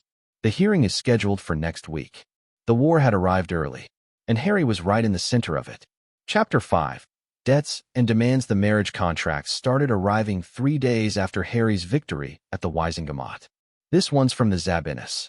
Hermione dropped a scroll onto the growing pile with barely concealed disgust. "They're offering their daughter Blaise." "Wait, Blaise is a girl." "Blaise is whatever the Zabinis need them to be at any given moment." Daphne didn't look up from her own stack of correspondence. "The family's been gender fluid for generations. It's considered a tactical advantage in marriage negotiations. That's actually kind of progressive. It's actually kind of mercenary. They've married into 17 different families over the last century. Every single spouse died under mysterious circumstances." Hermione went pale and pushed the scroll further away. Harry sat at the center of the room of requirement, surrounded by paper. The contracts had started as a trickle, 1 or 2 a day, easy to ignore. Then the Wizengamot ruling had made it clear that legal approaches to controlling him had failed. The families had pivoted to social ones. "The Parkinsons are getting desperate." Ron held up a scroll that actually glittered. "They've enchanted this one to smell like flowers. And there's a portrait of Pansy that winks at you. Burn it." "Already planning to." Ron tossed it into the fireplace. "But they're not the worst. Look at this one from the Caros." Harry took the scroll reluctantly. The language was archaic, the terms deliberately obscure, but Hermione had taught him enough legal vocabulary to parse the basics. "They want me to marry both twins." His voice was flat. "At the same time, in a binding triad arrangement that would give them equal claim to any children produced." "The Caros don't have a curse," Daphne said. "They just want the prestige. And the blood. Can they even do that? Legally, triads are rare but recognized. The Blacks did it twice in the 1700s. Daphne finally looked up, her expression carefully neutral. "You need to understand something, Harry. These aren't romantic proposals. They're business offers. Every family sees you as an asset to be acquired. The marriage is just the delivery mechanism." "I'm 11. Betrothal contracts can be signed at any age. The actual marriage would wait until you're of age." Daphne's voice softened slightly. "I know it's overwhelming, but ignoring them won't make them go away. You need a strategy." Harry looked at the pile. 43 contracts. 43 families who saw him as a solution to their problems, a key to their futures, a body to be bargained for. What kind of strategy? Public refusal. Clear terms. Consequences for families who won't take no for an answer. Daphne pulled out a fresh piece of parchment. "We draft a statement. You're not opposed to marriage eventually, but you won't be pressured into it. Any family that continues to send unwanted contracts will be permanently excluded from the blood accords." "Will that work?" "For most of them, yes. The accords are valuable enough that they won't risk losing access." Daphne hesitated. "But some families will see exclusion as preferable to giving up. They'll try other methods." "Like what?" "Love potions, compulsion charms, arranged accidents that put you in compromising positions." Her voice hardened. The Darker families have done worse to acquire valuable bloodlines. Harry's stomach turned. How do I protect myself from that? Constant vigilance. The voice came from the doorway. Sirius walked in, looking haggard but alert. Never eat or drink anything you didn't prepare yourself or see prepared. Keep your wand on you at all times. Don't go anywhere alone. I'm already doing most of that. Then do it better. Sirius sat down heavily.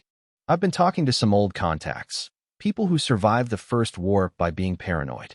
The stories they tell about what pure-blood families did to secure marriages. He shook his head. It makes Azkaban look pleasant. The room fell silent. Harry looked at the pile of contracts again. Each one represented a family's desperation, their willingness to do whatever it took to break free of curses that had plagued them for generations. He understood that desperation. He even sympathized with it. But he wasn't going to let it own him. Draft the statement, he said to Daphne. Make it clear and public. And start a list of families who don't respect the refusal. We'll deal with them individually. The statement appeared in the Daily Prophet the next morning. Harry Potter announces formal position on marriage proposals in an unprecedented move. The boy who lived has released a public statement addressing the flood of marriage contracts that have arrived since his victory before the Wizengamot. I am honored by the interest these families have shown. The statement reads in part. However, I am 11 years old and have no intention of entering into any betrothal arrangement at this time. Families who continue to send unwanted proposals will be permanently excluded from the blood accords and any future assistance I might provide. The statement has sent shockwaves through pure blood society, where marriage negotiations typically occur behind closed doors. Harry read the article over breakfast, trying to gauge the reaction around him. The Gryffindor table was buzzing with a mix of outrage on his behalf and amusement at the situation. The Slytherins were harder to read. Some looked angry, others thoughtful, a few seemed almost impressed. Pansy Parkinson caught his eye across the hall.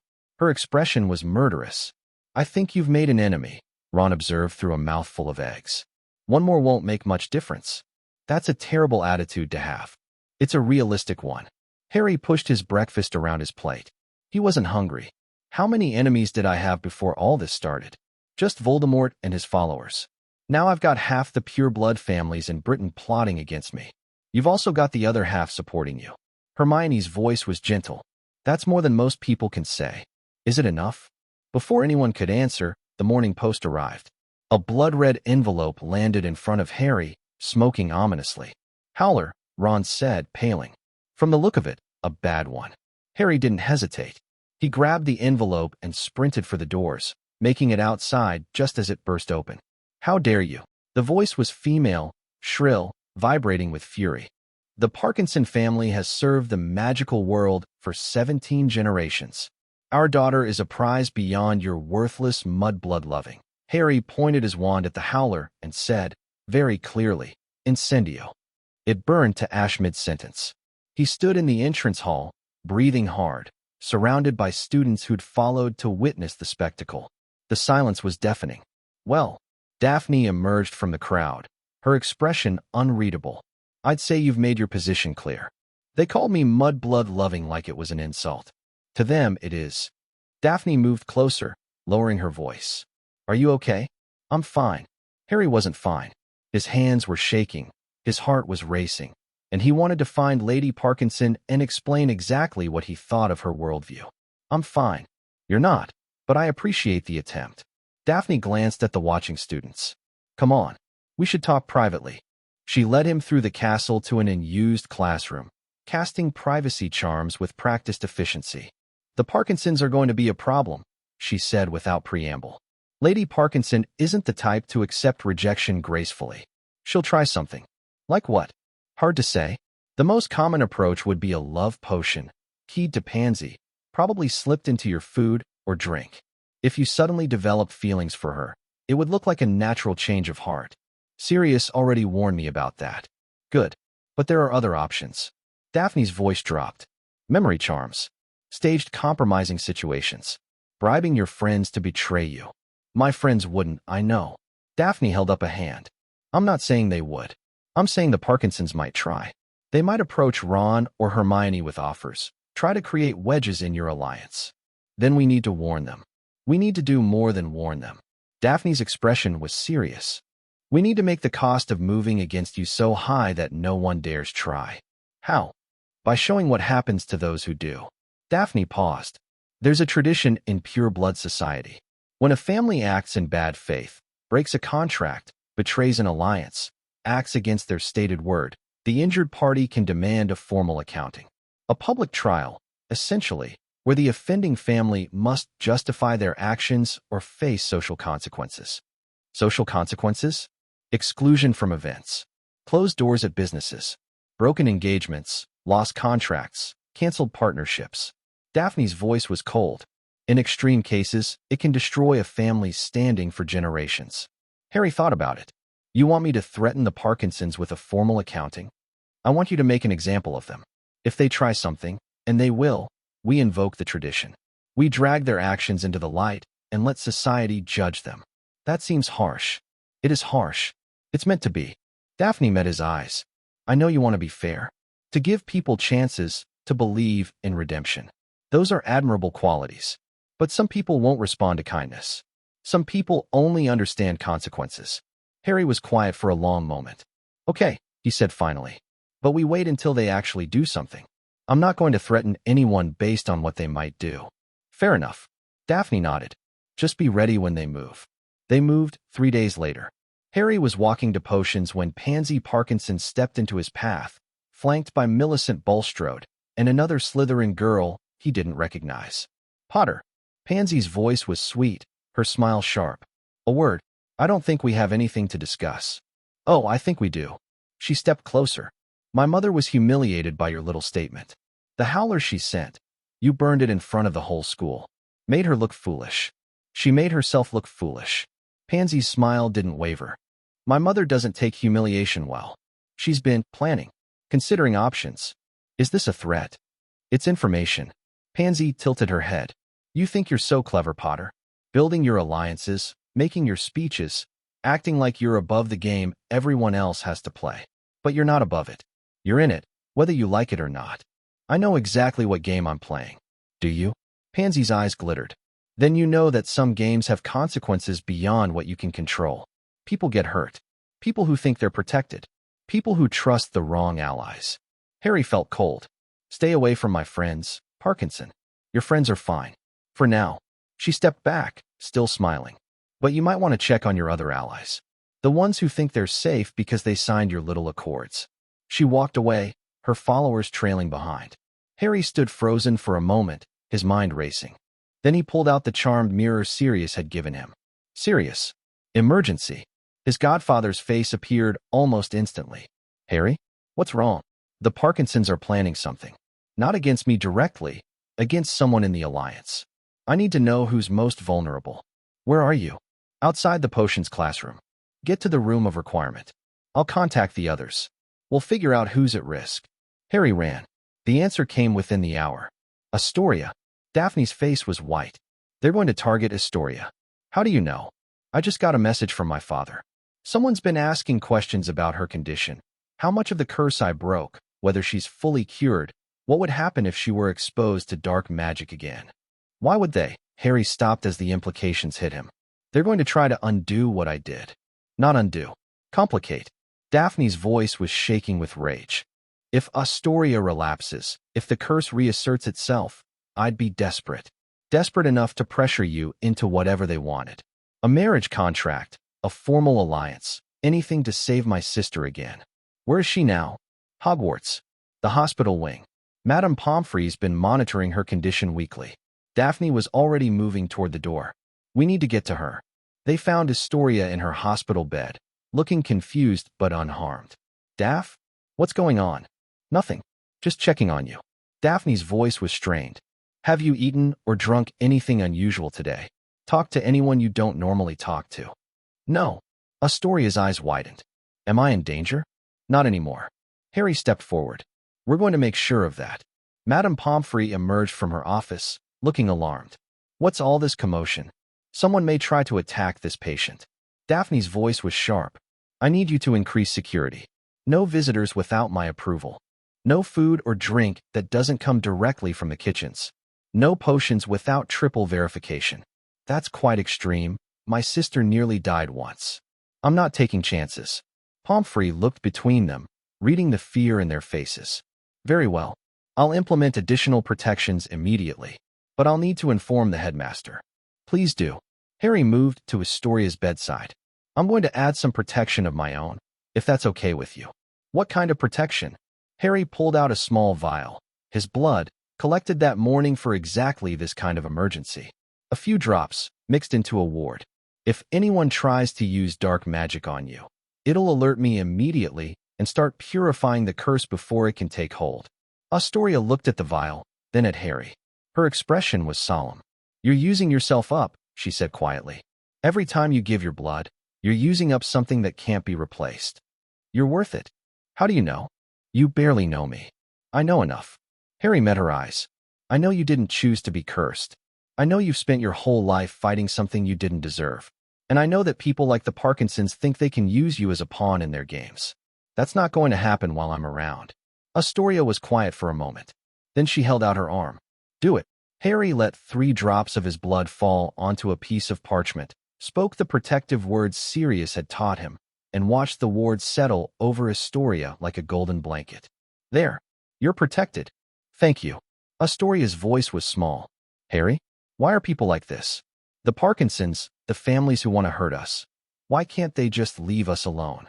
Harry didn't have a good answer. He didn't have an answer at all. I don't know, he said honestly. But I'm going to keep fighting them until they stop. The trap was sprung 2 days later. Harry was in the room of requirement, reviewing documents with Hermione, when Daphne burst through the door. They tried it. Her voice was breathless. A curse delivered through a contaminated potion. It was disguised as Astoria's regular treatment. It would have reactivated the blood curse within hours. Is she okay? The ward you placed caught it. She's fine. Daphne's eyes were blazing. But Harry, we have proof now. The potion was traced back to a supplier with known connections to the Parkinson family. We can invoke the formal accounting. Harry's stomach tightened. This was the moment Daphne had prepared him for. The moment when consequences became real. How sure are we? Sure enough that the supplier has already confessed. He was paid 500 galleons to modify the potion. The payment came from a Gringotts vault linked to the Parkinson estate. That's attempted murder. At minimum. Daphne's voice was cold. What do you want to do? Harry thought about Pansy's smile in the corridor. About her mother's howler, dripping with contempt. About Astoria lying in a hospital bed, nearly killed for the 2nd time because someone wanted to pressure her sister. Invoke the accounting, he said. But we do it publicly, in front of everyone. The Great Hall. The Great Hall. The confrontation happened at dinner. Harry walked into the Great Hall flanked by his allies. Daphne, Hermione, Ron, Sirius, and Theo, who'd finally emerged from hiding now that his father's attempts to reclaim him had been legally blocked. The room fell silent as they approached the Slytherin table. Pansy Parkinson looked up with a sneer that faded quickly when she saw their expressions.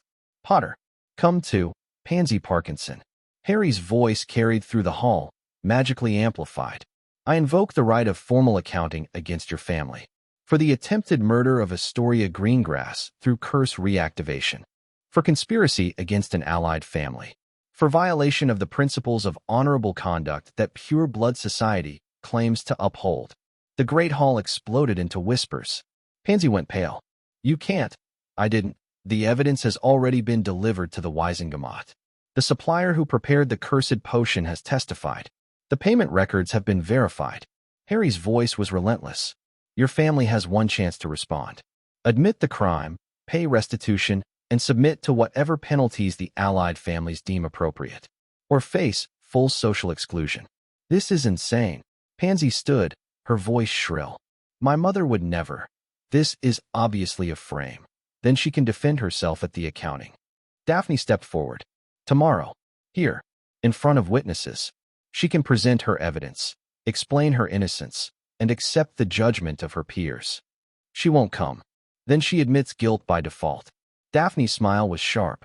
That's how the tradition works. Surely you know that. Pansy's eyes darted around the room, looking for allies, finding none. Even the other Slytherins were pulling away from her. You'll regret this, she hissed. Both of you.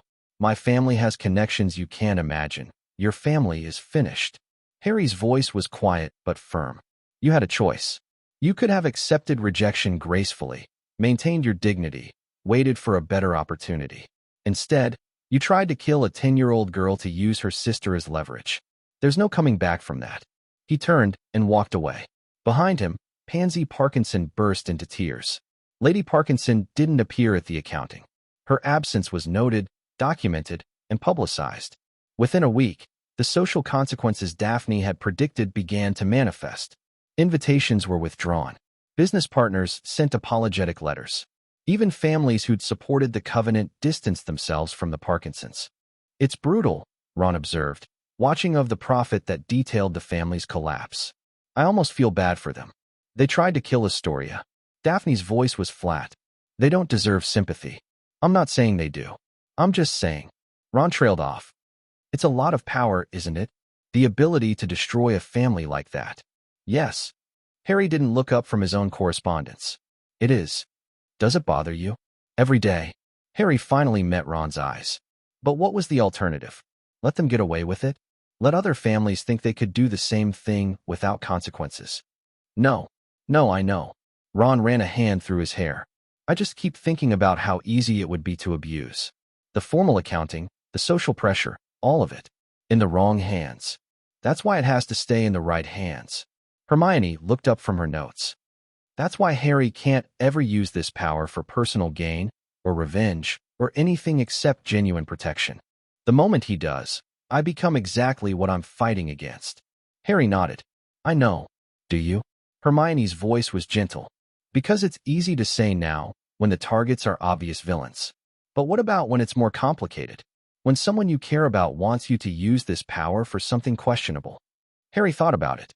About the slippery slope she was describing. About how easy it would be to rationalize, to justify, to convince himself that each small compromise was necessary. Then I need you to stop me, he said. All of you. If you ever see me becoming the thing I hate, if I start using power to hurt instead of protect, I need you to tell me. Even if I don't want to hear it. You can count on it. Ron's grin was back. Honestly, it'll be a pleasure. Finally getting to tell the great Harry Potter he's wrong about something. I'm wrong about things all the time.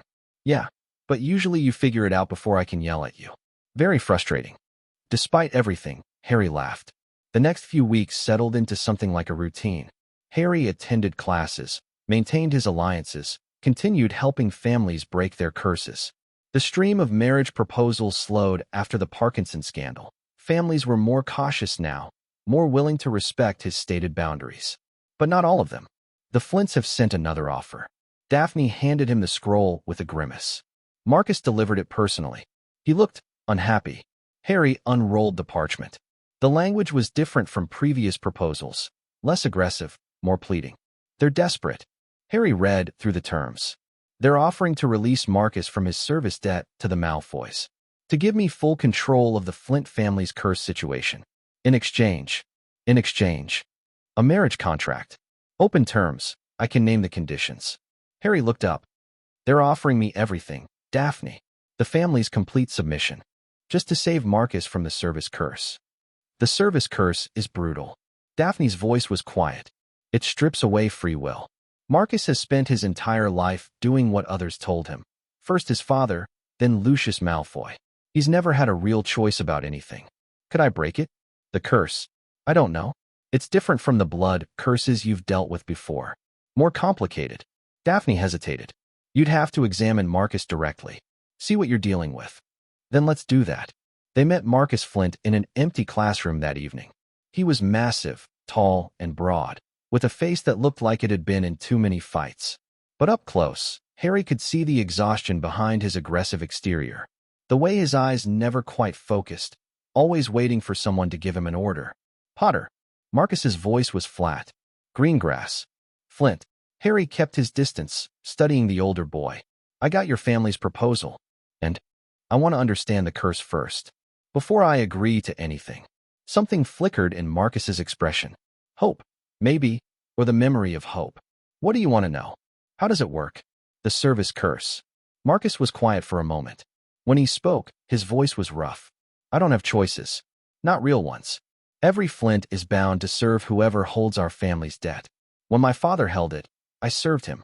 When he sold it to Malfoy, I served Malfoy. His hands clenched at his sides. I can't refuse an order from the debt holder. Not truly. I can hesitate, drag my feet, look for loopholes, but eventually, I have to obey. What happens if you resist? Pain, like hooks in my bones, pulling me toward compliance. Marcus's voice was barely above a whisper.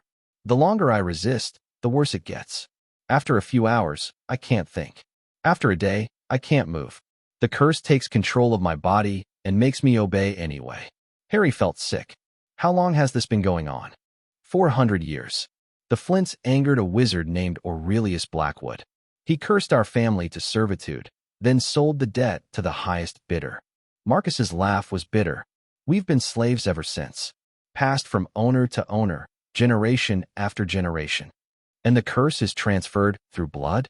All Flints are affected. Anyone born with Flint blood carries it. The curse activates when we come of age. Marcus met Harry's eyes. My younger brother is 12. Next year, he'll be bound too. Unless someone breaks the curse before then.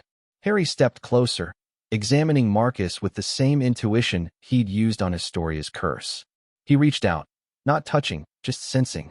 There, a web of dark magic, tangled through Marcus's blood and bone and soul. More complex than the Greengrass curse. Older, deeper, anchored to something outside his body. The curse has a focus, Harry said slowly. Something external. A physical object that holds the debt. A book. Marcus's voice was eager now. A ledger. Aurelius Blackwood created it. Every name of every Flint who's ever lived is written inside. The debt transfers through the book. Where is it? Malfoy Manor. In Lucius's personal vault. Hope and despair warred in Marcus's expression. I've tried to find it. To steal it, destroy it. But the curse won't let me act against the debt holder's interests. Harry turned to Daphne. Can we get access to the book? Legally. Daphne's voice was thoughtful. Maybe. If Narcissa's divorce settlement included access to the family vaults. It didn't. The new voice came from the doorway. Narcissa Malfoy stepped into the room, elegant as always despite the strain visible in her eyes. Lucius was very careful to exclude anything valuable from the proceedings. The Flint debt is worth a fortune to him, both in terms of Marcus's service and in terms of leverage over other families who might want to purchase it. Then how do we get it? Narcissa smiled thinly. We steal it, of course. The plan came together over the following week. Harry couldn't participate directly. He was too recognizable, too valuable, too likely to create a political incident if caught. But Sirius had experience with infiltration from his order days. Narcissa knew the layout of Malfoy Manor intimately, and Theo had discovered a secret passage that even Lucius didn't know about, a remnant from older, darker days when the Malfoys had needed escape routes from Ministry raids. This is insane, Ron said the night before the operation. You're sending people to break into Lucius Malfoy's private vault. If anything goes wrong, then we'll deal with it. Harry's voice was calm, but his hands were shaking. Marcus deserves a chance at freedom. His brother deserves better than a life of servitude. I know. Ron sighed. I wish there was another way. So do I. Harry looked at his friend. But sometimes you have to break the rules to do the right thing. The system that created the Flint curse was legal. It was sanctioned, documented, enforced. Does that make it just? No. Then we change it. By whatever means necessary. Sirius returned at dawn, looking exhausted but triumphant. In his hands was a leather-bound book, ancient and reeking of dark magic. Names covered every page, generations of Flints, their lives recorded in faded ink. We got it. Sirius set the book on the table. Narcissa was brilliant. She kept Lucius distracted with a fake emergency while I found the vault. The wards were nasty, but nothing I couldn't handle. Harry stared at the book. He could feel the curse radiating from it. A cold, suffocating weight that made his skin crawl. This is it. He reached out, his blood already responding to the dark magic. The anchor for the service curse. Can you break it? Only one way to find out. Harry touched the book. The curse fought back. Unlike the Greengrass curse, which had been dormant and confused, the Flint curse was active and malevolent. It recognized the threat and attacked, lashing out at Harry's blood like a cornered animal. Pain erupted through his body. He heard voices shouting, Sirius, Hermione, someone else, but they seemed distant, unimportant. All that mattered was the battle raging inside him. His blood rose to meet the curse. Gold against black, light against dark. The two forces collided in a space that existed somewhere between physical and magical. Harry saw 400 years of suffering. Every flint who'd been bound. Every order they'd been forced to obey. Every moment of agency stripped away, replaced with the cold certainty of compulsion. And underneath it all, the original sin. Aurelius Blackwood's rage at some perceived slight. His determination to punish an entire bloodline for the actions of one man. This curse was born of petty spite, Harry realized. For centuries of suffering because one wizard couldn't forgive. The realization fueled him. His blood surged, attacking the curse's foundations, unraveling the knots that held it together. The book began to burn.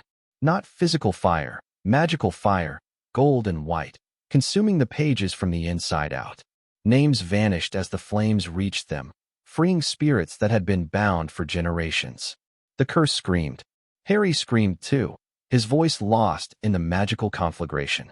The pain was incredible, worse than anything he'd experienced before.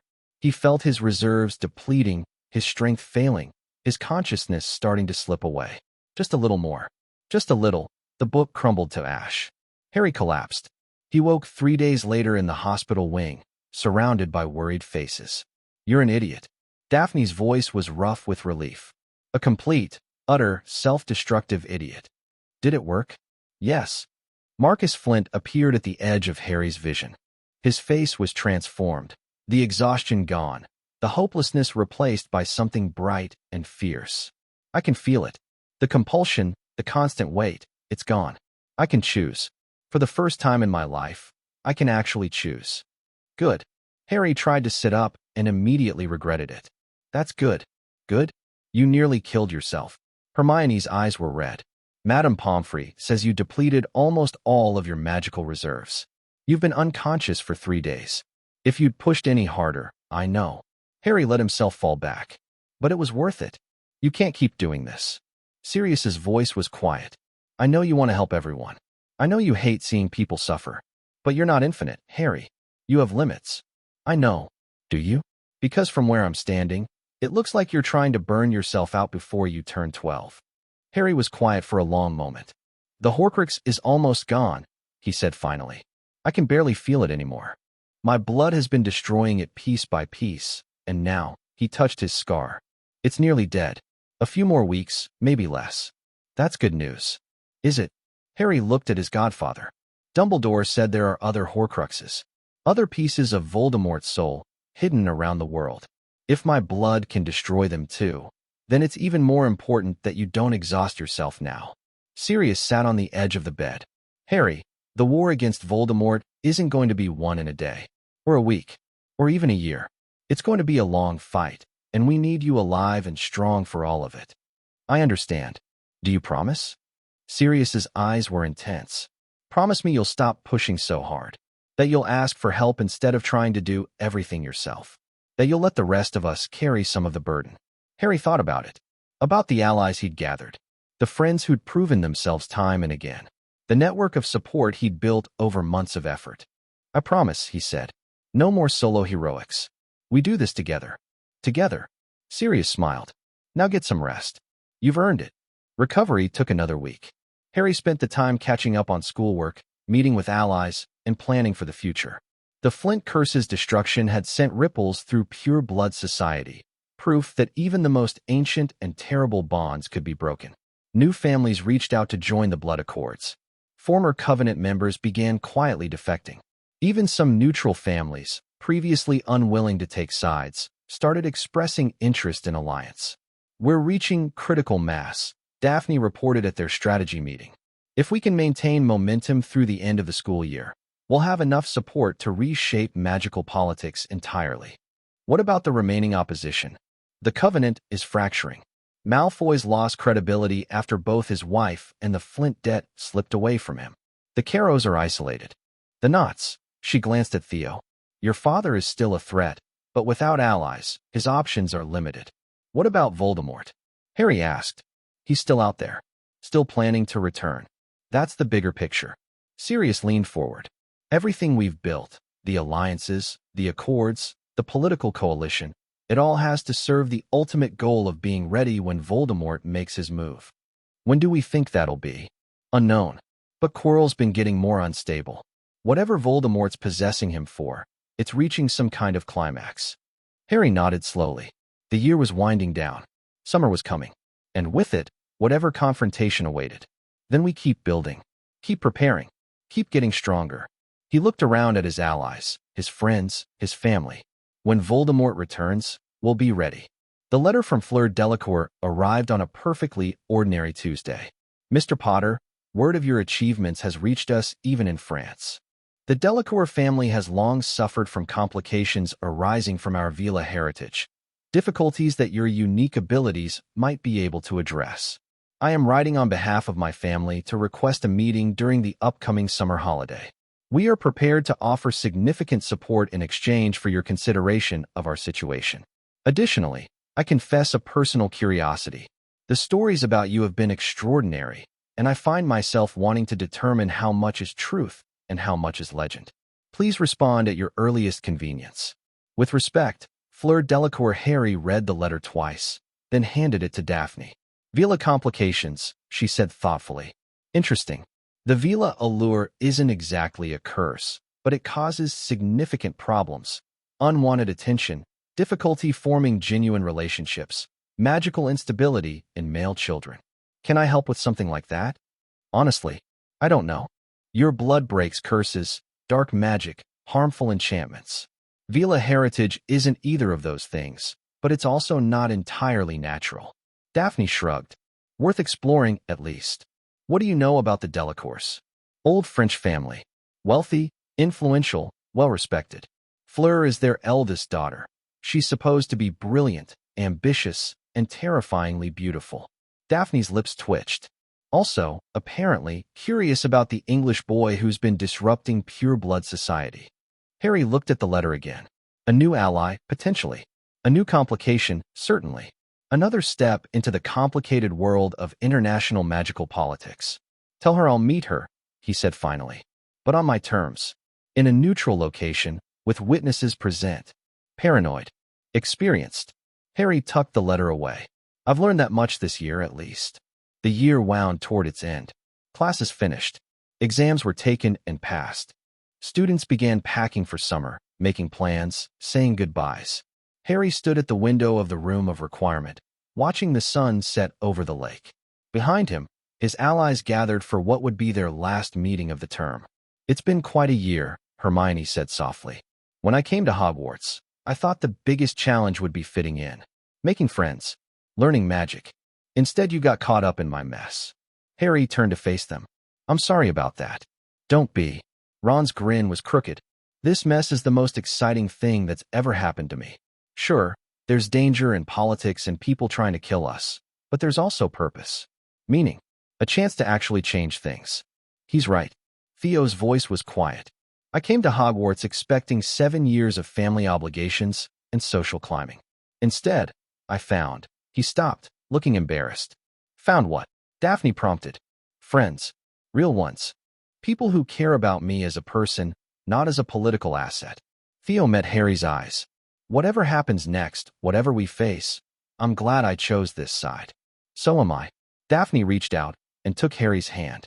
We've built something important here. Something that matters. Let's not forget that over the summer. Harry looked at them all. Ron, loyal and brave. Hermione, brilliant and fierce. Theo, finally free to be himself. Daphne, the strategic mind that held everything together. And beyond them, the network of allies they'd built. Families and individuals who'd chosen hope over fear, change over tradition. Summer's going to be complicated, he said. Voldemort's still out there. The political battles are just beginning. And apparently, I'm meeting a French Vila to discuss her family's heritage issues. Sounds about right. Sirius appeared in the doorway, smiling. Ready to go home? Home. The word felt strange in Harry's mouth. He'd never really had a home. Not with the Dursleys, not anywhere. But looking at the people around him, he realized that might be changing. Yeah, he said. I'm ready. They left Hogwarts the next morning. Harry stood on the platform as the Hogwarts Express pulled away, watching the castle grow smaller in the distance. So much had happened in its halls, friendships forged, enemies made, battles won and lost. Next year would bring new challenges. Voldemort's return, the continuing political struggle, the mysterious Fleur Delacour, and whatever complications she represented. But for now, for this moment, Harry let himself simply breathe. He had allies. He had friends. He had a purpose. And for the first time in his life, he had hope. The train carried him toward summer, toward rest, toward whatever came next. He was ready. Chapter 6. What hungers in the dark. The summer started with nightmares. Harry woke gasping in the darkness of his room at Grimmauld Place, the Black family's ancestral home that Sirius had grudgingly reopened. Sweat soaked his sheets. His scar burned with a dull, persistent ache that hadn't been there before. The dreams were always the same. A forest, dark and ancient, trees so old they seemed to breathe. Something moving through the shadows, hungry, desperate, searching. And underneath it all, a voice he almost recognized, whispering words he couldn't quite hear. Harry. Sirius's voice came through the door. You okay in there? Fine. Harry forced himself to sit up. Just a dream. But it wasn't just a dream. He knew that with a certainty that went beyond logic. Something was happening. Something connected to the dying fragment in his scar. He touched his forehead, feeling for the Horcrux's presence. It was barely there now, a whisper where there had once been a scream. But in that whisper, he could sense something new. Fear. Desperate, clawing fear. He's looking for me, the Horcrux breathed. He knows I'm dying. He's trying to find another way. What way? Harry asked the darkness. But the fragment was too weak to answer. Grimmauld Place was a strange home. The house had been sealed for years, filled with dark artifacts and darker memories. Sirius had spent the first week of summer purging the worst of it. Cursed objects, dangerous paintings, a particularly nasty set of curtains that screamed blood purity slogans whenever anyone walked past.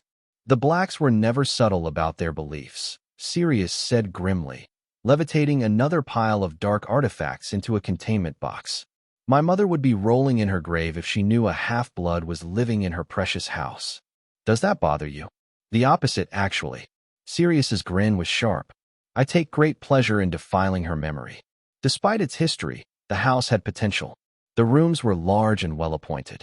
The library contained thousands of books, many of them genuinely useful.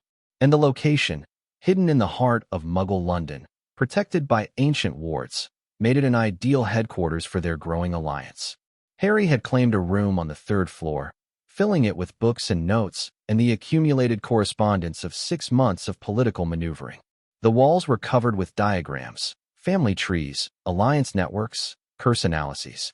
It looked like the office of a particularly obsessive strategist, which, Harry supposed, was exactly what he'd become.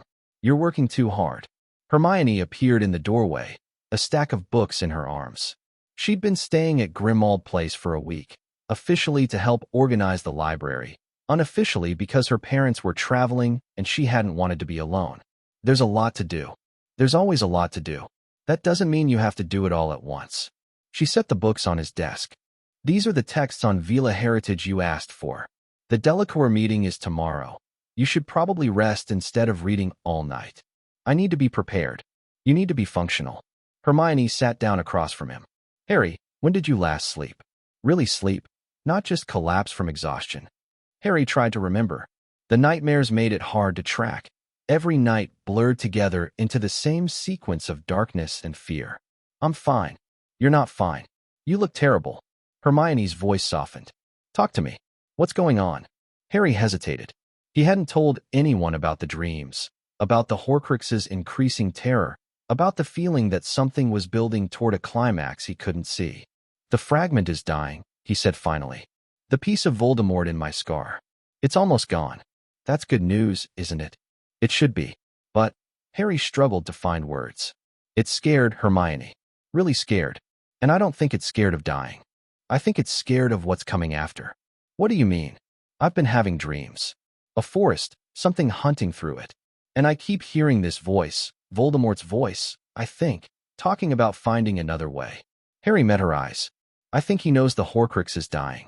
I think he's planning something. Hermione was quiet for a long moment. Have you told Dumbledore? I sent him an owl last week. He hasn't responded. That's not like him. No, it's not. Harry's jaw tightened. Something's wrong, Hermione. I can feel it. Everything we've built this year, the alliances, the accords, all of it. It might not matter if Voldemort makes his move before we're ready. Then we get ready faster. Hermione's voice was firm. The Delacour meeting tomorrow, it's not just about helping their family. It's about building international connections. If Voldemort returns, we'll need allies beyond Britain. I know. Then focus on that. One step at a time. She reached across and squeezed his hand. And try to sleep. Whatever's coming, you'll face it better rested. Harry managed a small smile. Yes, Mother. Someone has to look after you. Hermione stood. I'll see you in the morning. She left. Harry stared at the pile of books she'd brought, then at the diagrams covering his walls, then at the window where moonlight was creeping through the curtains. One step at a time. He picked up the first book and started reading. The Delacour meeting took place at a neutral location, a private room at the Leaky Cauldron, warded to prevent eavesdropping and monitored by both families' representatives. Harry arrived with Sirius and Daphne, both of whom had insisted on being present. Across the room, waiting at a table set with tea and delicate French pastries, sat 3 people who could only be Delacours. The man was tall and distinguished, silver threading through dark hair, his bearing that of someone accustomed to respect. The woman beside him was beautiful in a way that seemed almost inhuman. Features too perfect, skin that seemed to glow with inner light. And between them sat a girl about Harry's age, watching him with sharp blue eyes. Fleur Delacour was striking. Not just beautiful. Her mother's Vila heritage made that inevitable, but intense.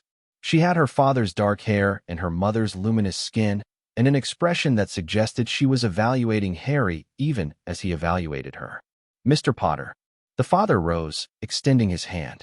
I am Monsieur Delacour. This is my wife, Apollon, and my daughter, Fleur. Thank you for meeting with me.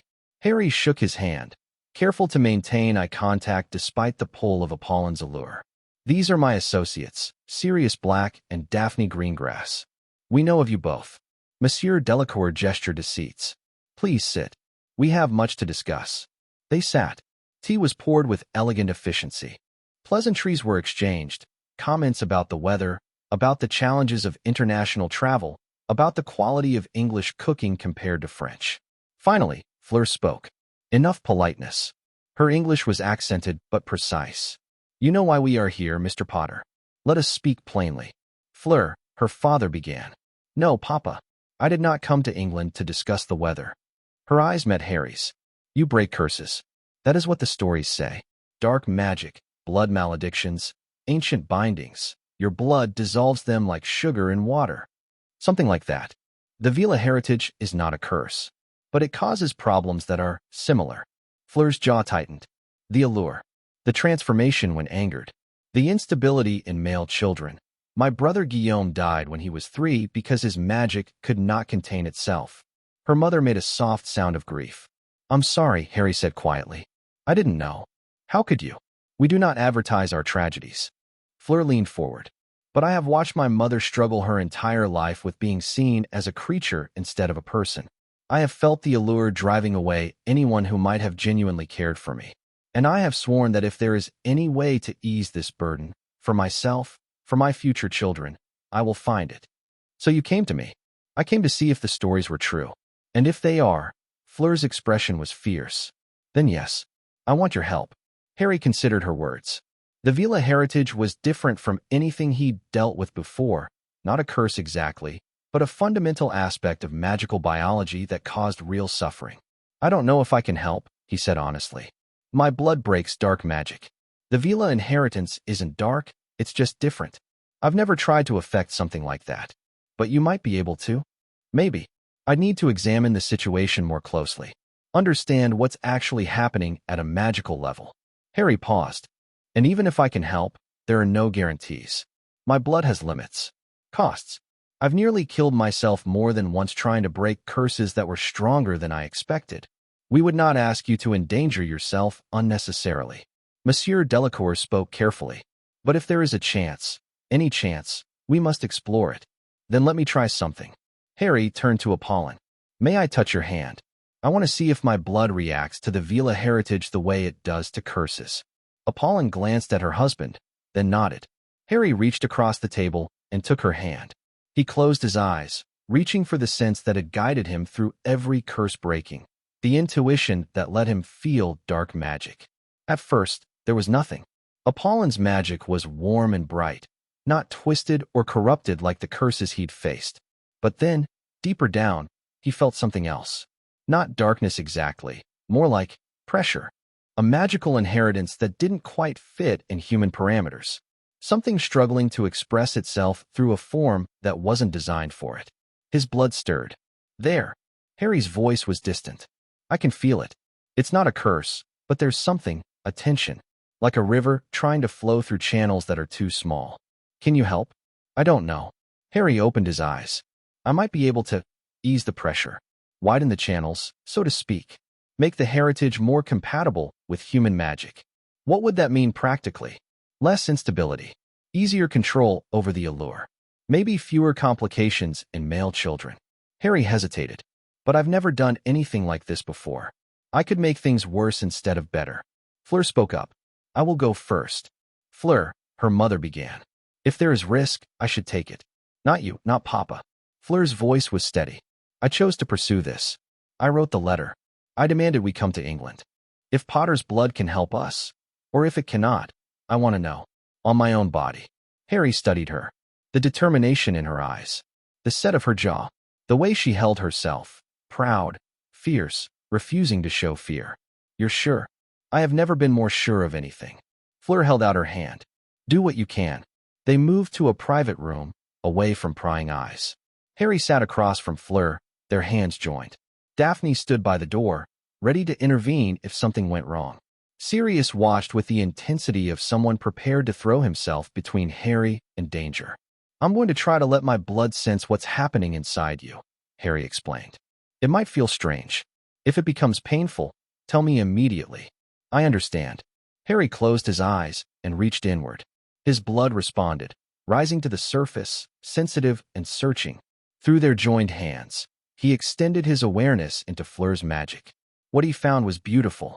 The Veela heritage wasn't a corruption or a twisted thing.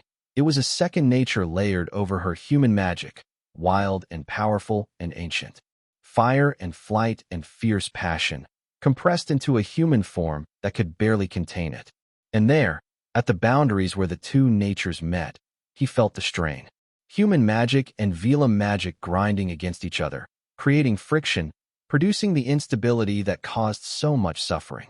I can't remove this, Harry realized. It's part of who she is. But maybe, he let his blood reach toward those boundaries. Not attacking, not purifying, but soothing, smoothing the rough edges, creating space for the two natures to coexist more peacefully. Fleur gasped. What is it? Are you hurt? No. Her voice was wondering. No, I feel lighter. Like something I have carried my whole life has been eased. Harry pushed deeper, finding more points of friction, more places where the Veela nature scraped against its human container. Each one he touched with his blood, and each one smoothed slightly under his attention. But he could feel his reserves depleting. This wasn't like breaking a curse. There was no dark magic to dissolve, nothing to fight against. Just endless adjustment, endless smoothing, and the cost added up fast. A little more. Just a little, Harry. Daphne's voice was sharp. You're bleeding. He looked down. Blood was dripping from his nose, spattering the table between them. Okay. He pulled back, breaking the connection. That's enough for now. Fleur stared at him. You're hurt. I'm fine. Just tired. Harry wiped the blood away. How do you feel? Different. Fleur turned her hands over, examining them as if seeing them for the first time. The allure. I can still feel it, but it's quieter. Less insistent. And the fire. She paused, concentrating. Usually when I am angry or afraid, the transformation begins immediately. Right now, even with my emotions high, I feel controlled. That should last. I didn't change your nature, just made it fit better. Harry managed a tired smile. You're still Veela, just more comfortable being Veela. Fleur's eyes met his. Something flickered in their blue depths, surprise, gratitude, and something else he couldn't quite identify. You did this for nothing, she said slowly. No contract, no payment, no demand for future consideration. That's how I work. I have never met anyone like you. Fleur stood, her composure cracking for just a moment. In France, everything is exchange. Favor for favor. Power traded like currency. You offer help and ask nothing in return. I ask for alliance. Partnership. People who choose to stand together because it's right, not because they owe each other. Harry stood too, swaying slightly. Sirius was at his side immediately. That's worth more to me than any contract. Fleur was quiet for a long moment. Then she did something unexpected. She bowed. The Delacour family stands with you, Harry Potter. Not from debt or obligation, from choice. Whatever comes, you will have our support. Harry looked at her, this proud, fierce girl who'd been willing to risk herself for her family's sake, and felt something shift in his understanding of what he was building. The blood accords weren't just about politics. They weren't just about curse breaking or power or protection. They were about connection. Real connection, born from genuine help and genuine gratitude. That was something worth fighting for. Thank you, he said simply. Welcome to the Alliance. The rest of the Delacour visit was more pleasant. With the formal business concluded, they spent the afternoon in actual conversation, discussing French magical culture, comparing education systems, debating the merits of different approaches to international cooperation. Fleur turned out to be sharp, curious, and surprisingly funny once she relaxed. Her parents were warm and welcoming, clearly grateful for what Harry had done even without fully understanding it. By the time they parted, Harry felt like he'd gained more than allies. He'd gained friends. She likes you, Daphne observed as they walked back through Diagon Alley. Fleur, the way she looked at you when you were leaving, don't start. I'm just saying, international alliances are often sealed by marriage. A union between the Potter and Delacour families would be, I'm 11. For now. Daphne's smile was sharp. But you won't be 11 forever. And Fleur won't forget what you did for her today. Harry didn't respond. He was too tired, and the implication made him uncomfortable in ways he couldn't quite articulate. They returned to Grimmauld Place to find Ron waiting in the entrance hall, his expression urgent. Something's happened. Ron grabbed Harry's arm. Dumbledore finally responded to your letter. He's at Hogwarts. He wants to see you immediately. Did he say why? No. But Harry, Ron's voice dropped. His message sounded scared. They fled directly to the headmaster's office. Dumbledore sat behind his desk, looking older than Harry had ever seen him. The usual twinkle was gone from his eyes, replaced by something that looked terrifyingly like defeat. Harry. His voice was weary. Thank you for coming. What's wrong? I've spent the past weeks following a trail, clues I've gathered over years about the locations of Tom's Horcruxes. Dumbledore folded his hands on the desk. I found one. Or rather, I found where one should have been. Should have been. It's gone. The words fell like stones. The ring of Marvolo Gaunt, Tom's grandfather. It was hidden in the ruins of the Gaunt house, protected by powerful curses. But when I arrived, the curses had been triggered and the ring was missing. Harry felt cold. Voldemort has it. That is my fear. Dumbledore's expression was grim. The timing cannot be coincidence. The Horcrux in your scar is dying, and suddenly another Horcrux goes missing. He's gathering his soul fragments, consolidating them, preparing for something. Preparing for what? That I don't know. But whatever it is, he's moving faster than I anticipated. Dumbledore rose and moved to the window. I've been monitoring Professor Quirrell all year. The possession has been deteriorating. Tom's spirit is consuming him from within. I expected Quirrell to fail before the year ended, forcing Tom to find another host. But the missing Horcrux changes the calculation. If Tom can reunite with one of his soul fragments while still possessing Quirrell, he might be able to stabilize, to strengthen, to complete whatever ritual he's been planning. Harry's mind raced. What ritual? The Philosopher's Stone. Dumbledore turned back. Nicholas Flamel's creation. The source of the elixir of life. I've been keeping it at Hogwarts this year, protected by multiple layers of security. And you think Voldemort wants it? I think Tom wants more than immortality. He already has that. In a sense, his Horcruxes ensure his spirit will survive death. But the stone offers something else. A way to regenerate a physical body. To return to full power. Without needing the blood and bone ritual. Harry had done enough research on dark magic to understand the implications. The stone would give him a shortcut. Exactly. Dumbledore's voice was heavy. And if he has the ring, if he's stronger than I thought, the protections I've placed around the stone may not be enough. Then we destroy it. Dumbledore blinked. What? The stone. Destroy it before Voldemort can take it. Harry's voice was urgent. If it's the key to his plan, we remove the key. Problem solved. It's not that simple. The stone belongs to Nicholas Flamel. Without it, he and his wife will die. Their lives have been sustained by the elixir for centuries. Then ask them. Give them the choice. Harry stepped forward. Professor, if the stone stays intact and Voldemort gets it, how many people will die? Hundreds? Thousands? Is one couple's immortality worth that? Dumbledore was silent for a long moment. You remind me of your mother, he said finally. She had the same gift for cutting through complications to the heart of the matter. Is that a yes? I will contact Nicholas. The decision must be his. Dumbledore's eyes found Harry's. But in the meantime, I need you to be ready. If Voldemort moves on the stone, I'll stop him. That's what I'm afraid of. Dumbledore's voice softened. You've already done so much, Harry. Sacrificed so much. I don't want to ask more of you. You're not asking. I'm offering. Harry straightened. This is my fight. It always has been. Whatever happens, I'll be ready. He returned to Grimmauld Place that night and dreamed again. The forest was clearer this time. He recognized it somehow. The forbidden forest near Hogwarts, but different. Darker, twisted by something that had taken root there, and moving through the trees, leaving a trail of silvered blood. A unicorn, dying. Something hunched over its body, drinking, consuming. A hooded figure with terrible hands, face pressed to the creature's neck. The figure looked up. Red eyes met Harry's across the dream space. A mouth twisted into a smile, lipless and human. Soon, Voldemort whispered. Very soon. Harry woke screaming. He's in the forest. Harry paced Sirius's study, unable to stay still. He's been feeding on unicorns, keeping himself alive while Quirrell fails. You're sure it wasn't just a nightmare? I'm sure. Harry touched his scar. The Horcrux was barely there now, the faintest wisp of presence. But that wisp was terrified, and its terror fed into Harry's dreams. He knows the stone is at Hogwarts. He's been planning this all year, waiting for the right moment. Then we stop him. Sirius's voice was determined. We go to Dumbledore. Tell him what you saw. Dumbledore already knows. He's been watching Quirrell, monitoring the protections around the stone.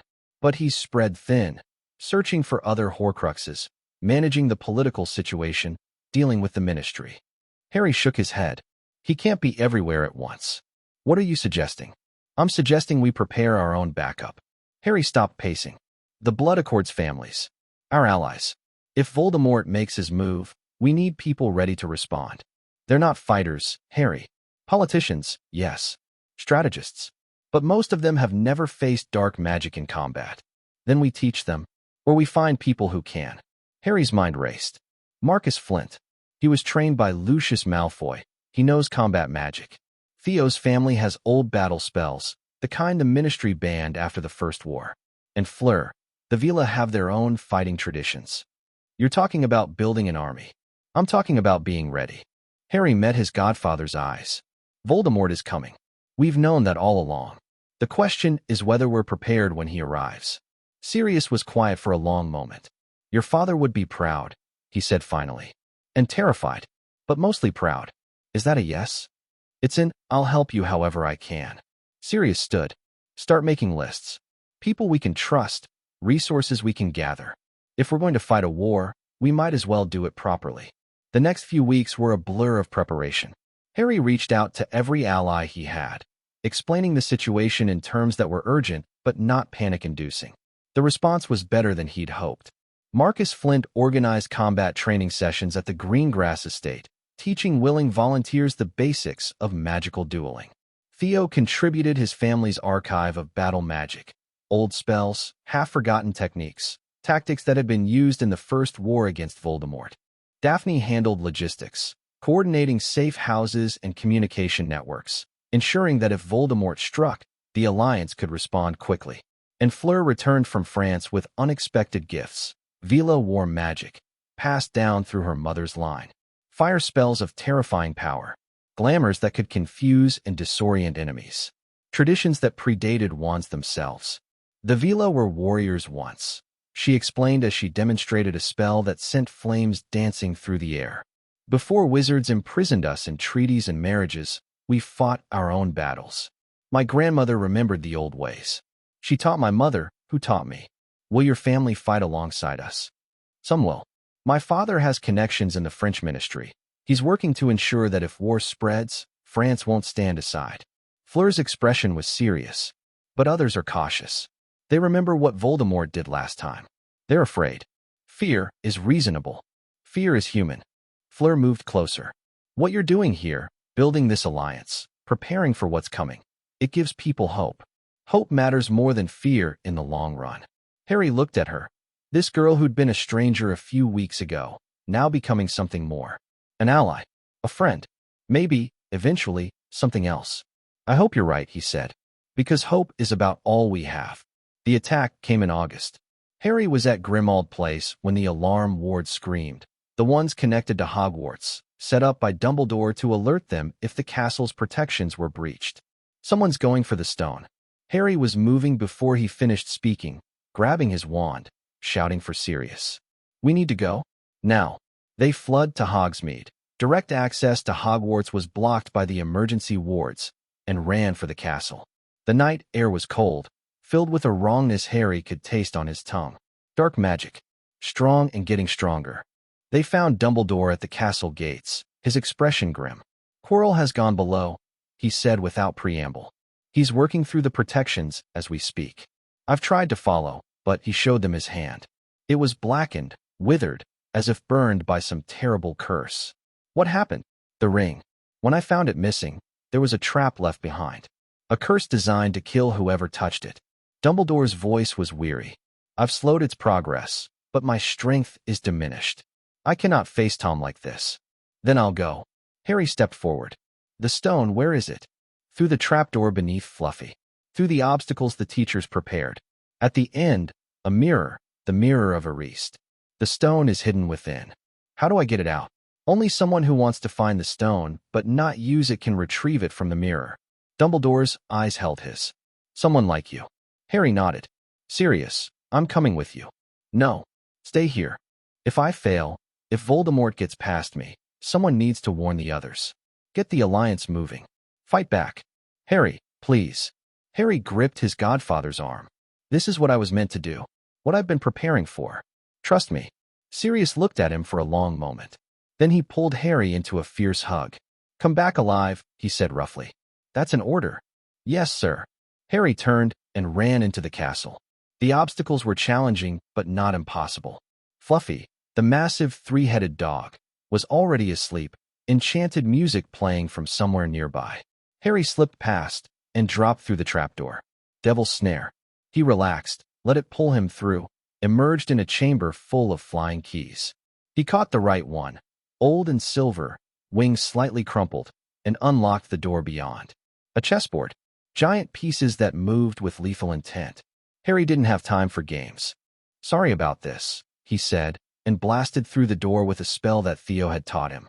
The chess pieces screamed in protest, but couldn't leave their squares. A troll, unconscious. Someone had already dealt with it. A room of flames and potions. Logic puzzle.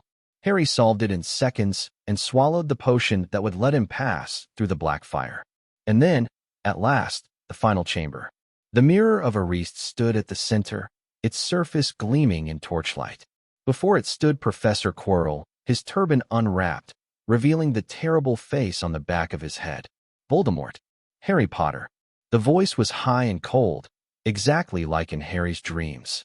How good of you to join us. Harry didn't waste time with pleasantries. Stupefy. The spell splashed against a shield Quirrell raised without turning around.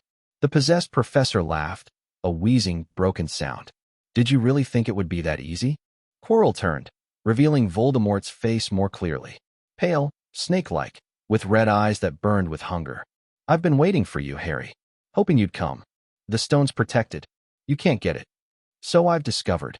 Voldemort's voice was silken. The old fool hid it well. But you can retrieve it. Your pathetic goodness, your lack of ambition, you're exactly what the mirror is looking for. I won't help you. You won't have a choice. Voldemort smiled, a terrible stretching of Quirrell's face. Kill him. Quirrell raised his wand. Harry was faster. Protego. The curse splashed against his shield. Harry retaliated with a cutting hex, then a stunner, then a blast of fire that sent Quirrell staggering backward. Impressive. Voldemort didn't sound impressed. You've been practicing. I've had good teachers, but not good enough. Quirrell raised his wand again, and this time the curse that emerged was darker, more powerful. Harry barely managed to dodge. They dueled across the chamber, spells lighting the air with deadly rainbows. Harry was faster, more agile, but Quirrell had decades more experience and Voldemort's power fueling him. Slowly, inevitably, Harry was driven back. You cannot win. Voldemort's voice echoed in the chamber. You're a child playing at war. I am Lord Voldemort, the most powerful wizard who has ever lived. Your mother's protection cannot save you forever. Maybe not. Harry's back hit the mirror, but it's done a pretty good job so far. He plunged his hand behind him, pressing his palm to the mirror's surface, and felt the stone drop into his pocket. Voldemort's eyes widened. No.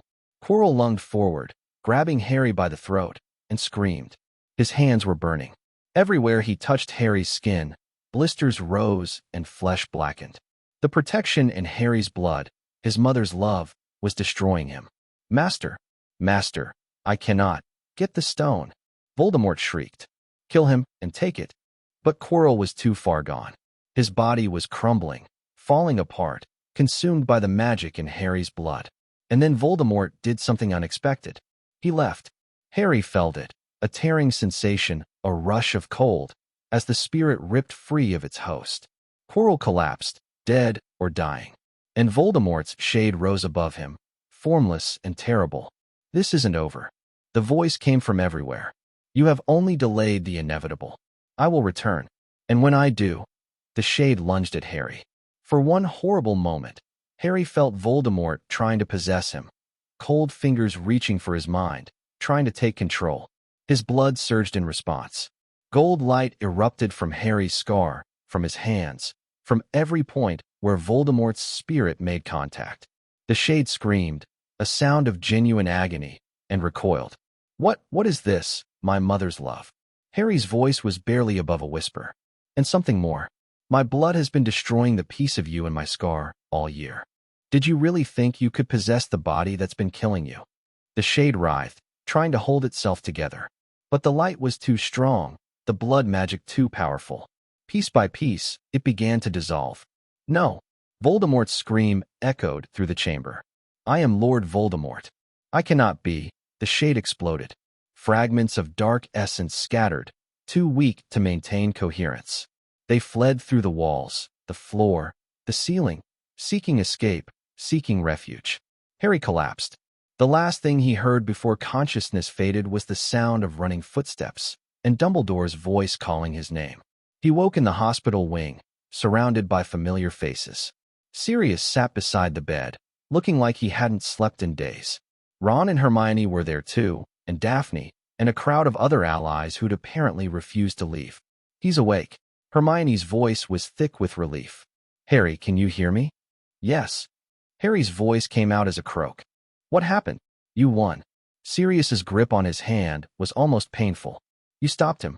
Quirrell's dead, the stone is safe, and Voldemort is gone. For now. Dumbledore appeared at the edge of Harry's vision. His spirit fled when it couldn't possess you.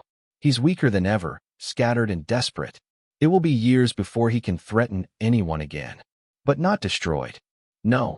Dumbledore's expression was grave. There are still Horcruxes. Still pieces of his soul anchoring him to life. Until they're all destroyed, he can come back. Harry closed his eyes. I know. But not today. Sirius's voice was fierce. Today you won. Today, you did the impossible. Again. The stone. Nicholas Flamel has agreed to let it be destroyed. Dumbledore's voice was quiet.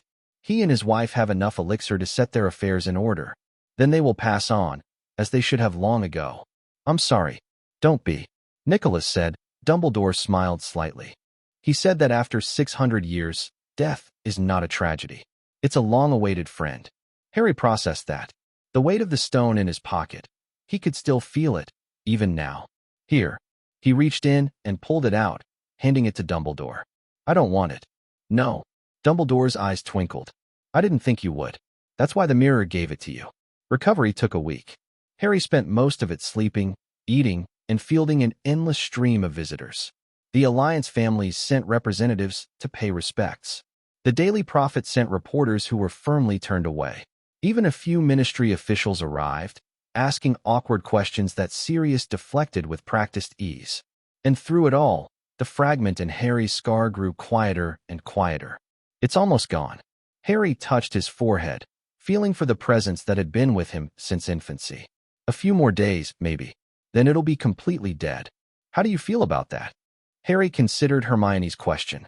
Strange. It's been part of me for so long. This voice in my head, this window into Voldemort's thoughts. Without it, you'll be free. Hermione's voice was soft. Really free, for the first time in your life. Will I?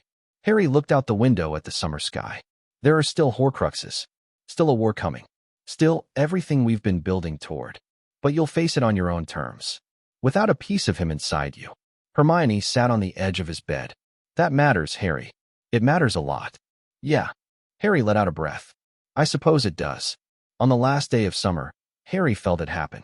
He was sitting in the garden at Grimmauld Place, watching the sunset, when a warmth spread through his scar. Not pain, something gentler. A release of tension he hadn't known he was carrying. The fragment was dying. He could feel its final moments. Fear, confusion, a desperate reaching for something that wasn't there. And underneath it all, a strange sort of acceptance. You were stronger than I expected, the Horcrux whispered. Stronger than he ever was. If things had been different, they weren't. No, they weren't. A pause. The others, the remaining pieces, they're hidden. Protected. But I can tell you one thing. A clue. If you want it.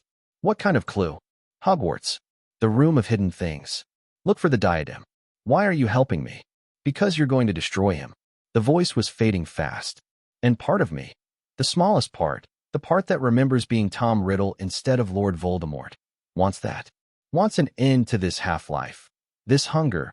This eternal reaching for a power that can never satisfy. The fragment gave one last pulse of emotion, sorrow, regret, something that might have been gratitude, and then it was gone. Harry sat alone in the garden, tears streaming down his face, feeling more whole than he had in his entire life, and more determined than ever to finish what his mother had started. Voldemort would fall. Whatever it took. Whatever it cost. He would fall. Chapter 7. The Blood Accord. September arrived with the kind of golden sunshine that made everything feel possible. Harry stood on platform 9 3/4, watching students stream past toward the Scarlet Engine. Second year. A new beginning. And this time, he knew exactly what he was walking into. You look different. Ron appeared at his elbow, dragging his trunk. More? I don't know. Solid. The Horcrux is gone. Harry touched his scar. Still there, still visible, but no longer aching. I feel like myself for the first time ever. That's good, right? It's strange. Harry grabbed his own trunk and started toward the train. I spent so long with that thing in my head. I'm not sure who I am without it. You're Harry Potter. The bloke who breaks curses and terrifies dark families and somehow made friends with half of Slytherin House. Ron grinned. Pretty sure that's still true. Thanks for the confidence. They found a compartment near the back, quickly joined by Hermione, Daphne, and Theo. The five of them had become inseparable over the summer, an unlikely alliance that had weathered threats, battles, and the occasional awkward dinner party at Pureblood Estates. So, Daphne pulled out a sheaf of parchment as the train began to move. Business first. The Accords currently have 43 signatory families. 17 more are considering joining. The Covenant has effectively collapsed. The remaining members are either defecting or going into isolation. What about Malfoy? Harry asked. Lucius is complicated. Daphne's expression was thoughtful. He's lost most of his political power. The Flint debt, his wife, the failed petition, it's damaged him badly. But he's not defeated. He's regrouping, looking for new angles. Is he still a threat? He's always a threat, but a diminished one. Daphne shuffled her papers. More concerning is the international response. Word of what you did has spread, the curse breaking, the confrontation with Voldemort, the alliance you've built. Foreign families are starting to reach out. Like the Delacours. Like many others. The Kowalskis from Poland. The Romanovs from Russia. The Nakamuras from Japan. Daphne met his eyes. You're becoming a figure of international significance, Harry. That brings opportunities, but also dangers. What kind of dangers? Other governments noticing you. Other Dark Lords seeing you as a threat. Other factions wanting to use you for their own purposes. Theo leaned forward. You're not just a British problem anymore. You're a global one. Harry processed that. He'd been so focused on the immediate threats, Voldemort, the Covenant, the political battles at home, that he hadn't fully considered the wider implications. One thing at a time, he said finally. Right now, I need to focus on finding the other Horcruxes. The fragment told me one is at Hogwarts, a diadem, hidden in something called the Room of Hidden Things. The Room of Requirement? Hermione's eyes lit up. It can become different things based on what you need. A room of hidden things would be where generations of students have stashed contraband. Then that's where I start. Harry looked out the window at the passing countryside. Voldemort's weak right now. Scattered. If I can find and destroy his remaining anchors before he recovers, you end him for good. Ron's voice was grim. About bloody time. Hogwarts felt different this year. Harry walked through the familiar corridors, but everything seemed smaller somehow. Less intimidating. He'd faced down Voldemort himself in these halls. What could regular school possibly throw at him? The answer came at the welcome feast. Before we begin, Dumbledore rose from his seat, his voice carrying through the great hall. I have several announcements. First, please welcome our new defense against the dark arts professor, Gilderoy Lockhart. A man stood up from the staff table, beaming with teeth so white they seemed to glow. His robes were lurid turquoise, his hair elaborately curled, his smile the practiced expression of someone who'd spent too long looking in mirrors. Thank you, thank you. Lockhart waved at the students like a celebrity greeting fans. I'm absolutely thrilled to be here. I know many of you have read my books. Don't worry, there'll be plenty of time for autographs. Harry exchanged a look with Ron. Is he serious? Unfortunately, yes.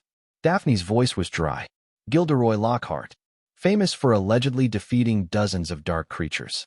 More famous for writing about it afterward. Allegedly. My father met a wizard who claims Lockhart stole his story about fighting a werewolf. Obliviated him afterward to cover it up. Daphne shrugged. No proof, of course. But the rumors are persistent. Harry studied the new professor, filing away the information. Another complication. Another variable in an already complex equation. Dumbledore wasn't finished. Second, I must inform you that the Forbidden Forest remains strictly off-limits. Recent events have made this more important than ever. Anyone caught entering the forest will face severe consequences. Harry thought about his dreams of the forest. The unicorns dying. Voldemort feeding on their blood. And finally, Dumbledore's voice softened. I want to acknowledge the events of last year. Many of you have heard rumors about what occurred in our school. I can confirm that a threat was faced and overcome, thanks in large part to the courage of our students. His eyes found Harry's across the hall. Let us remember that darkness can be defeated, that hope is never lost, and that together, we are stronger than any evil that threatens us. The hall erupted in applause. Harry kept his head down, uncomfortable with the attention. But he couldn't help noticing that even the Slytherins were clapping. Classes resumed with their usual rhythm. History of magic remained boring. Transfiguration remained challenging. Potions remained hostile, though Snape's antagonism seemed muted somehow. Less personal, more professional. And defense against the dark arts was a disaster. Today we'll be studying my personal encounter with the Wagga Wagga werewolf. Lockhart announced on their first day, holding up of his book with his own face beaming from the cover. Please turn to chapter 12 and follow along as I read aloud. I find my prose style quite compelling when given proper dramatic emphasis. Harry lasted 10 minutes before slipping out. He found the Room of Requirement on the 7th floor, pacing 3 times while thinking I need the place where things are hidden. The door appeared. Inside was chaos. Mountains of objects stretched in every direction. Broken furniture, outdated textbooks, banned items, forgotten treasures. Centuries of Hogwarts students had hidden things here, creating a maze of discarded history. This could take forever. Harry stood at the threshold, overwhelmed by the scale of the task. Then we'd better start looking. Hermione appeared behind him, followed by Ron, Daphne, and Theo. Did you really think we'd let you do this alone? The more eyes, the better. Daphne was already scanning the nearest pile. What exactly are we looking for? A diadem. Like a tiara. It belonged to Rowena Ravenclaw. Voldemort would have seen it as a worthy vessel for his soul. Ravenclaw's diadem? Hermione's eyes widened. That's been lost for centuries. It was supposed to grant wisdom to whoever wore it. Voldemort found it somehow, turned it into a Horcrux. Harry started down the nearest aisle. Now we find it and destroy it. They spread out, working methodically through the piles. Hours passed. The sun moved across the enchanted windows. Harry's back ached from bending over boxes and climbing unstable mountains of junk. Harry, Theo's voice came from somewhere to the left. I think I found something. They converged on his location. Theo stood before a cabinet, old and warped, its doors hanging open, and on top of it sat a dusty tiara. Harry felt it immediately. The same dark wrongness he'd sensed in the Flint ledger, in his own scar before the fragment died. This was a Horcrux. Don't touch it. He approached carefully. Voldemort would have protected it. Curses, compulsions, something. Can you sense what kind? Harry extended his awareness, letting his blood respond to the dark magic. The diadem pulsed with malevolence, but underneath, he felt something else. A trap. A lure. It wants to be worn. His voice was distant. The curse is designed to compel people to put it on. Once they do, it possesses them. Something like that. Harry pulled back. I need to destroy it without touching it directly. How? I'm not sure. He thought about the methods Dumbledore had discussed. Fiendfire, basilisk venom, the sword of Gryffindor. Fiendfire would work, but I can't control it. Basilisk venom would destroy it, but I don't have any. What about your blood? Daphne asked. It destroyed the fragment in your scar. It destroyed the Flint ledger. That took physical contact, and nearly killed me both times. Harry shook his head. I'm not strong enough to brute force it. Then we find another way. Hermione's voice was determined. There's a basilisk in the Chamber of Secrets. Slytherin's monster. It's been there for 1,000 years. How does that help us? If we could get its venom, extract it somehow, we'd have a weapon that could destroy any Horcrux. Small problem. Ron's voice was dry. The basilisk is an enormous snake that kills people by looking at them. How exactly do we extract its venom without dying? Hermione faltered. I hadn't worked out that part yet. The Chamber of Secrets. Theo was frowning. I've read about it. Slytherin's hidden lair, somewhere in the castle. But no one's found it for centuries. Voldemort found it. Harry's mind was racing. He opened it 50 years ago. There were attacks on students. A girl died. He must have known where it was.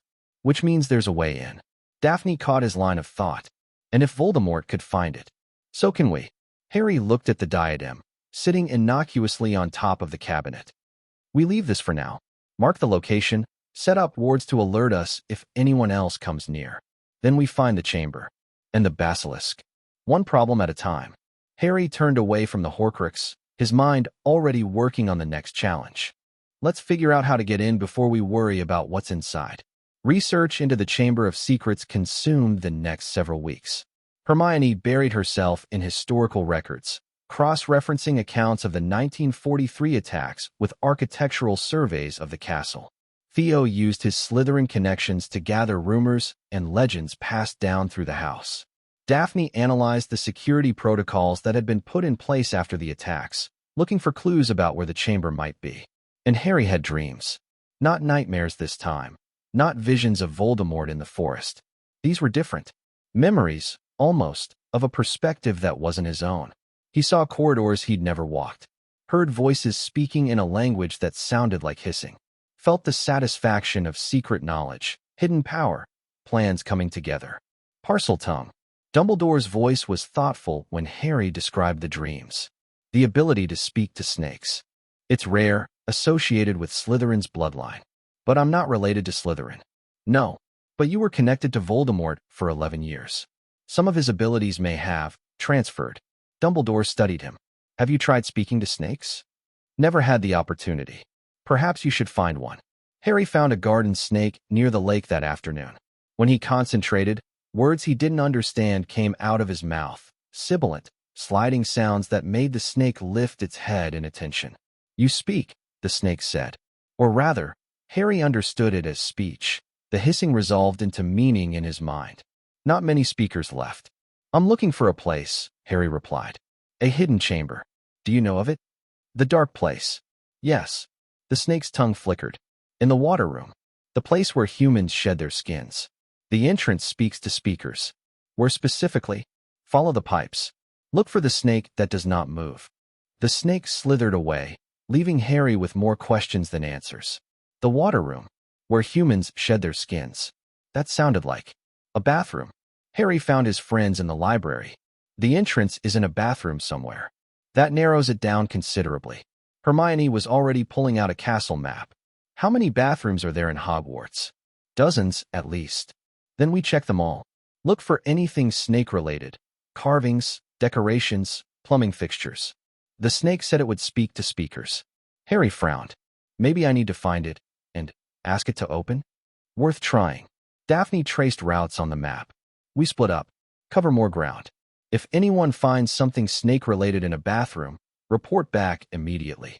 They found it 3 days later.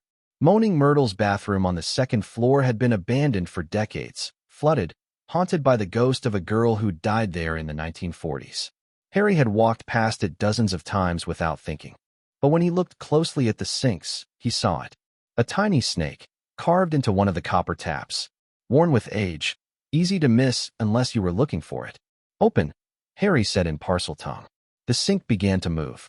The entire structure shifted, sliding apart to reveal a wide pipe leading down into darkness. Cold air rushed up from below, carrying the smell of age and secrets. Found it. Harry's voice echoed strangely. The Chamber of Secrets. His friends gathered behind him, staring into the darkness. We're actually going down there. Ron's voice was higher than usual. Where there's a giant killer snake. I'm going down there. You lot are staying here.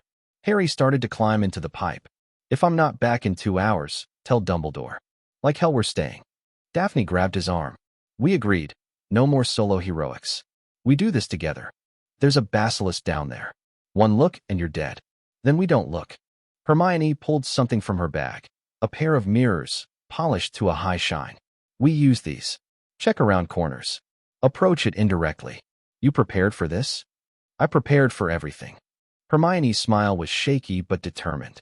We're your team, Harry. That means we share the risks. Harry looked at them, his friends, his allies, the people who'd chosen to stand with him through everything. They were terrified. He could see it in their faces. But they weren't backing down. Fine. He pulled out his wand. But follow my lead. And if I say run, you run. No arguments. They descended into the chamber. The pipe deposited them in a rough stone tunnel, ankle deep in something Harry preferred not to identify. They moved carefully, wands lit, mirrors at the ready. The tunnel twisted and turned, eventually opening into a larger passage littered with the bones of small animals. It's been hunting. Theo's voice was barely above a whisper. Rats, probably. Maybe the occasional cat. How do you know? The bones are gnawed. Something ate them. They pressed on, the passage growing larger as they went. Finally, they emerged into a vast chamber, a cathedral of stone, with serpent statues lining the walls and a massive carved face at the far end. Slytherin himself, Harry realized. The founder had built a monument to his own image. And coiled before the statue, motionless but clearly alive, lay the basilisk. It was enormous. 50 feet at least, its scales gleaming with an oily sheen, its eyes thankfully closed in sleep. Nobody move. Harry's voice was barely audible. Nobody make a sound. They stood frozen, barely breathing, as Harry tried to figure out their next move. He needed the venom to destroy the diadem and any other Horcruxes they found. But how do you extract venom from a sleeping monster without waking it? Carefully. Very, very carefully. Harry began inching forward, his wand ready. The basilisk's mouth was slightly open, revealing fangs the length of his forearm. Venom glistened on their tips. If he could just get close enough to collect some. His foot hit a bone. The crack echoed through the chamber like a gunshot. The basilisk's eyes snapped open. Don't look, Harry screamed, throwing himself sideways. Keep your eyes down. He heard his friends scatter, heard the basilisk's hiss of rage as it rose to its full height. The sound of something massive moving, scales scraping against stone. Who disturbs my rest? The voice was ancient, furious. Who dares enter my chamber? I do, Harry replied, keeping his gaze fixed firmly on the ground. Harry Potter, I need your venom. A speaker. The basilisk's tone shifted slightly, still dangerous, but curious. It has been many years since a speaker came to me. The last one promised me prey. Fresh meat, walking into my domain. Voldemort. Tom Riddle. Yes, the young speaker. He opened my chamber, set me free to hunt. The basilisk's voice turned bitter. Then he sealed me away again when I had served my purpose. 50 years I have waited. 50 years in darkness and silence. I'm sorry. You are sorry? Amusement, cold and reptilian. What do you know of sorrow, little speaker? What do you know of centuries alone, waiting for a master who never comes? I know what it's like to be used. Harry kept his voice steady. I know what Voldemort does to people, to creatures who trust him. He throws them away when he's done. And yet you come seeking to use me as well. My venom, my power. I'm seeking to destroy him. Harry raised his head slightly, keeping his eyes averted but addressing the serpent more directly. The venom is to unmake his anchors to life. The pieces of soul he's hidden around the world. The basilisk was silent for a long moment. Horcruxes, it said finally. Yes, I felt them. Dark magic, darker than anything my master Salazar created. The young speaker brought one here, once. A diary. I tasted its wrongness in the air. Help me destroy them. Help me end him. Why should I? What do you offer me, little speaker? Harry thought quickly. What did a 1,000-year-old snake want? Freedom? Revenge? Something else? Purpose, he said finally. You were created to guard the chamber, to serve the heir of Slytherin. But Voldemort is no true heir. He's a half-blood who used Slytherin's legacy for his own power. He betrayed everything your master built. Continue. Help me, and I'll find you a worthy purpose. Not hunting students, not serving a false heir. Something that uses your gifts without corrupting them. What kind of purpose? I don't know yet. But I have allies, people who respect magical creatures, who don't see them as tools or threats. We could find a place for you. Somewhere you're valued instead of feared. The basilisk's laugh was a strange, hissing sound. You are bold, little speaker. Bold and foolish.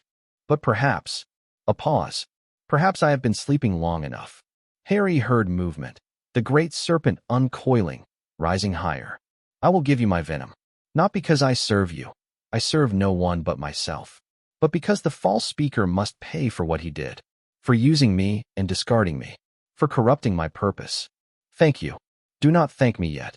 The basilisk lowered its head until its fangs were at Harry's level. He could feel the heat of its breath on his face. Taking venom is painful. For both of us.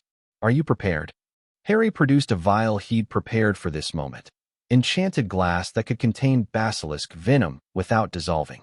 I'm ready. The basilisk struck. Not to kill, to donate. One fang pierced Harry's offered arm, injecting venom even as Harry's blood flowed into the serpent's mouth. Pain exploded through him. Basilisk venom was death in liquid form. His arm immediately began to blacken, the corruption spreading toward his heart. But his blood was already fighting back. Gold light erupted from the wound, battling the venom, keeping it contained. Harry screamed but held the vial steady, collecting the poison even as it tried to kill him. Your blood, the basilisk said wonderingly. It fights. It burns. What are you, little speaker? I'm not sure anymore. Harry's voice was ragged with pain.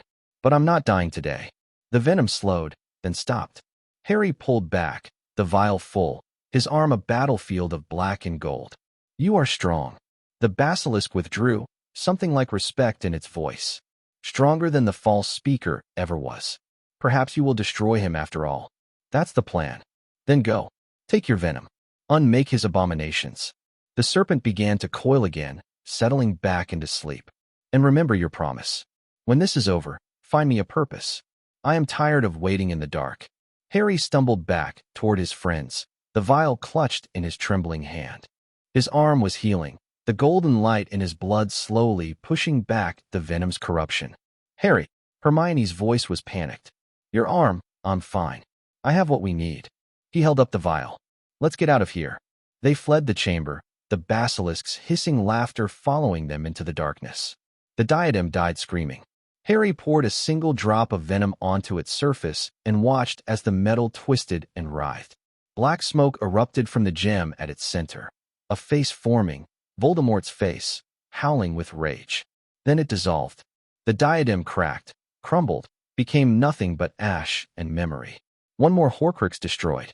Two down, his scar and the diadem. How many remained? How do you feel? Daphne asked quietly. Harry looked at the ash, at his scarred arm, still bearing the marks of the basilisk's bite, at the friends who descended into darkness with him. Tired, he said honestly. Determined. And grateful. Grateful that I don't have to do this alone. The formal announcement of the Blood Accords happened in October. Harry had been planning it for months. A public declaration of what they'd built, an invitation for more families to join, a statement of principles that would reshape magical politics. They held it in the Great Hall, with Dumbledore's permission. Representatives from every signatory family attended. The Daily Prophet sent reporters. Even the ministry sent observers. Harry stood before them all, suddenly very aware of his age. 12 years old. Speaking to some of the most powerful witches and wizards in Britain. Thank you all for coming.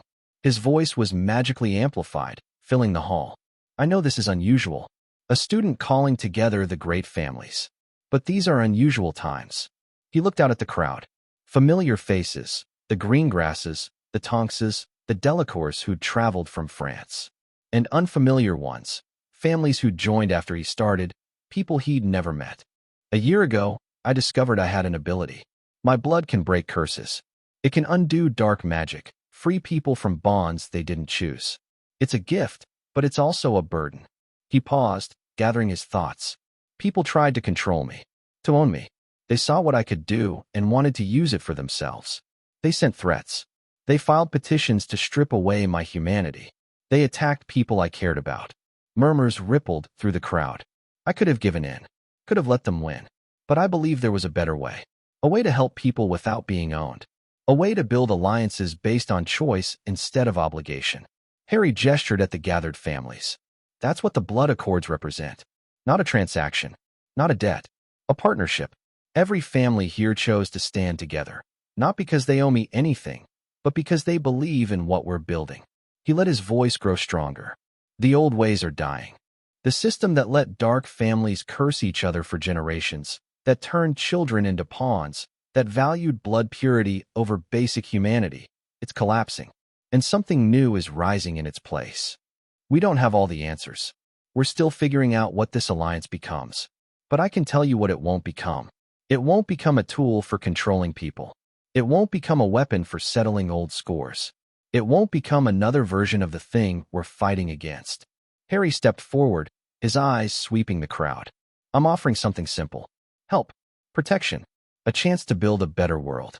If you want it, you're welcome to join us. If you don't, he shrugged. That's your choice. Choice is what this is all about. He stopped. The hall was silent. Then Cyrus Greengrass stood.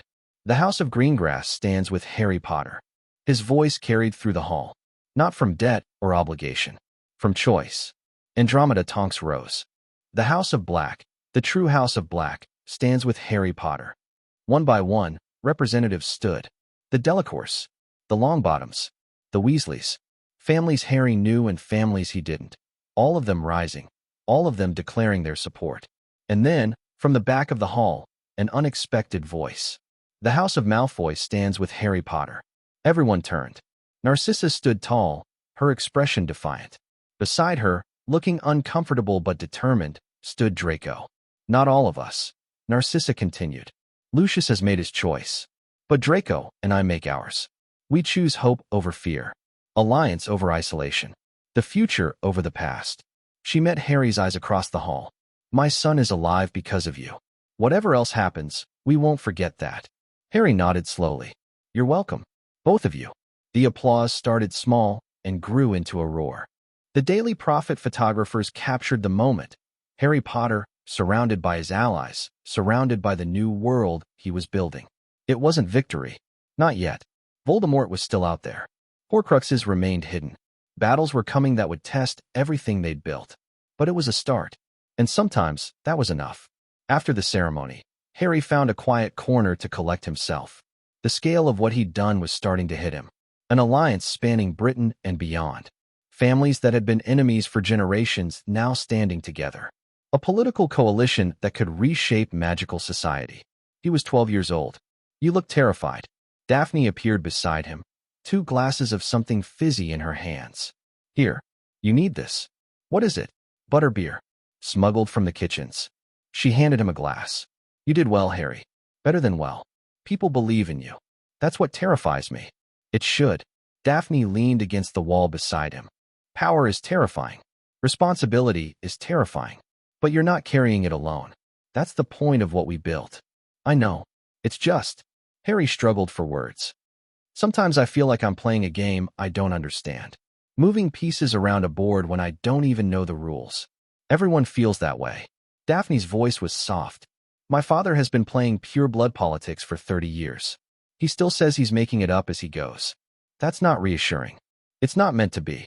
It's meant to be honest. Daphne turned to face him. You're doing something unprecedented. Building something new. There's no guidebook for that. You just have to trust yourself and the people around you. And if I get it wrong, then you fix it. Or we fix it together. Daphne's lips curved slightly. That's what the Accords are for. Not just protecting people from curses, protecting all of us from our own mistakes. Harry considered that. The idea that he didn't have to be perfect. That failure was survivable, as long as he had people to help him recover. When did you get so wise? I've always been wise. You just weren't paying attention. Daphne's smile widened. Now finish your butterbeer. We have a party to attend. The party lasted until midnight. Harry moved through the crowd, accepting congratulations, answering questions, making connections. It was exhausting and exhilarating in equal measure. Toward the end of the evening, he found himself face to face with Fleur Delacour. You have done something remarkable. Her accent was softer now, her English more confident. A year ago, you were alone. Now you have an army. It's not an army. No? What would you call it? Harry thought about it. A family. A chosen family. People who stand together because they want to, not because they have to. Fleur studied him with those piercing blue eyes. You really believe that? I have to believe it. Otherwise, what's the point? The point is power. Protection. Security. Fleur stepped closer. Those are what most people want. What most alliances are built on. Maybe. But I'm trying to build something different. I know. Fleur's voice softened. That's why I'm here. That's why my family traveled across the channel to stand in your hall. Because you believe in what I'm doing? Because I believe in you. Fleur held his gaze. You helped me without asking for anything. You saw me as a person, not a creature or a prize. Do you know how rare that is? Harry didn't know what to say. The moment stretched between them. Something unspoken, something complicated. Then Fleur laughed and stepped back. You are blushing. The great Harry Potter, defeater of Dark Lords, blushing at a compliment from a girl. I'm 12. And I am 13. We have time. Fleur's smile was enigmatic. For now, let us focus on saving the world. The rest can wait. She walked away, leaving Harry staring after her. Daphne appeared at his elbow. That looked interesting. Don't start. I'm just saying. International alliances. Marriage prospects. Political implications. I'm 12. So you keep saying. Daphne's eyes sparkled with amusement. Come on. Dumbledore wants to speak with you before the guests leave. Dumbledore waited in his office, looking tired but pleased. You've done well, Harry. Better than I could have hoped. Thank you, sir. But we both know the work isn't finished. Dumbledore gestured to a chair. Please sit. We have much to discuss. Harry sat. The adrenaline of the ceremony was fading, leaving exhaustion in its wake. The diadem is destroyed. 2 Horcruxes confirmed eliminated. Dumbledore steepled his fingers. I've made progress on locating others. The ring I mentioned. It's still missing, but I believe I know who took it. Who? Voldemort himself, most likely. Or someone working for him. Dumbledore's expression was grave. He's gathering his soul fragments. Preparing for his return. The unicorn blood. He's been sustaining himself in the forest. Yes, but that method has limits. He needs a more permanent solution. Dumbledore paused. There are rituals, Harry. Old, dark rituals that can restore a body to one who has lost theirs. They require specific ingredients. Bone of the father, flesh of a servant, blood of an enemy. My blood. Very possibly. Dumbledore's eyes met his. You must be careful. Voldemort has shown he's willing to wait, to plan, to strike when least expected. The protection in your blood is powerful, but it's not invincible. I know. Harry thought about the basilisk bite, the spreading corruption, how close he'd come. But I can't hide forever. I have to find the remaining Horcruxes. I have to end this. And you will. But not alone, and not recklessly. Dumbledore leaned forward. The alliance you've built is remarkable. Use it. Let others share the burden. You don't have to carry the weight of the world on your shoulders. That's what everyone keeps telling me. Then perhaps you should listen. Dumbledore's voice softened. Your mother gave her life to protect you. Your friends risked theirs to stand beside you.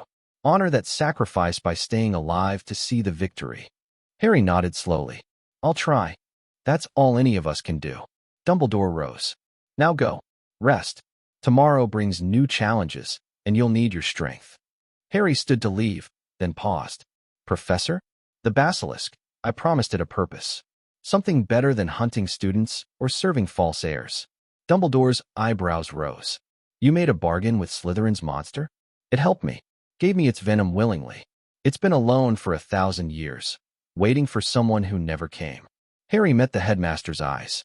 It deserves better than that. Dumbledore was quiet for a long moment. You continue to surprise me, Harry. Most would see the basilisk as nothing but a weapon or a threat. You see it as something deserving of compassion. Is that wrong? No. Dumbledore's smile was warm. It's exactly right. And it gives me hope for the world you're building. Harry left the office and walked slowly through the quiet castle. The corridors were empty now, the ceremony guests departed, the students asleep in their dormitories. Moonlight streamed through the windows, casting silver patterns on the ancient stones. So much had happened. So much had changed. A year ago, he'd been a frightened 11-year-old, discovering a world he didn't understand. Now he was a leader, a symbol, a target, but also something else. He thought about the allies gathered in the Great Hall, the friends who'd descended into the chamber with him, the basilisk who'd chosen to help instead of kill, the families who'd stood up, one by one, declaring their support. He wasn't alone anymore, not even close. And that, more than any magical ability, more than any political alliance, more than any victory in battle, that was what would carry him through whatever came next. Harry Potter had found his people, and together, they were going to change the world. Chapter 8. The Hollow Men. The kidnapping attempt came on a Tuesday. Harry was walking back from the library, alone for once. Hermione had a study session, Ron was at Quidditch practice, and Daphne was handling Alliance correspondence. The corridor was empty, the afternoon light slanting through high windows. He didn't hear them coming. One moment he was thinking about Horcrux locations, the next a body-bind curse hit him from behind. He crashed to the floor, rigid and helpless, and rough hands grabbed him before he could even process what was happening. Got him. The voice was unfamiliar. Move. They dragged him through a hidden passage he'd never seen, down stairs that seemed to descend forever. Harry's mind raced, trying to break the body bind through sheer force of will, but the curse was too strong. This is insane. A second voice, nervous. If we're caught, we won't be caught. The others are handling the wards, and the old man is in London. The first voice was confident. Cold. By the time anyone realizes he's gone, we'll have what we need. They emerged into a chamber deep beneath the castle, natural cavern, roughly converted into something like a ritual space. Torches flickered on the walls. In the center, a stone altar waited. Harry counted 5 figures in dark robes, their faces hidden by masks. The ones who'd grabbed him dropped him onto the altar, and suddenly the body bind released. He rolled immediately, reaching for his wand, Accio. His wand flew from his pocket into a masked man's hand. Don't bother struggling. The confident voice belonged to the man who'd caught his wand. You're not leaving until we get what we came for. Harry forced himself to stay calm. And what's that? Your blood, of course. The man stepped closer. The covenant may have collapsed, but some of us remember what we were fighting for. The old ways. The proper order of things. Blood magic for those who understand its value. The covenant is dead. The covenant was weak. The man's voice dripped with contempt. Malfoy and his political games. The Parkinsons with their clumsy schemes. They forgot the fundamental truth. Power isn't negotiated. It's taken. He gestured, and 2 of the others grabbed Harry's arms, forcing him down onto the altar. We're going to drain you, Potter. Not all at once. You're too valuable for that. Just enough to fill our stores. Then we'll keep you somewhere safe, somewhere you can recover, and do it again. And again, until we've broken every curse that plagues our families. Harry struggled, but they were stronger. One of them produced a silver knife, wickedly sharp, and began rolling up Harry's sleeve. Any last words before we begin? Harry looked at the knife, at the masked faces, at the ritual circle carved into the floor beneath him. Just one question, he said. Do you know why the Covenant really failed? Because they were cowards. Because they underestimated me. Harry smiled. You're making the same mistake. The Horcrux in his scar was gone, but the protection remained. His mother's love transformed into something active, something that had burned Quirrell, repelled Voldemort, destroyed pieces of the darkest soul magic ever created. And it did not like people who meant him harm. Harry reached for it. Not his wand, not any spell, but the power that lived in his blood. The thing that made him special, that made him dangerous, that made him worth kidnapping in the first place. He let it out. The light was blinding. Gold erupted from Harry's skin, from his scar, from every point where the kidnappers touched him. They screamed, genuine screams of agony, as the protection burned through their magic, their masks, their very flesh. Harry rolled off the altar, hitting the ground hard. The chamber was chaos now, his captors stumbling and falling, their robes smoking where the light had touched them. He spotted his wand on the floor where the leader had dropped it. He lunged, grabbed it, came up firing. Stupefy! Stupefy! Incarcerus! 2 of the kidnappers went down. A third was tangled in ropes. But the leader and 1 other were still standing, still dangerous, and the golden light was fading. Harry's reserves were depleted. The burst had cost him more than he'd realized. Impressive. The leader's mask had been burned away, revealing a face Harry didn't recognize. Older, scarred, eyes blazing with fury. But not enough. Crucio. Harry dodged, but barely. The curse scorched the air where he'd been standing. And unforgivable. These weren't desperate amateurs. They were true believers, willing to risk Azkaban to get what they wanted. You're going to regret that. Harry's voice was cold. I doubt it. The man raised his wand again. Avada, Expelliarmus. The voice came from the chamber entrance. The killing curse died unfinished as the man's wand flew from his hand. Sirius Black stepped out of the shadows, his face a mask of controlled fury. Behind him came Dumbledore, McGonagall, and what looked like half the Hogwarts staff. It's over, Dumbledore said quietly. Surrender now, and you may yet see the inside of a courtroom instead of a grave. The leader looked around at his fallen companions, at the wands pointed at him, at the impossibility of escape.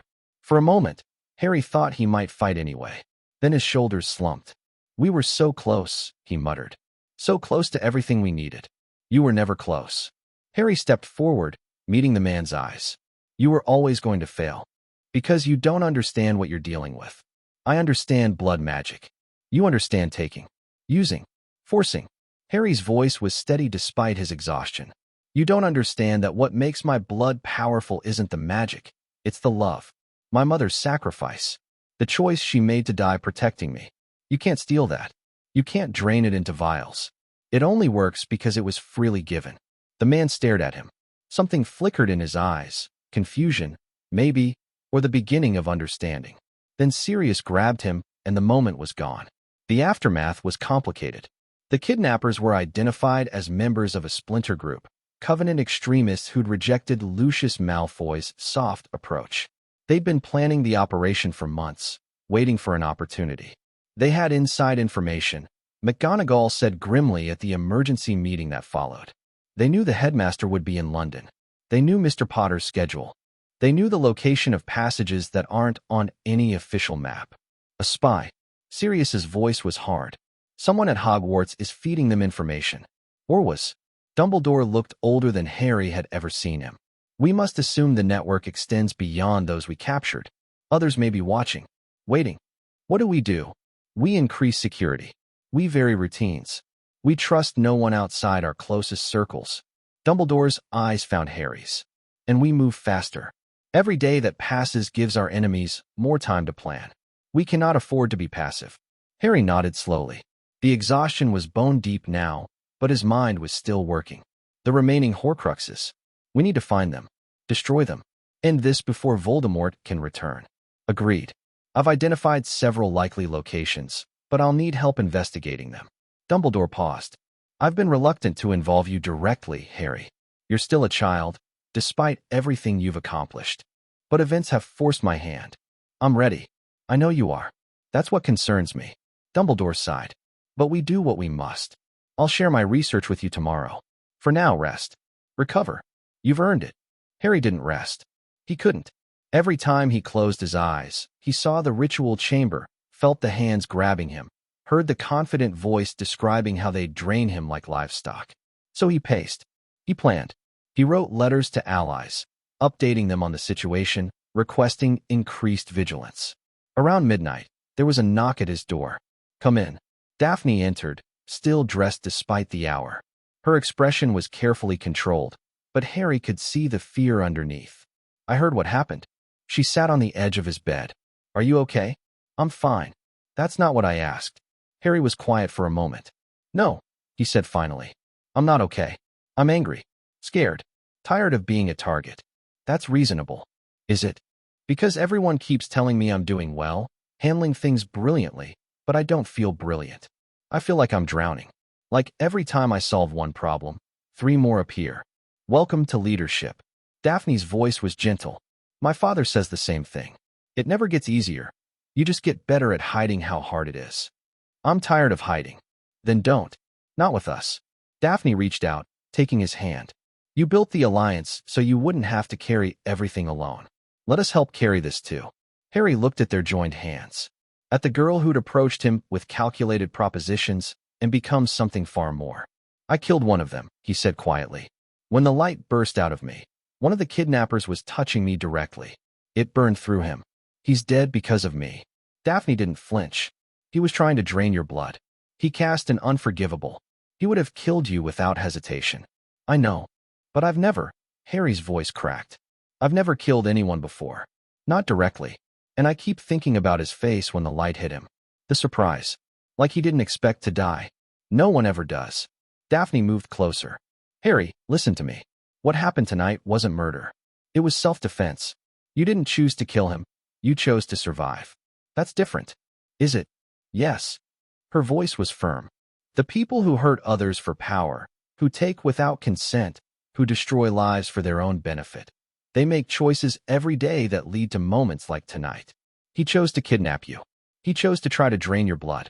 He chose to cast Crucio. Every one of those choices was his, and every one of them led to his death. But you're the one who didn't die. That's all." Daphne's grip on his hand tightened.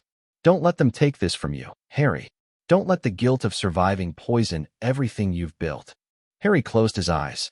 The weight he'd been carrying, the shock, the horror, the sick feeling in his stomach, didn't disappear. But it shifted slightly, became something he could bear. "Thank you," he whispered. "That's what allies are for." Daphne stood, but didn't release his hand immediately. "Get some sleep. Tomorrow will be complicated. It always is. Then we'll handle it. Together." She finally let go. "Good night, Harry." "Good night." She left. Harry lay down on his bed, staring at the ceiling. Together. He could do this together. Eventually, he slept.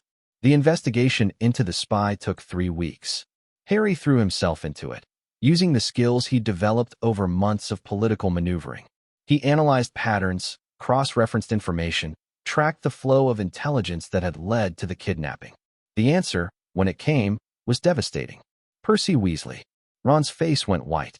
"That's not." He didn't know. Harry's voice was heavy. He wasn't a willing collaborator. They were using him. The evidence was clear once they knew where to look. Percy had been writing regular reports to the Ministry, documenting unusual activities at Hogwarts. Standard procedure for a prefect with political ambitions. But someone at the Ministry had been intercepting those reports, passing them to the extremists. They used his dedication against him. Hermione's voice was sad. He thought he was being a good citizen, and they turned it into a weapon. "Who at the Ministry?" "We're still working on that." Daphne shuffled through documents. "The trail is deliberately obscured. Whoever organized this is careful. Careful enough to avoid detection for months." Harry frowned. This wasn't improvised. They've been planning for a long time. Which means there may be other operations we don't know about. Theo leaned forward. "Other targets. Other plans. We need to be proactive." Harry made a decision. "We can't just defend ourselves and hope they don't try again. We need to find them. Expose them. Dismantle whatever network they've built." "That's dangerous." Sirius's voice was cautious. "We're talking about going on the offensive against an unknown enemy. We're talking about survival. Harry met his godfather's eyes. They came for me in my own school. If we don't stop them, they'll try again. And next time, they might succeed. The room was quiet. He's right. Daphne spoke slowly. Defense isn't enough anymore. We need to take the fight to them. How?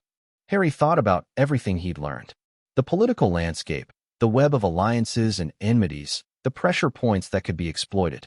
We start with the Ministry, he said finally. Someone there is coordinating with the extremists. We find them. We expose them. And we make sure everyone knows what they've been doing. That's going to make powerful enemies. We already have powerful enemies. Harry's voice hardened. At least this way, we get to choose the battlefield. The Ministry investigation was delicate work. Harry couldn't lead it directly. Too visible, too controversial, too likely to provoke defensive reactions. Instead, he worked through proxies, Sirius using his Black family connections, Andromeda leveraging her legal expertise, Arthur Weasley quietly gathering information from inside. The name that emerged was unexpected. Dolores Umbridge. Andromeda laid out the evidence at their strategy meeting. Senior Undersecretary to the Minister. She's been coordinating with blood purist groups for years, funneling information, blocking investigations, protecting extremists who serve her agenda. Umbridge. Sirius's voice dripped with disgust. I remember her from before Azkaban. She helped draft some of the most oppressive werewolf legislation on the books. Nasty piece of work. She's also politically untouchable. Andromeda's expression was grim. Close to Fudge, feared by her colleagues, skilled at covering her tracks. Exposing her won't be easy. Nothing's been easy. Harry studied the documents. What do we need? Concrete proof. Testimony from someone she's worked with directly. Documentation that can't be explained away or dismissed. The captured extremists? None of them dealt with her personally. They were insulated, dead drops, coded messages, intermediaries. Andromeda shook her head. Umbridge is careful. She never touches anything that could tie back to her. Then we make her touch something. Harry's mind was racing. We set a trap. Give her information she can't resist passing on, and catch her in the act. That's risky. If she realizes what we're doing, she won't. Harry leaned forward. We need bait. Something that looks like genuine intelligence, something that would be valuable to the extremists. And we need someone to deliver it. Someone she trusts. That's a short list. What about Percy? The suggestion came from Ron, who'd been silent throughout the meeting. His face was still pale, still haunted by the revelation about his brother's unwitting involvement. Percy's been used once already. She might be suspicious. Or she might think he's the perfect tool. Ron's voice was steady despite his obvious discomfort. He's ambitious. Eager to please. Exactly the kind of person she'd want to manipulate. If he approached her with information. You're asking your brother to put himself in danger. I'm asking him to help fix his mistake. Ron met Harry's eyes. Percy feels terrible about what happened. He didn't know, but he blames himself anyway. Give him a chance to make it right. Harry considered it. The risk was significant. If Umbridge detected the trap, Percy would bear the consequences. But the potential reward was enormous. We need to protect him. Make sure he couldn't be blamed if things went wrong. We can do that. Andromeda was already making notes. Carefully constructed deniability. Witnesses to verify his cooperation with the investigation. If we're caught, Percy looks like a victim who was helping us, not an active participant. Ask him. Harry made the decision. If he agrees, we move forward. If not, we find another way. Percy agreed. He showed up at Grimmauld Place 3 days later, looking nervous and determined in equal measure. His usual pomposity was stripped away, leaving something rawer underneath. I should have seen it. His voice was hollow. I should have realized someone was using my reports. I was so focused on following procedures, on impressing my superiors. It wasn't your fault. Harry meant it. They're professionals. They've been manipulating people for years. That doesn't make it better. No, but it means you have a chance to stop them. Harry handed him a folder. This is the information you'll bring to Umbridge. It looks like intelligence about Blood Accord security, patrol schedules, ward configurations, vulnerabilities in our defenses. Is any of it real? Some. Just enough to seem authentic.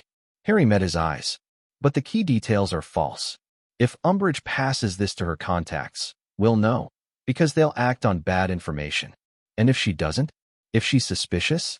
Then you're just a loyal ministry employee sharing concerns about a potential threat. Harry's voice softened. We've built in protections. You won't be implicated. Percy studied the folder, his expression conflicted. Then he straightened, some of his old dignity returning. I'll do it. For the family. For he hesitated. For what's right. Thank you. Harry extended his hand. Welcome to the Alliance, Percy. Officially this time. Percy shook it. His grip was firm. The trap was sprung 2 weeks later. Percy delivered the false intelligence to Umbridge during a routine meeting, expressing concerns about the Blood Accord's growing influence. Umbridge listened with barely concealed eagerness, took the documents, and dismissed him with promises to look into the matter. 3 days after that, a group of masked wizards attacked what they believed was a vulnerable Alliance safe house. They found Aurors waiting for them. The arrests were dramatic and public. The attackers, under questioning, revealed the source of their intelligence, coded messages from a ministry insider. The coded messages were traced back through the intermediary network, each link exposed and documented. And at the end of the chain sat Dolores Umbridge. This is outrageous. Her voice echoed through the Wisengamot chamber where she'd been summoned to answer questions. I am the senior undersecretary to the minister. I demand you'll answer the questions, Madam Umbridge. Amelia Bones, head of the Department of Magical Law Enforcement, was unmoved. We have evidence linking you to extremist groups responsible for multiple attacks, including the attempted kidnapping of Harry Potter. Lies. Fabrications. That Potter boy has been spreading propaganda. The evidence comes from your own communications. Bones laid out the documentation. Messages in your handwriting. Financial records from accounts in your name. Testimony from 3 separate individuals you worked with directly. Umbridge's face went purple. This is a conspiracy. They're trying to silence me because I stand against their blood traitor agenda. They're trying to bring you to justice. Bones's voice was cold. Because you conspired to kidnap a child. Because you provided intelligence that led to multiple assaults. Because you have spent years undermining the rule of law for your own bigoted purposes. The chamber was silent. Dolores Umbridge, you are under arrest. You will be held pending trial for conspiracy, assault, abuse of office, and treason. Bones gestured to the Aurors waiting at the doors. Take her away. Umbridge screamed as they dragged her out, her voice echoing through the halls of the ministry. Harry watched from the gallery, flanked by his allies. We did it. Hermione's voice was disbelieving. We actually did it. We won a battle. Harry's expression was grim. But the war isn't over. Umbridge was just one node in a larger network. There are others. There are always others. Daphne's hand found his. But today, we celebrate. We earned this. Harry looked at her. At Ron and Hermione and Theo and Sirius and all the others who'd helped bring this moment about. Yeah, he said quietly. We did. The celebration that night was subdued but genuine. They gathered at Grimmauld Place, the core members of the Alliance, sharing food and drink, and the relief of danger survived. Percy was there, looking like a weight had been lifted from his shoulders. Even Draco had come, awkward and out of place, but present. A toast. Sirius raised his glass. To Harry Potter, who saw a system that was broken and decided to fix it. To all of us. Harry raised his own glass. I didn't do this alone. None of it would have been possible without every person in this room. To the Alliance, then. Daphne's voice was warm. To the Blood Accords. To a future worth fighting for. They drank. The firelight flickered. And for one moment, everything felt possible. Then Dumbledore's Patronus burst through the wall. Harry, come to Hogwarts immediately. I've found another Horcrux. They fled to the castle and found Dumbledore waiting in his office. He looked exhausted, but there was triumph in his eyes. The locket of Salazar Slytherin. He gestured to his desk, where a heavy golden locket sat on a velvet cloth. One of Voldemort's most prized possessions. It took months to track down, but I finally recovered it from a cave on the coast. Harry felt the darkness radiating from it. The same wrongness as the diadem, as the fragment that had lived in his scar. Have you destroyed it? Not yet. I wanted you to see it first. Dumbledore's voice was quiet. And I wanted to warn you. The retrieval was costly. Harry looked at him more closely. Dumbledore's hand, the one that had been cursed by the ring trap, was worse now. Blackened to the wrist, the damage clearly spreading. The cave was protected by dark magic. Inferi, animated corpses, and a poison that had to be consumed to reach the locket. Dumbledore's expression was grave. I survived, but the experience was enlightening. Enlightening how? It reminded me that Tom Riddle was never careless. Every Horcrux is protected, trapped, designed to kill whoever seeks it. Dumbledore met Harry's eyes. We've been fortunate so far. The diadem's traps were minimal.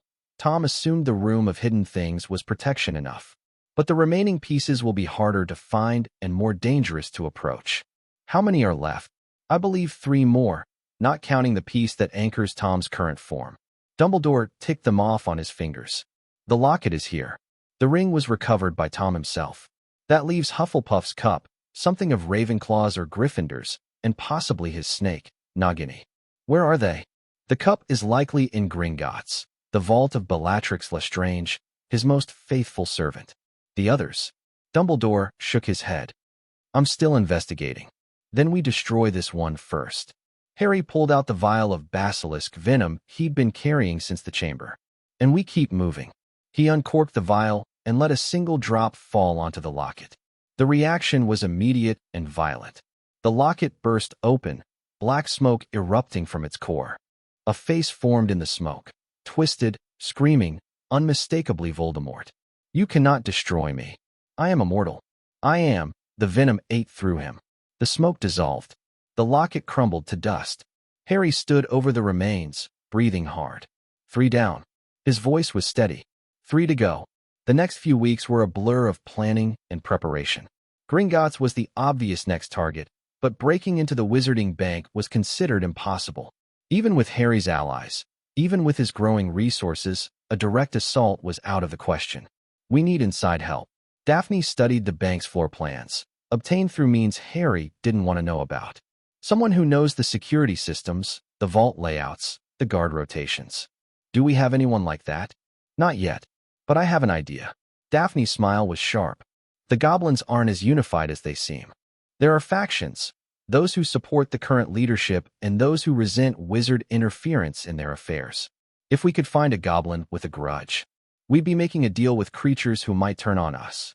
We'd be making a deal with beings who have their own agenda. Daphne's voice was pointed, just like every alliance we've built. The question is whether their interests align with ours enough to make cooperation worthwhile. Harry considered it.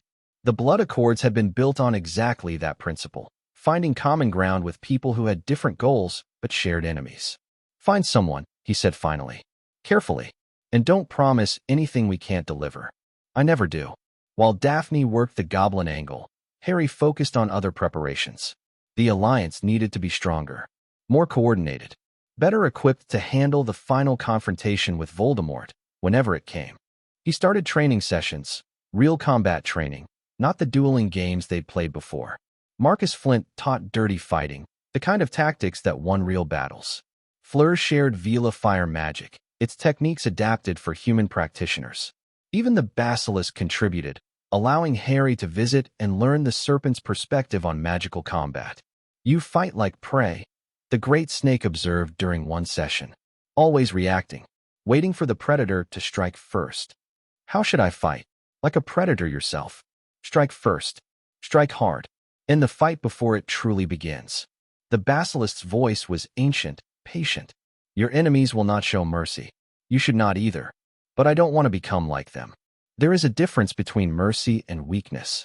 The serpent's tongue flickered. Show mercy to those who surrender. Show none to those who would destroy you. That is not cruelty. It is survival. Harry thought about that advice often in the following weeks. The line between necessary force and unnecessary violence. The distinction between defending yourself and becoming the thing you fought against. He didn't have easy answers, but he kept training. The breakthrough on Gringotts came from an unexpected source. Griphook. Bill Weasley, Ron's oldest brother, a curse breaker for the bank, sat in Grimmauld Place's parlor, looking uncomfortable. He's been passed over for promotion 3 times. Blames wizard interference in goblin affairs. He's bitter enough to talk, if you approach him right. Can you arrange a meeting? Already have. Bill handed over a slip of parchment. Tomorrow. The Leaky Cauldron, back room. He's nervous, so be careful. One wrong word and he'll bolt. Thank you. Harry tucked the parchment away. This is a big risk for you. The things you're fighting, they killed people I cared about in the last war. My uncles, friends of my parents. Bill's jaw tightened. If there's a chance to end it for good, I'll take any risk. Welcome to the Alliance. Better late than never.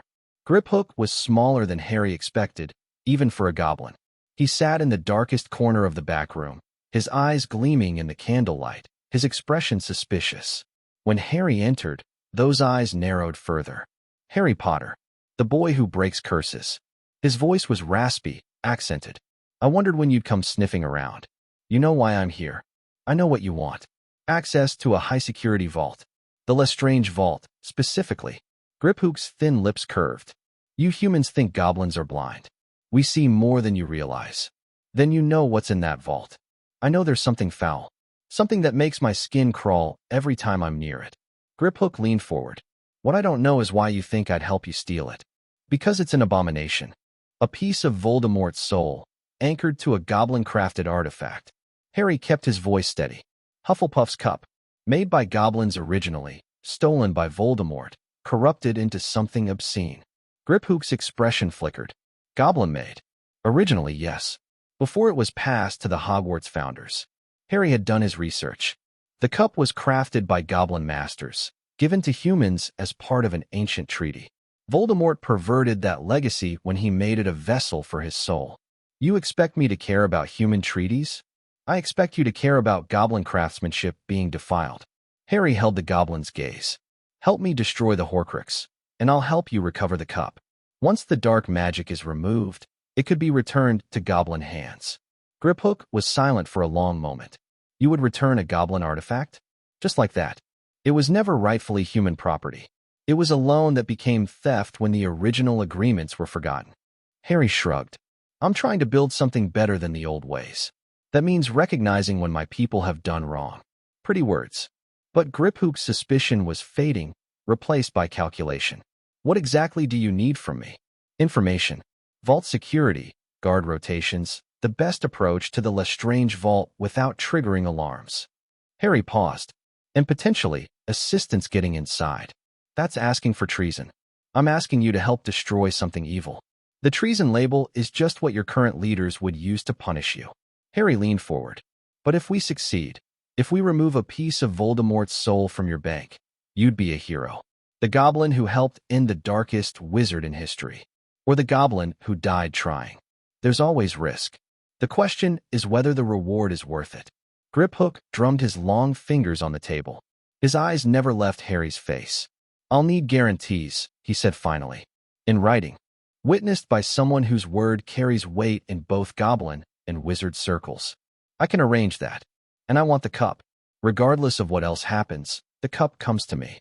After we destroy the Horcrux, yes. The cup is yours. Griphook extended his hand. A gesture that meant more in goblin culture than human. A binding agreement, witnessed by magic itself. Harry took it. We have a deal. Griphook's smile was sharp. Let's plan a heist. The Gringotts operation took a month to organize. Every detail had to be perfect. The timing, the approach, the extraction route. They rehearsed endlessly, working through every contingency, preparing for every possible failure point. Harry assembled a small team. Himself, Sirius, for his experience with infiltration, Bill Weasley, for his knowledge of the bank, and Griphook to navigate the goblin systems. No one else, he insisted when others volunteered. Smaller team means less chance of detection. And if something goes wrong, I don't want anyone else paying the price. The night of the operation arrived cold and clear. They approached Gringotts from below, using tunnels that Griphook assured them were unmonitored. The journey was treacherous, narrow passages, unstable floors, the occasional booby trap that Bill carefully disarmed. Then they reached the vault level. The Lestrange Vault is one of the oldest. Griphook's voice was barely above a whisper. Protected by multiple security layers. Dragons. Curses. Traps keyed to anyone not bearing the family's blood. How do we get in? The front door won't work. But there's another way. Griphook led them to a section of wall that looked no different from any other. The goblins who built these vaults weren't fools. They knew that someday, they might need access without the owner's permission. He pressed a sequence of stones in a pattern too complex for Harry to follow. A section of wall slid aside, revealing a narrow passage. Emergency entrance, known only to senior goblins and those they trust. Griphook's eyes glittered. I'll want that cup, Potter. Don't forget. They squeezed through the passage and emerged inside the vault. It was enormous, piled high with gold, jewels, artifacts accumulated over generations of dark wizarding excess. And there, on a shelf near the back, sat a small golden cup with badgers engraved on its handles. Harry felt the Horcrux's presence immediately. The same dark pulse as the others, the same wrongness. There. He moved toward it. Wait. Bill grabbed his arm. The items are cursed. Touch anything, and it multiplies. And burns. You'll be buried in a pile of scalding fake treasure before you can blink. Then how do I get it? Very carefully. Bill pulled out his wand and began casting, probing the curses, looking for weaknesses. Give me a minute.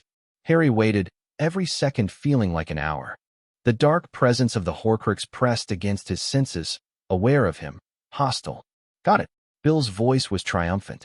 The cup itself isn't cursed, just the shelf it's on. If you can levitate it off without touching anything else. I can do that. Harry raised his wand. Wingardium Leviosa. The cup rose slowly, carefully. Harry guided it through the piles of treasure, around the cursed items, toward his waiting hand. It touched his palm. The Horcrux screamed. No. The voice burst from the cup. Voldemort's voice, filled with rage and desperation. You will not take me. I am eternal. I am. Harry pulled out the vial of basilisk venom and poured. The cup melted. The voice dissolved. The dark presence vanished like smoke in sunlight. 4 down. 2 to go. Let's move. Harry handed the remains of the cup to Griphook. Before someone realizes we're here. They fled through the emergency passage, back through the tunnels, into the night. Behind them, alarms finally began to sound. They made it back to Grimmauld Place as dawn broke. Harry collapsed into a chair, exhausted but triumphant. They'd done it. Broken into the most secure bank in the wizarding world and destroyed another piece of Voldemort's soul. Only 2 left. Sirius poured drinks for everyone. The ring, which Voldemort has, and Nagini. Nagini will be with Voldemort himself. Bill's voice was thoughtful. We can't get to her without facing him directly. Then we need to find him. Harry stared into his glass. Force a confrontation. End this. That's what he wants. Sirius's voice was cautious. He's been hiding, rebuilding, waiting for the right moment. If we push too hard, if we wait too long, he'll be ready for us. Harry looked up. I'm done being reactive. Done letting him set the pace. We find him. We challenge him. And we finish it. Harry, I know the risks. Harry's voice was steady. I've known them since the beginning. But every day we wait, more people suffer. More people die. The alliance we've built, it's not just for defense. It's for ending threats. Permanently. The room was quiet. You're really going to do this? Daphne's voice was soft. Face Voldemort directly. Not alone. I've learned that lesson. Harry managed a small smile. But yes, when we find him, I'm going to finish what my mother started. Whatever it takes. He looked around at his friends, his allies, his family. Whatever it costs. Chapter 9. The snake sheds its skin. They found Voldemort 3 months later. The intelligence came through a network of contacts that Harry had spent over a year building. A captured Death Eater who finally broke under interrogation. A house elf who'd escaped Malfoy Manor. A tip from the Albanian Ministry about dark activity in the forest where Voldemort had hidden before. He's returned to Britain. Sirius spread maps across the table at Grimmauld Place. A manor house in Little Hangleton. The Riddle family home, where his father lived before Voldemort killed him. Sentimental. Daphne's voice was dry. Fitting for a man who makes Horcruxes from trophies. It's more than sentimental. Dumbledore had joined them for this meeting, looking friendlier than ever but sharp-eyed. The Riddle house is where Tom began his journey into darkness, where he murdered his family and framed his uncle. Returning there suggests he's preparing for something significant. The resurrection ritual. Harry felt cold certainty settle in his stomach. He's going to restore his body. That would be my assessment. Dumbledore's voice was grave. The ritual requires specific components. Bone of the father, which the Riddle graveyard would provide. Flesh of a servant, which Wormtail can supply. And blood of an enemy. My blood. Traditionally, yes. But Tom may have found alternatives.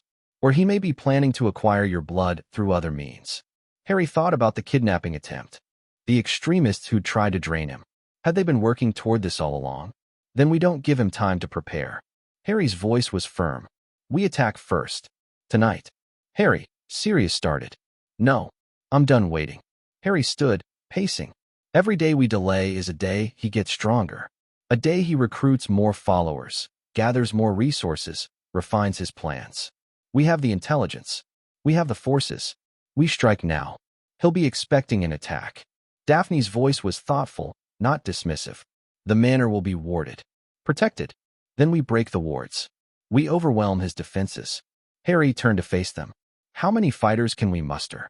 From the Alliance? 30, maybe 40 who are combat ready. Theo had been keeping track. Plus whatever Auror support we can convince the Ministry to provide. Amelia Bones owes us. Harry nodded. After the Umbridge situation, she'll listen. What about international allies? The Delacours can have a team here within hours. Daphne was already making notes. French Aurors who've been training specifically for this kind of operation. Call them. Call everyone. Harry's blood was pounding, but his mind was clear. Tonight we end this. The assault force assembled at dusk. 43 witches and wizards gathered in a field outside Little Hangleton, their faces grim, their wands ready. Harry looked at them, Alliance members, Aurors, friends, strangers united by a common purpose, and felt the weight of responsibility settle on his shoulders. Most of you know why we're here. His voice carried across the group. Voldemort has returned to Britain. He's preparing a ritual to restore his body, to return to full power. If he succeeds, everyone we love will be in danger. He paused, meeting eyes throughout the crowd. Tonight we stop him. Not because it's easy, it won't be. Not because we're guaranteed to win, we're not. But because if we don't act now, we may never get another chance. The plan is simple. 3 teams hit the manor simultaneously. Team 1 takes the front, drawing attention, engaging whatever defenses he's prepared. Team 2 comes through the back, targeting the ritual space we believe is in the main hall. Team 3. Harry glanced at Sirius and Dumbledore. Team 3 goes for Voldemort himself. What about the Horcruxes? Someone in the crowd asked. You said he still has 2. The Ring and Nagini. Harry nodded. The Ring will find and destroy during the assault. Nagini stays close to Voldemort. She's probably in the ritual space. We take her out when we take him. And if we can't destroy them, then we weaken him enough that he can't complete the ritual. By time to finish the job later. Harry's jaw tightened. But I don't plan on leaving anything half done tonight. He raised his wand. For everyone who died in the First War. For everyone who's been hurt by his followers. For the future we're fighting to build. 42 wands rose to match his. Let's end this. The Riddle House loomed against the night sky, dark and forbidding. They approached from 3 directions, moving silently through the overgrown grounds. Harry led Team 3, the strike team, consisting of himself, Sirius, Dumbledore, Daphne, and the Delacour fighters. The wards hit them 200 yards from the house. Nasty, Fleur's father, who'd insisted on joining the French contingent, examined the magical barriers with practiced eyes. Layered defenses. Killing curses woven into the perimeter. Can you break them? Given time, yes. But it will alert him. He already knows we're coming. Harry felt it. A prickle of awareness, a distant laugh echoing through the darkness. He's been waiting for this. Then let's not disappoint him. Dumbledore raised his wand, and light erupted from its tip. The wards screamed, buckled, began to tear.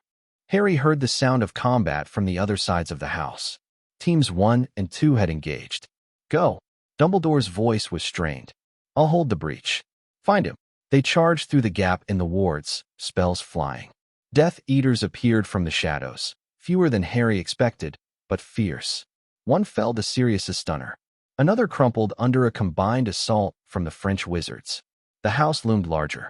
Harry could feel something pulling at him. The familiar tug of dark magic, the presence of Horcruxes nearby. He's in the main hall. Harry led the way up the crumbling steps. I can sense him. They burst through the front doors into chaos. The main hall was massive, dominated by a ritual circle carved into the floor. Candles burned at precise intervals, casting shadows that seemed to move on their own. At the center of the circle, bound and struggling, was a figure Harry didn't recognize, some poor soul captured to provide something for the ritual. and standing before an altar, his back to them, was something that had once been a man. Voldemort turned. He was worse than Harry had imagined. Not fully restored, but no longer the wraith-like creature that had possessed Quirrell. Pale skin stretched over visible bones. Eyes that burned red in the candlelight. A body cobbled together from dark magic and desperate will. Harry Potter.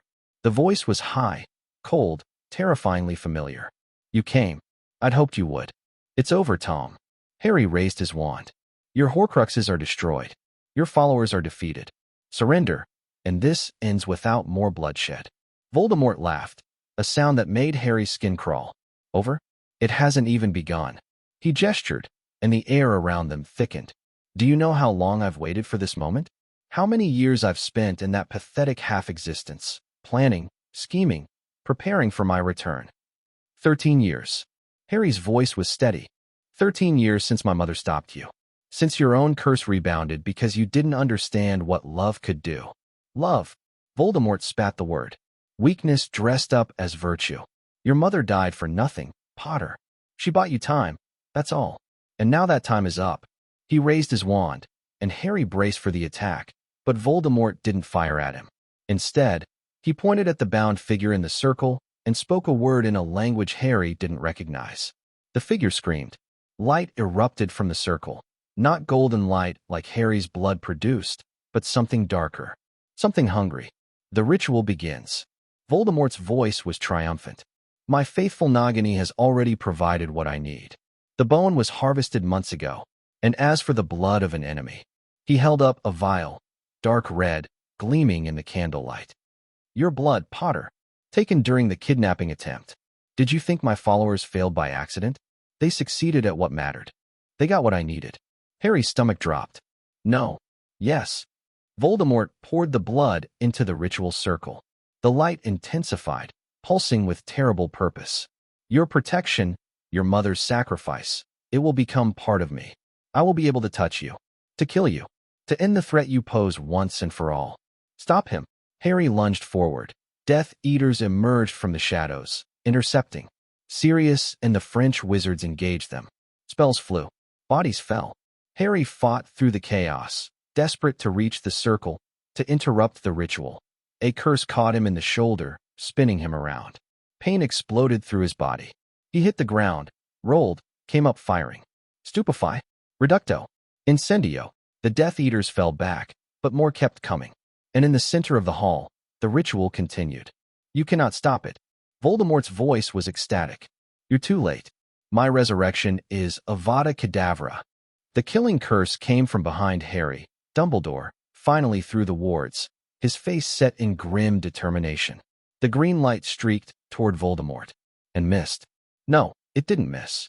Voldemort simply moved faster than should have been possible, sidestepping the curse with inhuman grace. Albus. Voldemort's smile was terrible. My old teacher. Still trying to stop your greatest student. You were never my greatest anything, Tom. Dumbledore raised his wand again. You were a failure then, and you're a failure now. They dueled, and Harry had never seen anything like it. Spells flew between them. Complex, powerful, things Harry couldn't name or understand. The air itself seemed to tear. Statues came alive, windows shattered, fire and ice and lightning all crashed together in a storm of magical force. But Harry wasn't watching the duel. He was watching the ritual circle. The light was reaching a crescendo. Whatever transformation was happening, it was almost complete. And if Voldemort finished, if he gained a fully restored body powered by Harry's blood, Harry made a decision. He ran toward the circle. Harry, no. Sirius's voice, desperate. Harry ignored it. He reached the edge of the ritual, felt the dark magic trying to repel him, and plunged his hand into the light. The world went white. Harry stood in a space that wasn't physical, a plane of pure magic, where intention mattered more than action. He could see the ritual from the inside now, see its structure, see how Voldemort had woven it together. And he could see the flaw. The blood in the ritual was his. His blood, carrying his mother's protection, carrying the power that had destroyed Horcruxes and burned dark magic. Voldemort thought he was stealing that power. He was wrong. You can't take what was freely given, Harry realized. That's not how love works. He reached for the connection, his blood calling to his blood, and pulled. The ritual screamed. Dark magic and light magic collided in the heart of the circle. The power that Voldemort had tried to steal reversed course, flowing back toward its source. Harry felt his blood burning through the ritual, corrupting it from within. The careful structure Voldemort had built began to collapse. "What are you doing?" Voldemort's voice echoed in the magical space. "Stop. You'll destroy us both." "Maybe." Harry's voice was calm. "But I'll definitely destroy you." He pushed harder. The ritual cracked. The power Voldemort had gathered, bone and flesh and stolen blood, twisted and turned against itself. And something unexpected happened. The Horcrux in Harry's scar, the one that had died months ago, stirred. Not the fragment itself, but the echo of its destruction. The place where it had been, the connection it had left behind. Harry felt Voldemort through that connection. Felt his fear, his rage, his desperate grasping for control. And he felt something else. Knowledge. Memories. The location of every remaining Horcrux, pulled from Voldemort's mind in the moment of his vulnerability. The ring is on his finger. Nagini is under the altar. These are the last pieces. Destroy them, and he's mortal. Harry opened his eyes. He was back in the physical world, lying on the floor of the main hall. The ritual circle was destroyed, shattered stone, scattered candles, the smell of burned magic. Voldemort stood at its center, looking weaker than before, his half-formed body destabilized by the ritual's failure. But he was still standing, still dangerous. "You." Voldemort's voice was a hiss of rage. "You've ruined everything." Again, he raised his wand. Avada Kedavra. The killing curse streaked toward Harry. He rolled, felt it scorch the floor where he'd been lying, came up in a crouch. The ring. Harry spotted it. On Voldemort's finger, a heavy gold band with a cracked black stone. Sirius. The ring. Sirius understood instantly. He dove toward Voldemort, not attacking but grappling, wrapping his arms around the dark wizard's body. "Fool." Voldemort tried to throw him off. "Release me." But Sirius held on, his face set in desperate determination. "Harry." Now. Harry lunged forward, grabbed Voldemort's hand, and tore the ring from his finger. The Horcrux screamed. Harry felt it trying to attack him, to corrupt him, to pour all of its dark desperation into his mind. He poured basilisk venom onto it. The ring dissolved. The stone cracked. And Voldemort shrieked, a sound of genuine agony, as another piece of his soul was ripped away. One left. Harry turned toward the altar. Nagini. The snake was there, coiled and massive, her eyes fixed on Harry with predatory intelligence. She'd been hiding, waiting, and now she knew she was the last line of defense. "Kill him," Voldemort hissed in Parseltongue. "Kill him." Nagini struck. Harry met her charge with magic blazing. Defendo. Sectum Sempra. Confringo. The spells hit, but Nagini was fast, magically enhanced, unnaturally quick. She dodged, weaved, closed the distance. Her fangs were inches from Harry's throat when the curse hit her. Avada Kedavra. Neville Longbottom stood in the doorway, pale and shaking, his wand still raised. He'd been with Team 2, supposed to secure the perimeter. But somehow, at the crucial moment, he was here. Nagini collapsed. The last Horcrux died, and Voldemort screamed. It was a sound that went beyond physical, a soul-deep cry of loss and rage, and something that might have been fear. He staggered, his form flickering, his power visibly draining. "No." His voice was a whisper now. "This cannot be. I am Lord Voldemort. I am immortal. I am, you're mortal." Harry rose to his feet. "For the first time in 50 years, you're just a man. And men can die." He raised his wand. "This is for my parents. For everyone you've killed. For every life you've destroyed." "Wait." Voldemort's voice was suddenly different. Softer. Almost human. "Wait, Potter. We can negotiate. I have knowledge, power. I can teach you things no one else knows. You don't have anything I want. The other Horcruxes, there are more. I can tell you, you're lying. I saw inside your mind when the ritual collapsed." Harry's voice was cold. "There are no more. It's over." Voldemort's face twisted. The pleading disappeared, replaced by something ugly and desperate. "Then we die together." He raised his wand with the last of his strength. Avada Kedavra. Expelliarmus. The spells met in the center of the hall, green and red, death and disarmament.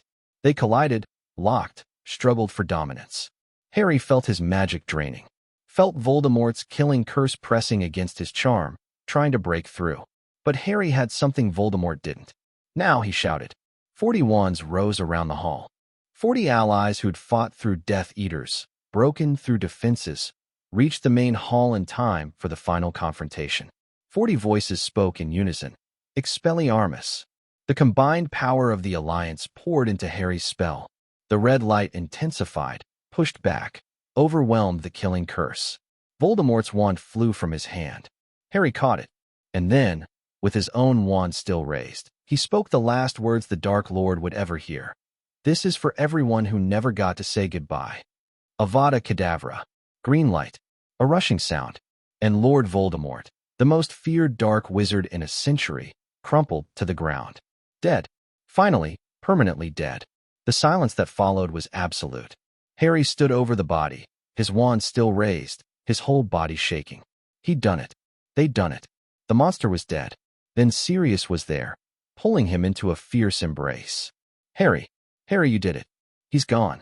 We did it. Harry's voice was hoarse. All of us. The others were gathering now, Alliance members, Aurors, friends. Daphne reached him next, her face wet with tears she'd never admit to shedding. Then Ron and Hermione, who'd fought with Team 1. Then Neville, still pale, still clutching his wand. You killed Nagini. Harry grabbed his shoulder. Neville, you saved my life.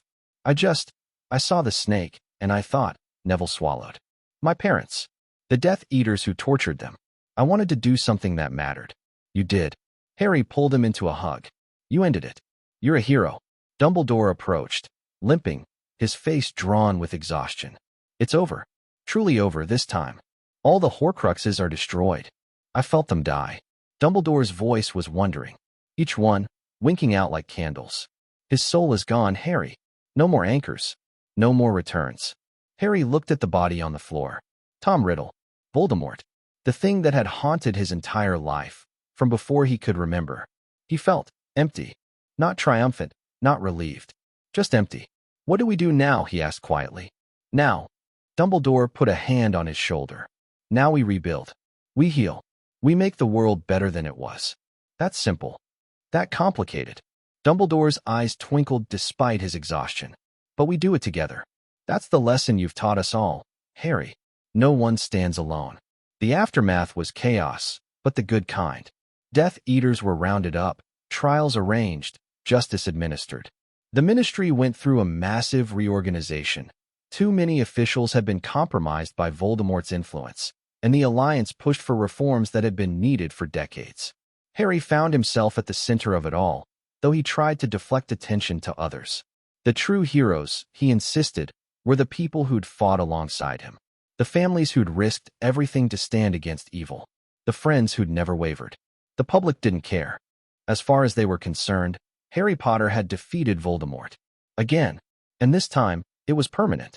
The boy who lived twice. Hermione read from the prophet's headline, her voice dry. Really? You'd think they could come up with something more original. I'm just glad it's over. Harry stared out the window of Grimmauld Place. Summer had come while they weren't paying attention, and the garden, tended by Creature, who'd finally accepted Harry as master, was actually beautiful. Is it, though? Daphne appeared at his side. Over, I mean. There's still so much to do. The Alliance to maintain. The political reforms to push through. The curse-afflicted families who need help. That's not the same. Harry turned to look at her. That's building. Creating. Not fighting for survival. True. Daphne was quiet for a moment. Do you know what you want to do? Now that you don't have to worry about Dark Lords. Harry thought about it.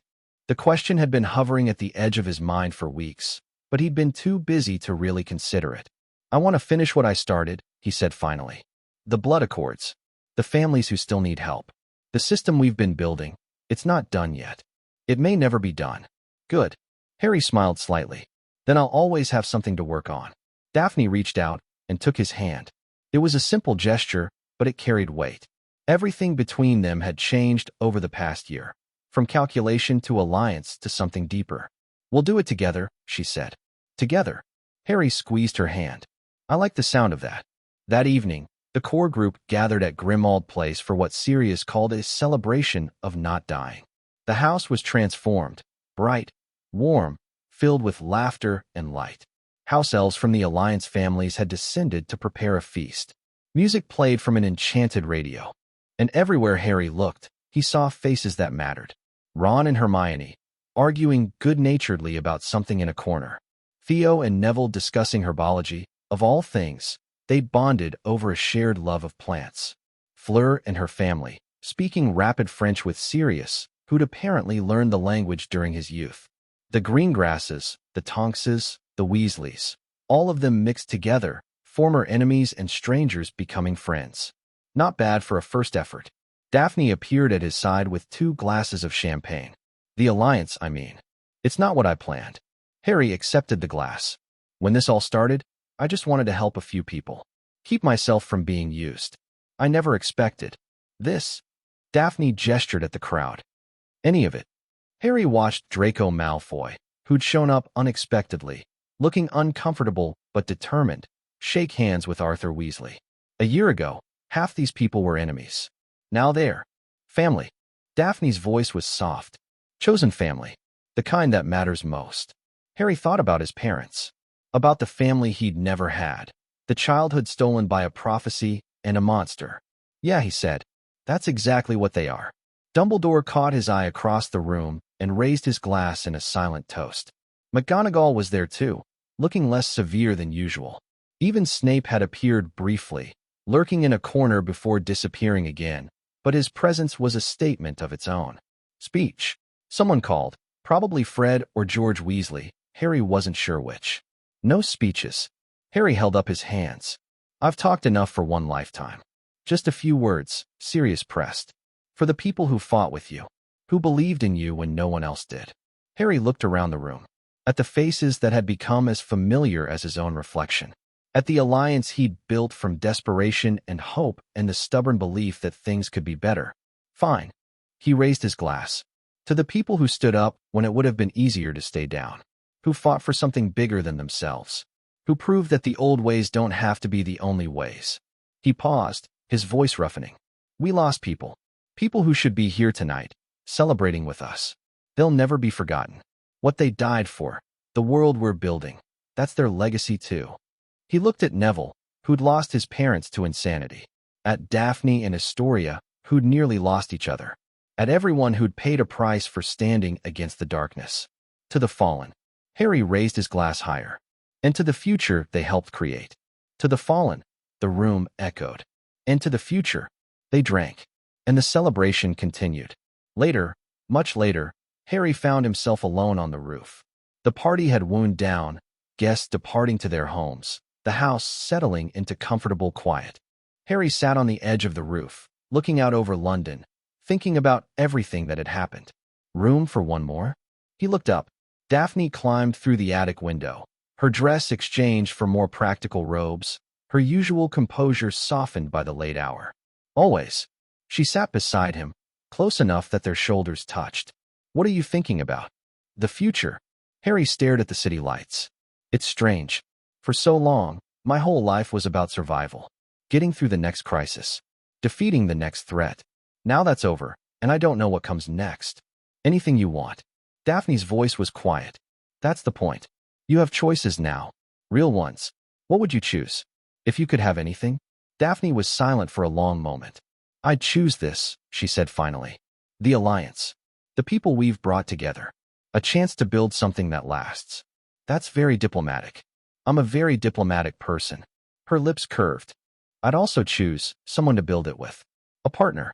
Someone who understands what we've been through and wants the same things I do. Harry turned to look at her. In the moonlight, she was beautiful. Not in the overwhelming way Fleur was, but in something deeper.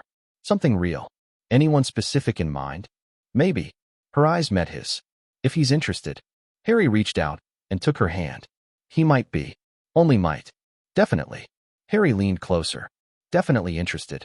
Their first kiss was soft, tentative, the beginning of something new.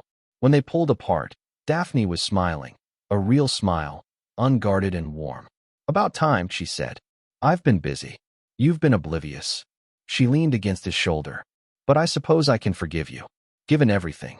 They sat together on the roof, watching the stars come out, and talked about the future, about the alliance and the reforms and the people still waiting for help, about family and friends and the life they might build together. And for the first time in his memory, Harry Potter felt at peace. The war was over, the battles were won, and the rest of his life stretched out before him, full of possibility. He couldn't wait to see what came next. The final piece fell into place a week later. Harry stood in the Chamber of Secrets, facing the basilisk one last time. "You survived," the great serpent observed. "I felt the Dark One's death. Even here, even in sleep, I felt it. He's gone. Forever. Good." The basilisk's tongue flickered. "And my purpose? You promised to find one." Harry had thought about this. The basilisk was ancient, powerful, and deserving of something better than millennia of isolation. "There's a place," he said, "a preserve in Albania, where magical creatures are protected. Dragons, phoenixes, creatures that can't live safely in the regular world. You would send me away? I would give you a choice." Harry met the serpent's eyes, carefully, through a reflection. "Stay here in darkness and silence, or go somewhere new, somewhere you'd be valued, protected, given purpose." The basilisk was quiet for a long time. "I have been alone for so long," it said finally. "First waiting for an heir who never came, then used by a false speaker who discarded me, then alone again, dreaming of nothing. You don't have to be alone anymore." "No." Something shifted in the ancient voice, something that might have been hope. "I suppose I don't." "Is that a yes?" "It is an acceptance. Of change. Of new things." The basilisk began to uncoil. "Take me to this preserve, little speaker. Show me what else the world holds." Harry smiled. "Follow me." The transport of a 1,000-year-old basilisk was complicated, but the alliance made it work. International cooperation. Careful warding. A team of handlers from 3 countries, all of them blindfolded, none of them showing fear. When the basilisk finally settled into its new home, a vast underground cavern in the Albanian preserve, connected to other creatures, no longer alone, Harry felt the last weight lift from his shoulders. He'd kept every promise, helped every family, built every alliance. Now, finally, he could rest. Epilogue. 6 months later, Harry stood at the podium in the Ministry of Magic, looking out at a crowd that filled the atrium to capacity. "Thank you all for coming." His voice was amplified, reaching every corner of the vast space. "A year ago, I announced the Blood Accords, an alliance based on choice, on mutual support, on the belief that we could build something better than the old ways." He paused, gathering himself. "Today, I'm announcing the next phase. The Accords have grown beyond curse-breaking. We've established schools for children from all backgrounds, where blood status doesn't determine opportunity. We've created funds to support families rebuilding after the war. We've worked with the ministry to pass reforms that protect the vulnerable and hold the powerful accountable." The crowd murmured, but the sound was approving, supportive. None of this was done by one person. It was done by all of us, every family that signed the Accords, every individual who believed that change was possible. The future we're building belongs to everyone who helped create it. Harry looked at the front row, where his friends sat. Ron and Hermione, Daphne and Theo, Sirius and Andromeda, the Delacours and the Greengrasses, and so many others. "I'm not going away." He smiled slightly. "There's still too much work to do. But I wanted you all to know, whatever comes next, we face it together. That's what the Accords mean. That's what we've built." He raised his wand, and sparks shot into the air, gold and silver, representing the alliance's colors. "To the future, and to each other." The crowd erupted in cheers. And Harry Potter, the boy who had lost everything and built something new from the ashes, stepped back from the podium and into the arms of the family he'd chosen. The story wasn't over. Not really. There would be new challenges, new threats, new problems to solve. But for now, in this moment, surrounded by the people who loved him and the alliance he'd created, Harry allowed himself to feel something he'd rarely experienced in his life. Hope. Pure, uncompromising hope for the future. And it was enough. Chapter 10. The Pact of Scars. 3 years had passed since Voldemort's death. Harry stood at the window of his office at the Alliance headquarters, a building that had once been a rundown warehouse in Diagon Alley, now transformed into something that hummed with purpose and activity. Below him, witches and wizards from a dozen different families moved through the halls. working together in ways that would have seemed impossible just a few years before. He was 15 now, taller, broader, his face losing the last traces of childhood softness. The scar on his forehead had faded to a thin white line, barely visible unless you knew where to look. But his hands bore new scars, marks from curse breaking, from battles, from the countless times he'd given his blood to help families in need. "You're brooding again." Daphne appeared in the doorway, a stack of documents in her arms. At 16, she'd grown into her features, the sharp edges of her face becoming elegant rather than severe. "That's my job. Just thinking about." Harry turned from the window. "The summit next week. The international delegation's arriving. The proposal we're presenting to the ICW. The expansion of the Accords to the global stage." Daphne set her documents on his desk. "It's ambitious. It's necessary." Harry sat down across from her. "We've proven it works here in Britain.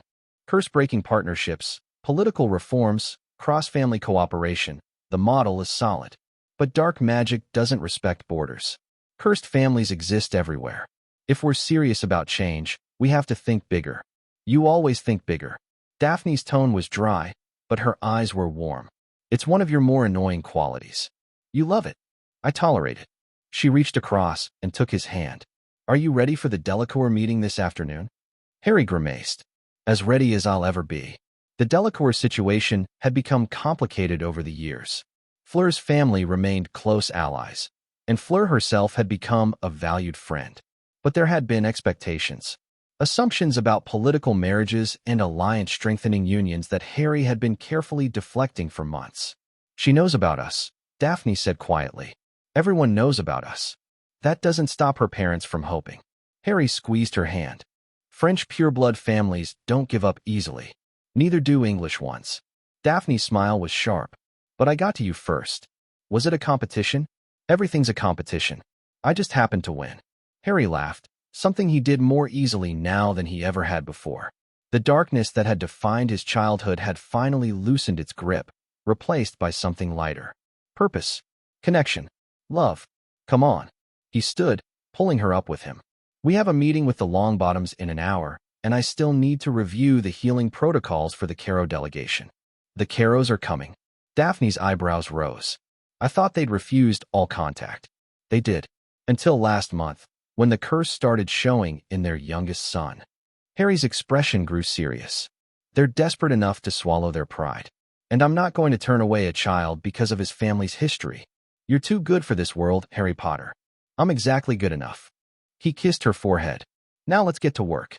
The Longbottom meeting was about Neville's parents. Frank and Alice Longbottom had been tortured into insanity by Death Eaters during the First War, their minds shattered by the Cruciatus curse. They'd spent 15 years in St. Mungo's, unaware of their son, unaware of anything. But Harry's blood had done unexpected things before. The healers say there's a chance. Augusta Longbottom sat rigid in her chair, her vulture-topped hat slightly askew, the only sign of her emotional state. "If your blood can break curses, perhaps it can repair what was broken. The Cruciatus doesn't create a curse in the traditional sense." Harry had studied this extensively. "It damages the mind directly. My blood can purify dark magic, but this might be beyond what it can do." "But you'll try." Neville's voice was steady, but his hands shook. He'd grown too, in the years since the war. Taller, more confident, a hero in his own right. But this was his parents. His deepest wound. "I'll try." Harry met his friend's eyes. "I can't promise results. This is completely unprecedented.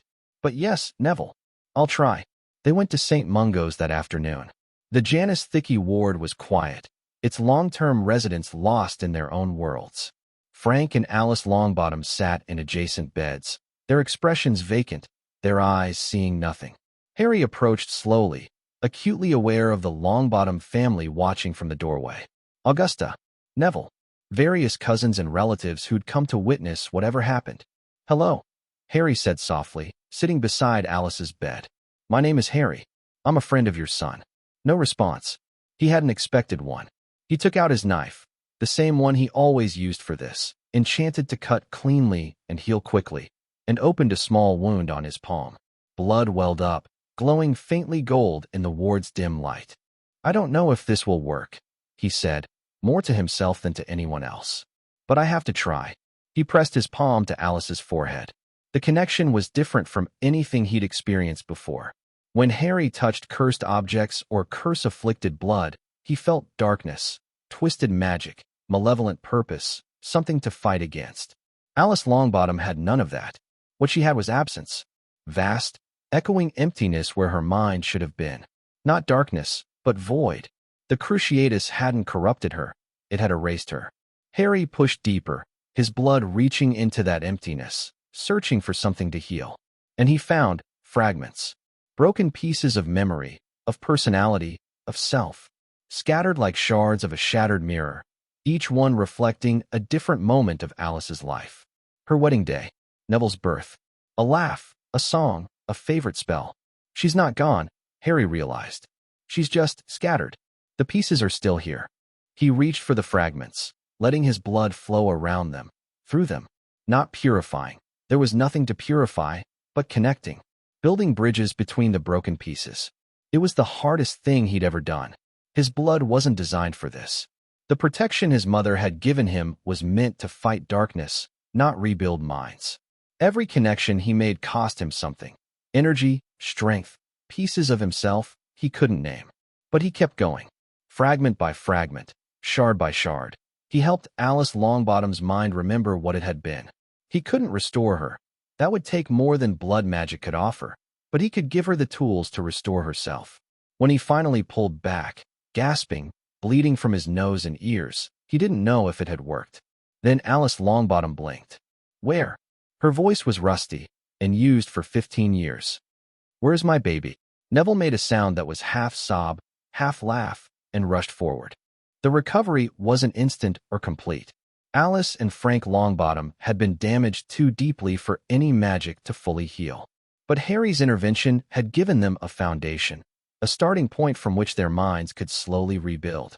Within a week, they recognized Neville. Within a month, they could hold conversations, though they tired quickly and often lost track of time. Within a year, the healers said they might be able to leave St. Mungo's. You gave me my parents back. Neville found Harry in the Alliance headquarters 2 days after the healing, his eyes red from crying. I don't know how to thank you. You don't have to thank me. Harry pulled him into a hug. You're my friend. This is what friends do. Not this. Neville's voice was muffled against Harry's shoulder. This is more than friendship. This is... I don't have words for what this is. Then don't use words. Harry stepped back, gripping Neville's shoulders. Just keep being who you are. Keep helping people. Keep fighting for what's right. That's all the thanks I need. Neville nodded, unable to speak. Now go. Harry smiled. Your parents are waiting. The International Summit convened on June 1st. Delegations arrived from 17 countries: France, Germany, Russia, Japan, Brazil, and a dozen others. Each brought their own curse-afflicted families, their own political concerns, their own hopes and fears about what the Blood Accords might offer. Harry stood at the podium in the Great Hall of the Alliance headquarters, looking out at a crowd that represented the magical world's future. Thank you all for coming. His voice was calm, confident, the voice of someone who'd grown into leadership through fire and necessity. 3 years ago, in Britain, we tried something unprecedented. We brought together families that had been enemies for generations. We offered help without demanding servitude. We built alliances based on choice instead of obligation. He paused, letting the words sink in. The results speak for themselves. Over 100 curses broken. Dozens of blood feuds ended. A political system that's actually serving its people instead of the other way around. It's not perfect, nothing human ever is, but it's better. Measurably, demonstrably better. Today, I'm proposing that we extend this model globally. An international alliance, connected to the British Blood Accords but adapted for each nation's circumstances. Shared resources, shared knowledge. A commitment to helping curse-afflicted families wherever they are. This won't be easy. There are cultural differences to navigate, political tensions to manage, trust to be built. But I believe it's possible. I believe it's necessary. And I believe that together, truly together, we can build a magical world that our children will be proud to inherit. He raised his wand, and the Alliance banner unfurled behind him, gold on black, the symbol they'd chosen years ago. Who stands with us? The vote wasn't unanimous. Russia abstained, citing concerns about sovereignty. Two smaller nations followed their lead. But the majority, 14 of 17 delegations, voted to join. The International Blood Accords were born. In the celebration that followed, Harry found himself pulled in a dozen different directions. Diplomatic conversations with nervous ministers. Technical discussions with curse breakers from other countries. Emotional moments with families who'd traveled thousands of miles on the hope that he could help them. Through it all, his friends stayed close. Ron and Hermione, managing logistics with the efficiency of people who'd been doing this for years. Theo and Astoria, now married, handling the Slytherin contingent with practiced ease. Sirius, charming international dignitaries with stories that were probably only half true. And Daphne, always Daphne, standing beside him with the quiet confidence of a partner who'd earned her place. You did it. She found him on a balcony overlooking the celebration, taking a rare moment to breathe. The world just changed, and you did it. We did it. Harry leaned against the railing. This was never just about me. No, but it started with you. Your choice to help instead of hide. Your belief that things could be different. Daphne moved to stand beside him. Don't dismiss what you've accomplished. I'm not dismissing it. I'm just. Harry searched for words. Tired. Grateful. A little scared. Scared of what? Of getting it wrong. Of letting people down. Of being the symbol they need me to be instead of the person I actually am. Daphne was quiet for a moment. When she spoke, her voice was soft. Do you know why I fell in love with you? Harry turned to look at her. It wasn't because you were powerful, or famous, or even because you saved my sister, though that certainly helped. Daphne's lips curved. It was because you were kind. Genuinely, uncomplicatedly kind. In a world that rewards cruelty. You saw people as people, not as assets or obstacles. You gave without expecting to receive. That sounds exhausting. It is. She reached up and touched his face. But it's also beautiful. And rare. And worth protecting. Harry leaned into her touch. I don't know what I'd do without you. Fortunately, you won't have to find out. Daphne rose on her toes and kissed him. Now come back inside. The French minister wants to discuss implementation timelines, and if I have to handle him alone, there will be diplomatic incidents. Harry laughed and let her lead him back to the celebration. The weeks following the summit were a whirlwind of activity. Implementation committees formed. Resource-sharing agreements were drafted. Curse breakers from different countries began training together, exchanging techniques and traditions. Harry threw himself into the work, traveling to France, Germany, Japan, wherever the new accords needed him. He helped families who'd suffered for generations. He broke curses that predated the founding of Hogwarts. He gave his blood until the healers forced him to rest, and then gave more. You're going to kill yourself. Ron found him collapsed in his office one evening, surrounded by correspondence and half-empty vials of blood replenisher. Seriously, mate. This isn't sustainable. People need help. People will keep needing help forever. You can't help anyone if you're dead. Ron sat down across from him. When was the last time you took a day off? A real day, not just sleeping because you physically couldn't stay awake anymore. Harry tried to remember. Couldn't. That's what I thought. Ron's voice softened. Harry, you've accomplished more in 5 years than most people do in a lifetime. It's okay to rest. It's okay to let others carry the load for a while. If I rest, people suffer. If you burn out, people suffer worse. You're not the only curse breaker in the world anymore. You've trained dozens of them. The alliance doesn't collapse if you take a weekend off. Harry stared at his desk, at the piles of letters, each one representing a family in pain, a curse that needed breaking, a life that needed saving. I don't know how to stop, he admitted quietly. For so long, there was always the next crisis, the next enemy, the next impossible problem to solve. Now, he shook his head. I don't know who I am if I'm not fighting. You're my best friend. Ron's voice was firm. You're Daphne's partner. You're Sirius's godson. You're the bloke who saved the world and then decided to make it better. He leaned forward. You're more than your work, Harry. It's time you figured that out. Harry looked at his oldest friend. The gangly boy from the train had become a man, steady, reliable, wiser than anyone gave him CR4. When did you get so smart? Hermione rubs off on you after a while. Ron grinned. Now come on. We're going to the pub, and you're going to have a drink that isn't blood replenisher, and we're going to talk about Quidditch like normal people. I don't have time. You're making time. Ron stood up and hauled Harry to his feet. Doctor's orders. They went to the leaky cauldron. It wasn't just Ron. Hermione was there, and Neville, and Luna Lovegood, who'd become unexpectedly involved with the Alliance's research division. Theo and Daphne arrived later, followed by Ginny Weasley, who'd grown into a formidable curse-breaker in her own right. For one evening, they weren't politicians or soldiers or symbols of change. They were just friends, drinking butterbeer, arguing about Quidditch, laughing at old jokes. Harry felt something loosen in his chest that he hadn't realized was tight. This is what it's all for, isn't it?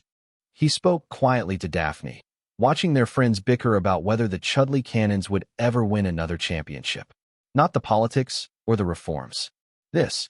People we care about, together and happy. That's what you've been fighting for all along. Daphne leaned against him. The right to just be, without fear or obligation or the weight of other people's expectations. I'm not sure I know how to do that. You'll learn. She smiled. You've learned harder things. Summer faded into autumn, autumn into winter. The international accords stabilized and grew. More countries joined. More families found hope. The work continued. It would always continue. But Harry learned to pace himself, to delegate, to trust that the world wouldn't end if he took a day off. On the winter solstice, he proposed to Daphne. It wasn't dramatic or public. They were alone in the garden at Grimmauld Place, surrounded by enchanted lights and the soft fall of snow. Harry had a ring. Simple, elegant, charmed with protections he'd woven himself. I know this is probably too soon. His voice shook slightly. We're young. There's still so much uncertain. But I know that whatever comes next, I want to face it with you. I want to build a life with you. Yes. Harry blinked. I had more prepared. I don't need more. Daphne was laughing and crying at the same time. Yes, Harry. Yes, I'll marry you. Yes to everything. He slid the ring onto her finger, and she pulled him into a kiss that tasted like snow and tears and forever. The wedding was held the following summer. They kept it small, or tried to. But when you've built an international alliance and defeated the darkest wizard in a century, small becomes a relative term. 300 guests filled the gardens of Greengrass Manor, representing every faction of the magical world. Harry stood at the altar, watching Daphne walk toward him on her father's arm. She wore white and silver, her ice-blonde hair crowned with flowers, and she was the most beautiful thing he'd ever seen. The ceremony was traditional with modern touches. Old vows spoken in Latin, new promises added in their own words. When Harry slid the ring onto her finger, he felt magic click into place. A bonding, deeper than any spell. I now pronounce you husband and wife. The officiator, Augusta Longbottom, of all people, who'd insisted on the honor, smiled. You may kiss your bride. Harry did. The crowd erupted in cheers. The reception was joyous chaos. Speeches were given. Ron's was embarrassingly heartfelt. Sirius's was inappropriately funny. Hermione's was perfectly balanced between both. Food was consumed in enormous quantities. Dancing continued long past midnight. At some point, Harry escaped to a quiet balcony, overwhelmed and grateful in equal measure. Daphne found him there, as she always did. Running away from your own wedding? Just catching my breath. He pulled her close. Mrs. Potter. Lord Potter, technically, as head of the Potter and Black families. She wrinkled her nose. I'm not calling you that. Please don't. They stood together, watching the stars. What happens now? Daphne asked. We've achieved everything we set out to do. Voldemort's gone. The Accords are stable. The world is better than we found it. What's left? Harry thought about it. About all the years ahead, stretching out like an unwritten book. I don't know, he said honestly. But for the first time in my life, that doesn't scare me. No. He kissed her forehead. Because I know I won't face it alone. Epilogue. 20 years later, Harry Potter stood at the window of his office, watching his children play in the garden below. James was 12, messy-haired and mischievous, already showing signs of the troublemaker he'd become at Hogwarts. Lily was 10, quiet and fierce, her mother's daughter in every way. And Albus was 8, the peacemaker, always trying to smooth over his siblings' arguments. They were beautiful, healthy, free from curses or dark destinies. Everything Harry had fought to give them. Dad, James looked up, spotting him at the window. Come play with us. In a minute. Harry called back. I have to finish something first. He turned back to his desk, where a letter waited. The sender's name was unfamiliar, a family from Argentina, recently affected by a curse, reaching out to the Accords for help. Some things never changed, but Harry found he didn't mind. The work mattered. The help was real, and he had people to share it with. Not just Daphne and the children, but the vast network of allies and friends he'd built over decades. "You're brooding again." Daphne appeared in the doorway, still beautiful, still sharp, the years only adding depth to her elegance. "Old habit. Bad habit." She crossed to him, wrapping her arms around his waist. "What's this one about?" Harry showed her the letter. She read it quickly, her expression shifting from curiosity to calculation. "The Mendoza family. I've heard of them. Old money, old curses. They've been too proud to ask for help until now. Pride tends to fade when children are suffering." "It does." Daphne looked up at him. "Are you going?" "Probably. Once the team is assembled." Ron and Hermione said they'd come if needed. They always say that. They always mean it. Daphne smiled. The real smile, the one she only showed him. "You've built something extraordinary, Harry. You know that, don't you? The world is better because you refuse to give up. The world is better because we all refuse to give up." Harry pulled her closer. "I couldn't have done any of it without you. Without all of you." Sentimental. True. She kissed him, soft and familiar and perfect. "Now go play with your children." Daphne stepped back. "The letter can wait. This moment can't." Harry looked at the letter, then at the window where his children were still calling for him. He set the letter down. Some things could wait. Others couldn't. In the garden, his children tackled him with gleeful shrieks. Harry wrestled with them in the grass, laughing, covered in dirt, completely undignified and utterly content. Above them, the summer sky stretched blue and endless, full of possibility. He thought about the boy he'd been, scared, alone, drowning under the weight of expectations and prophecies. That boy had never imagined this, had never believed that life could be simple and good and full of joy. That boy had been wrong. The world wasn't perfect. It would never be perfect. There would always be curses to break, wrongs to right, battles to fight. The work would continue as long as people needed help. But Harry had learned something in the years since Voldemort's defeat, something more valuable than any magic or political achievement. He'd learned that home wasn't a place. It was the people you chose, the family you built, the love you gave and received. He'd learned that scars could heal, even the deepest ones. He'd learned that the past didn't have to define the future. Most importantly, he'd learned that he'd never been truly alone. From the moment Hagrid had knocked on that door, from the moment Ron had sat in his compartment, from the moment Hermione had become his friend and Daphne had become his partner and all the others had chosen to stand with him, he'd always had people. The boy who lived had become the man who built. And what he'd built was love. That evening, after the children were in bed, Harry sat with Daphne on the porch of their home. Not Grimmauld Place, not Greengrass Manor, but something new. Something they'd built together, brick by brick, charm by charm. Stars wheeled overhead. An owl hooted in the distance. The world was quiet and peaceful and full of possibility. "Happy?" Daphne asked. Harry took her hand, looked at the ring on her finger, the one he'd given her so many years ago. Looked at the house behind them, the family inside, the life they'd made. "Yes," he said. Finally, completely yes.